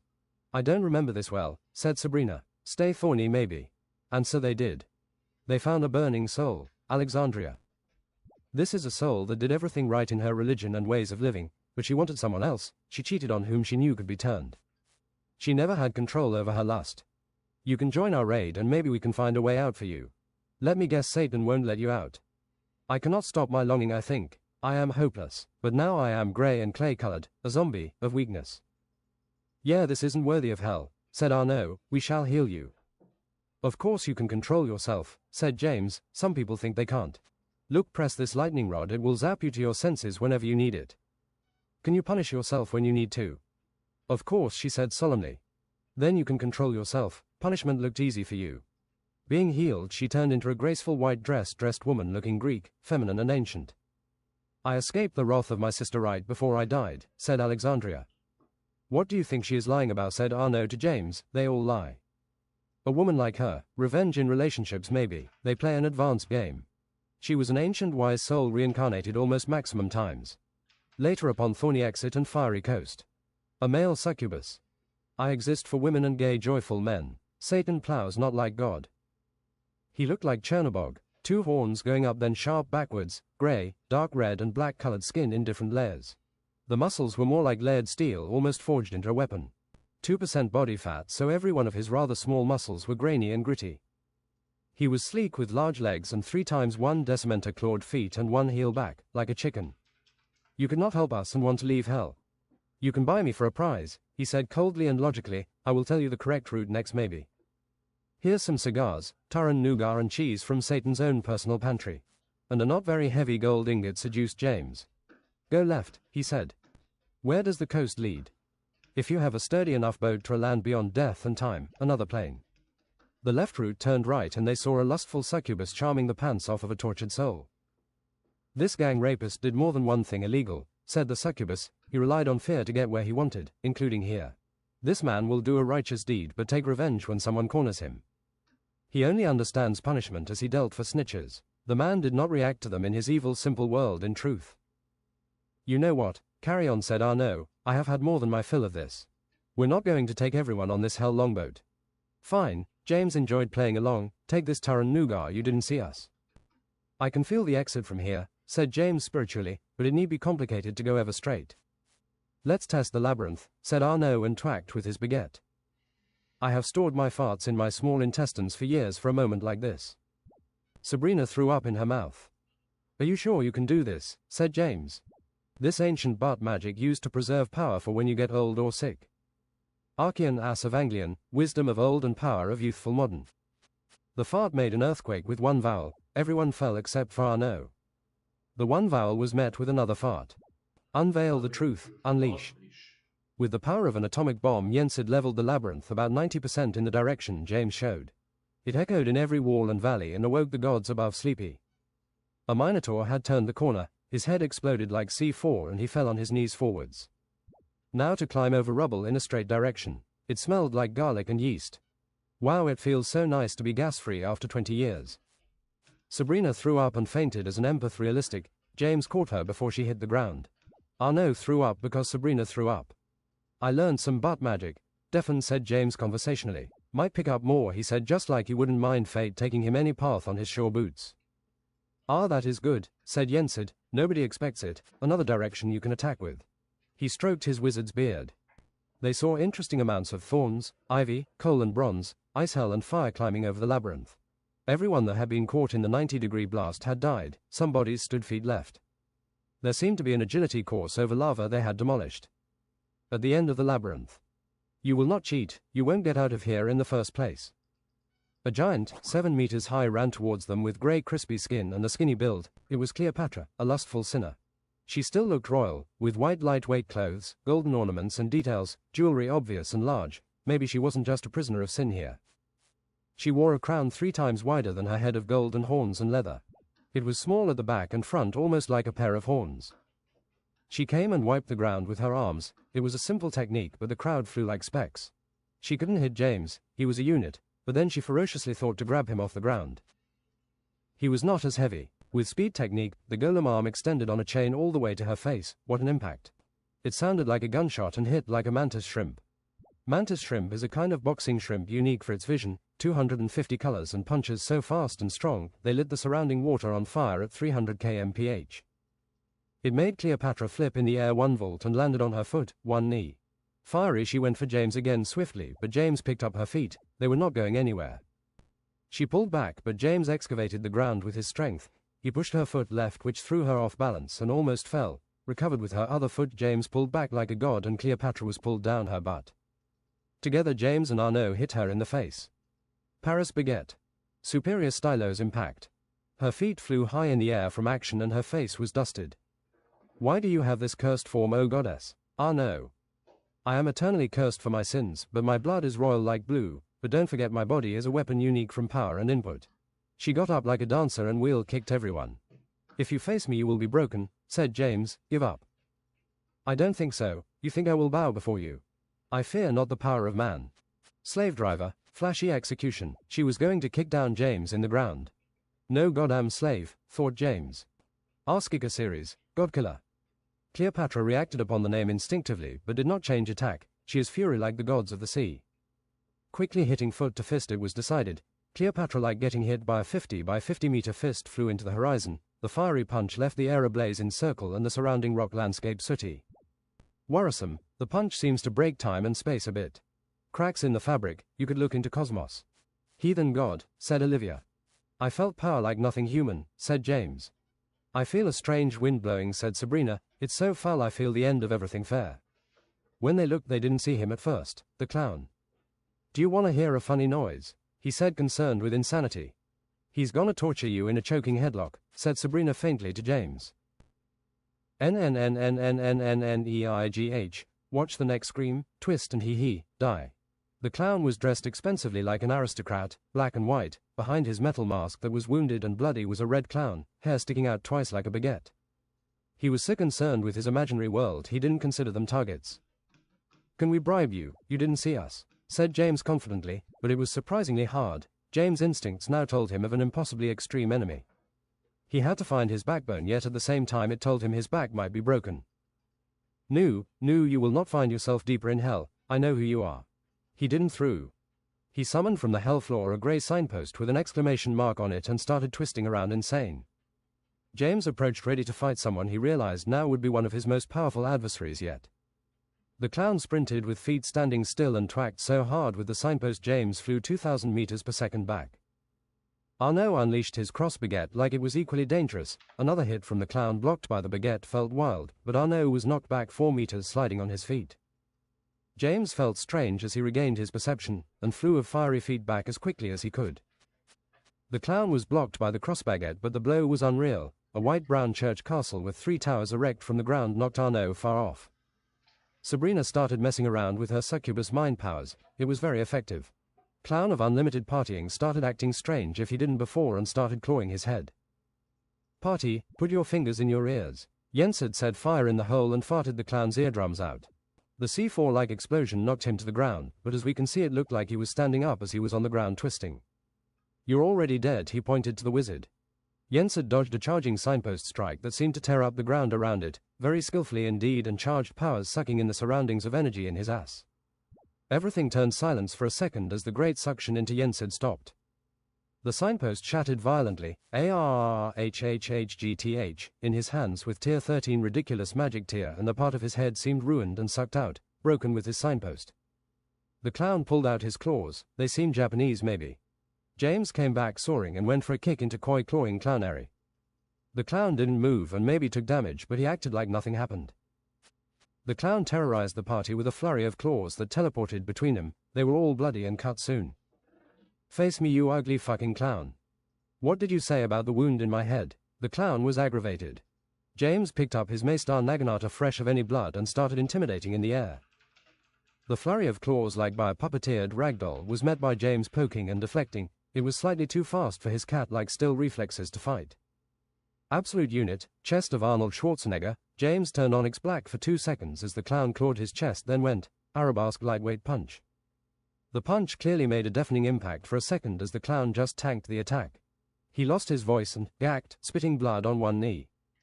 Half his armor was smashed and revealed blackness and cosmos. The clown took his time recovering from the punch, but then unfortunately started twitching and doing erratic bending of body parts. James' instincts flared. Like the howl of the insane moon, his enemy was several times stronger and more erratic now. RAARGH, the clown had summoned a hell train and had ran over James faster than he could react. Tears in the fabric of time and space-time revealed impossible. James flexed. Absolute unit, crystalline ignotus. As the train came again, James blocked Indomitable and then countered through the train. Like the punch had spear reach, he punched through with almost unlimited power and the clown. The clown laid on the ground unconscious. How do we destroy an enemy like this? Said Arno. With explosives. They loaded him full with dynamite and went 50 meters away before exploding. The weakened clown split mostly head from torso and laid across the hellscape. He defied death until he realized and admitted he was dead himself. Down into Circle 5. Treachery, betrayal and murder, violence on weekdays, home theater systems. This is the place you know for people who buy the most expensive video, audio systems and only watch football. Russell Crowe is gonna beat you up. The fairest treated here are treacherous of country and regimen, not betraying friends and family. For those thrones were just a game and politics just a way to murder. They are constantly in rigged games where they will be betrayed, no matter how they think strategically and gain favor, they melt and torture and die just to relive the thing again for every life they took. Some here are responsible for 100,000 deaths and will be here for basically eternity. They can only know one death ahead what their fate is. I guess if it's maybe death over one last death, they would figure it out. Satan keeps twisting their minds with games of give me your soul, don't be reborn ever, grant me your power. Hell is a special place for violent crime, you reap what you sow. Especially it is endless nights of fighting, running, draining you enough to want to die forever. To those who lived out violent crime lives Satan sits on and bullies fair. He likes being the punishment of the wicked. There is no fairness for those that cannot control their anger. They are victims to alien faces they know they must please but are impossible and have the most fearsome nightmare consequences. Hunted by people they must make amends, but only works as far to motivate them there is a point. At the gate into the abyss, they came across one of the lords of hell, Asmodeus. They could sacrifice intelligence for a week but would grow painfully into new double the IQ points. Asmodeus, Mammon, never content with their place in hell, always looking for more. Greetings, beast of 7 equal lords. He had 4 crab legs in a circle, 4 meters, his face, huge pumpkin-like face on his stomach, which was equally huge. On his head faceless sat still a crown with horns curved back and forth growing out of the eyes. The crown was wide, wild and beastly, brown or gold. He was black and parts boiling red, fat bodybuilder arms, polearm and halberd. He was auxiliary in rule and general, evil primary. You look alive, he scrolled with his giant mouth, it looked like a wave. I offer a deal as you know for alive and hell personnel. Offer your flesh, poison your mind for 1 to 4 IQ points. You will be fine eventually, about 8 days. No one can stand the cut of more than 4 IQ points. I am Lord of Temptation, you will not escape with intelligence and being wise. I will trade 3 IQ I have decided, said Arno. BWA ha ha. Arnaud's body twisted horribly and unnaturally. Bones broke and he handled the pain whence it came. A face-grab creature jumped on him and muffled him. He laid on the floor being absorbed. Pain is fleeting. From damage we grow fine, said James, 4 IQ points. Asmodeus cut out his eyes with both claws. BWA ha ha. Asmodeus stabbed him with a spear of corruption in the stomach, making him sick and brittle. My eyes. Bloodied claw-cut face were he, hollow and helpless. Try to see more than half the picture, suffer with consciousness impair. James grew his spiritual sense. It was thus a 3-meter sphere around him like he could see, through piercingly, secrets. I can lightning and healing magic that can let you see until we are done in hell. Nemesis used godly palm healing. At Circle 5 they met Darji, a fox-like human with 9 tails, body-long tails designed to torture, one of the worst weapons of the gods. Greetings Darji, she was cutting a man 1,000 times and lighting them on fire on her Palau. Adventures gather, I know of the war. She seems like the ISFP personality, the adventurer if you will. Completely unique world of feelings, harmonizing and morals, unique like the most beautiful painting, yet they're concerned with getting on, action. To live through their senses one more time, a fragile adventurer sometimes sturdy. Are you going to fight? Said Arnaud accented. I am busy with these souls. I have no purpose if the gods don't grant me one. You are a vessel, said Arnaud. I am a weapon, but Emperor Joe is dead forever. Your violence is legendary, said Olivia and bowed, cuts, burns and bleeds to languish. Darji flirted back like they were at the cinema. Don't toy with me Olivia, I like it when they burn. You should try chemical burns. Analyzing the power of burns and chemistry might be done through scientific curiosity, see? But there is also sin and insanity. Do you deserve to be here? Can you leave? Said James. I work here, I just think it's the gravest punishments for the gravest errors. Would you fight Satan in it? Said Arnaud. I believe in the winning side. Smarter James said, we are the winning side, I can kill Satan in one hit. She didn't realize it was the Nemesis unsheath. Cousin, said Nemesis, you know I can kill him too. Nemesis, I didn't even know you were here, I barely leave Circle 5 anymore. You were bloodthirsty, come be judged by my third eye. If we can have some fun first. Say no, said James. It feels spiritual, Satan's fall, Nemesis looking about. Darji. Satan appeared in a harrow endless void and vortex. You won't believe what I say next. Satan. Fight us now, we're going to deepest hell double quick, none defied us, buys my ancient's retribution. James. Satan thought they might not find my ancient weapons deeper down, see? Why would I fight you? I would escape your clutch just to annoy you. Fiddledick, black leprechaun, you fight like old people fuck your mom, James. Black leprechaun, that word has kept us down 400 years. I didn't mean it like that, Satan said in a neutral voice, not even Satan as an ENTP is racist. It will be fun to fight you here, I'll do it if you all drink this black braindeath brain slug potion first. It's not worth it, said Darji. Then Satan's spirit form got hit brutally by a thrown scythe.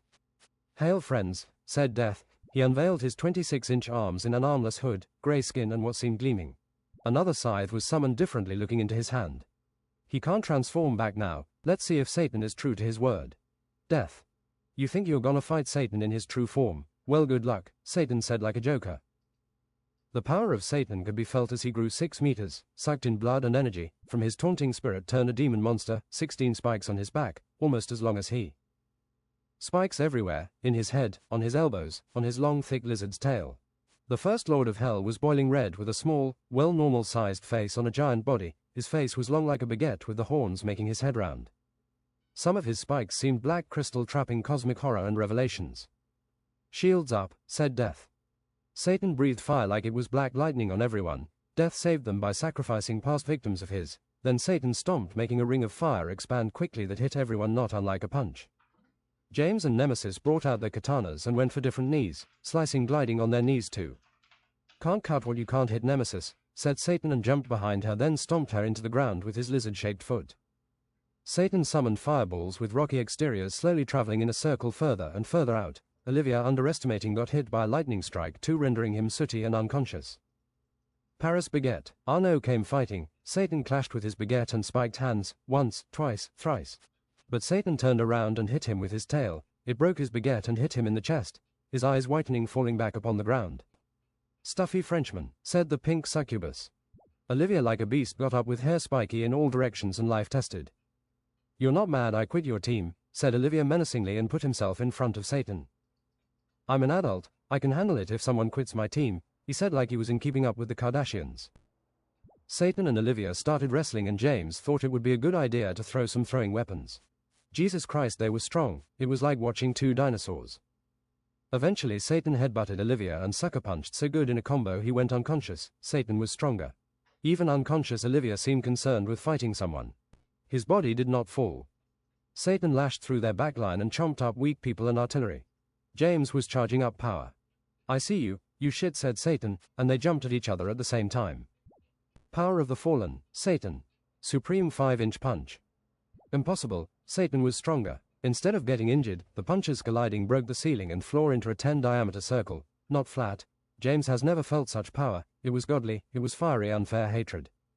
Some Satanists had started spectating in cool black clothes and were playing Behemoth, the Satanist. Tectonic shift, Satan knocked everyone off the ground, pulling the floor up and smashed them with the roof.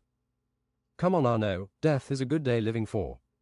Here, let me pull one of Death's tricks, said Death. He made Arno drink Death's Defiance adrenaline potion. BWAHA Satan laughed demonically, 1 versus 1 time. Everyone was crystallized in black ice and then Satan teleported instantly everyone into a closed-by arena with imp spectators and thick hellspawn. Order of Holy Clement, Eternal Infinite Beget. Arno summoned a shiny crossbaguette only Satan seemed to understand and fear. They clashed 3 times left and right, then Arno made such a baguette blow it blew Satan back. Perfect Infinite Beget. But Satan had drunk one of Hell's secret weapons, the teleportation assault potion, which allowed you to teleport closely as quickly as you could think. The baguette strike missed, but Arno turned around to block at least one stab with a bone shiv. Satan teleported 8 times in 8 directions around Arno in 4 seconds and stabbed Flurry. Oniyari, Demon Spear. Satan teleported above and then drop-kicked him down, Arno eyes whitening again as he bounced off the floor. Satan's scaled skin was blood-red and moist like a snake with the most muscle of anyone there. Next up Nemesis and Satan said, she thinks him unjust. Some gods above started watching the duel. Satan tried to punch, but Nemesis dashed so fast, several times until she had Satan's back. She slashed his back 7 times he couldn't get her off, but Satan had a lot of spare spikes and muscle to fight with. Once again she was out of patience, Nemesis' unholy strike speed technique. But Satan's cat-like mind and reflexes had put himself behind her. ARGH. Nemesis had been impaled in the stomach by his tail and had been raised high. James in retribution aura crushed his black crystal and took the hero's way of aid. The good always wins eventually, Satan, said James and unleashed his pole arm and shield. You the dark shall disappear before the light, I have 1,000 lives of perfect samurai ready to strike you eternal. I see your insecurities and fears like a buffet, Satan teleported forth an impossibly large sword. 6 meters by 1.5 meters jagged. Spare me, said James. Satan teleported above him and sat on his fiery sword and tried to go for James' back. Absolutely unit, back of Ronnie. Teleporting and dropping onto James' back did not break his unit, but the sounds were maddening steel on steel that banged distorted and emitted a shockwave. They were both knocked around. No one has ever survived that attack, only Deathwish. Satan swung his 6-meter sword, but James being even quicker than Satan blocked with his shield, the blowback was absorbed with his surroundings sacrificed. Undying hate, Satan made a Satan cross on the ground in the middle of James with his foot, that then also made an expanding fire ring. James figured it would be lethal and turned into elemental spirit. Unholy strike Nemesis speed technique, by putting half his stamina into a sword of death Satan's arms were sliced off. Then he channeled not normal in the moment power and crushed his 6-meter weapon. Surprised Satan used an undead to make impermanent skeletal arms where it was. Surprised Satan used an undead to make impermanent skeletal arms where it was. Let me get into your hate. Satan's eyes blazed red. Write more about death fighting Satan, let him grow into his true form. Eternal hell neck break. No, James would not fight anyone as maddening red hate started to tell him to attack everyone. Yensid stood in front of James and blocked with holy magic. I fear not the first Lord of Hell. As Satan teleported behind Yensid, Yensid teleported behind Satan and attacked with his ass. Truest laser, sight of eternal and first book of ASS lore. The rainbow laser appeared like an alien weapon. Satan blocked with a dark void, queen of the dead dimension. You will not hurt my friends. Yensid upped the power and Satan's skin started to melt into pink muscle and he stunted on his knees. ARG.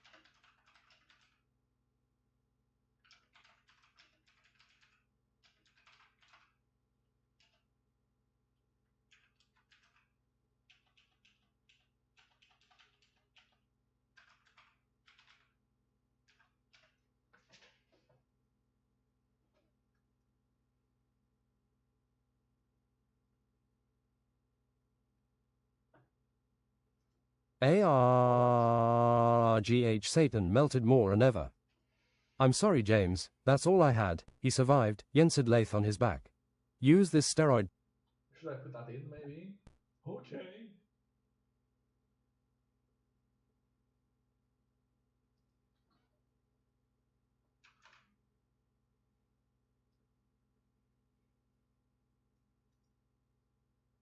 Copy.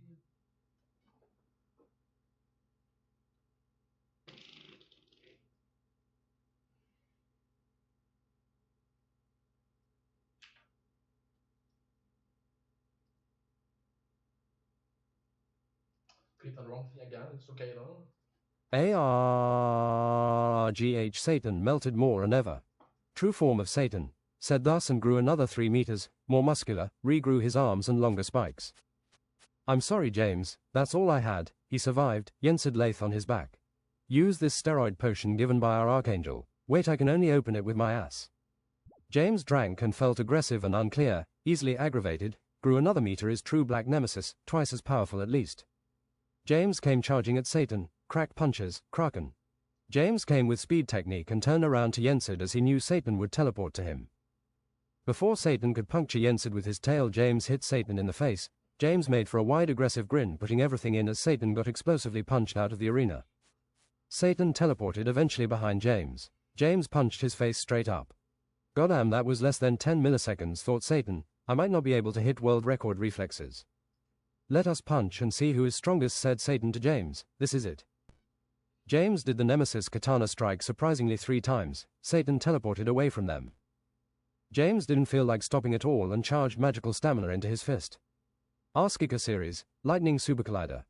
Satan retaliated in a pure demonic voice, deepest harrow. Quickly it was decided James was stronger. With a shockwave that swept everyone off their feet, secondary explosions of force and dust clearing, James crushed Satan's power. ARGH Satan screamed sincerely and long as his teeth and every spike shattered from the power, his consciousness was giving up like poisoned. Enough, you think I'm giving you shit. I'm outta here. See all you wish you ended my reign with Sister Lucy. It's Lucy, said Olivia out loud like a thinker. Satan teleported out of the arena in defeat and summoned a magical huge fancy black dwarven motorcycle fit the Lord of Hell called Painkiller, and he sat toothless. It blazed away leaving a meter-high trail of fire. It's one of the secret weapons of hell, said Olivia. He's going to retreat into a plane you cannot access. Catch up with him, James, Yensid. With speed technique James ran like a gunshot, but as he came into groping range Satan pushed a red button and the motorcycle sped 3 times as fast at least. James launched from the ground but mostly forwards with rocket feet and wings of Leonardo. He needed to go faster. The motorcycle was still going into the horizon. He pushed more fire magic out of his feet turning into blue plasma cannons 1 meter in diameter. This was unstable. It felt like he was being drunk. He broke through the sound barrier like a gunshot. All evil things looked up. 2 times he went faster than he thought was possible. Into a wasteland of black, brown and red horizon, he sped enough to see the motorcycle in a blur.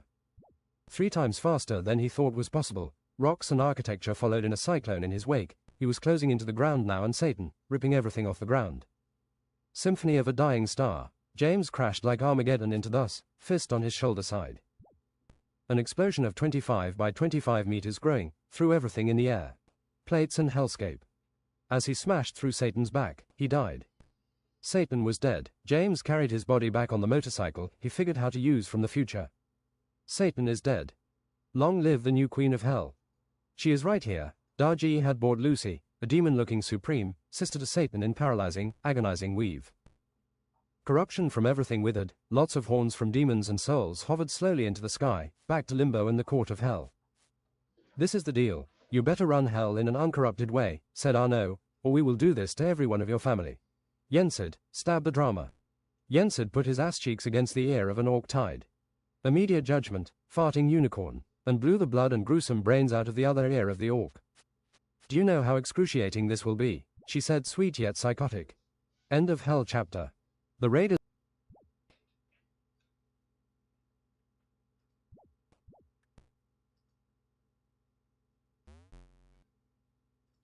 Oh, there's my main.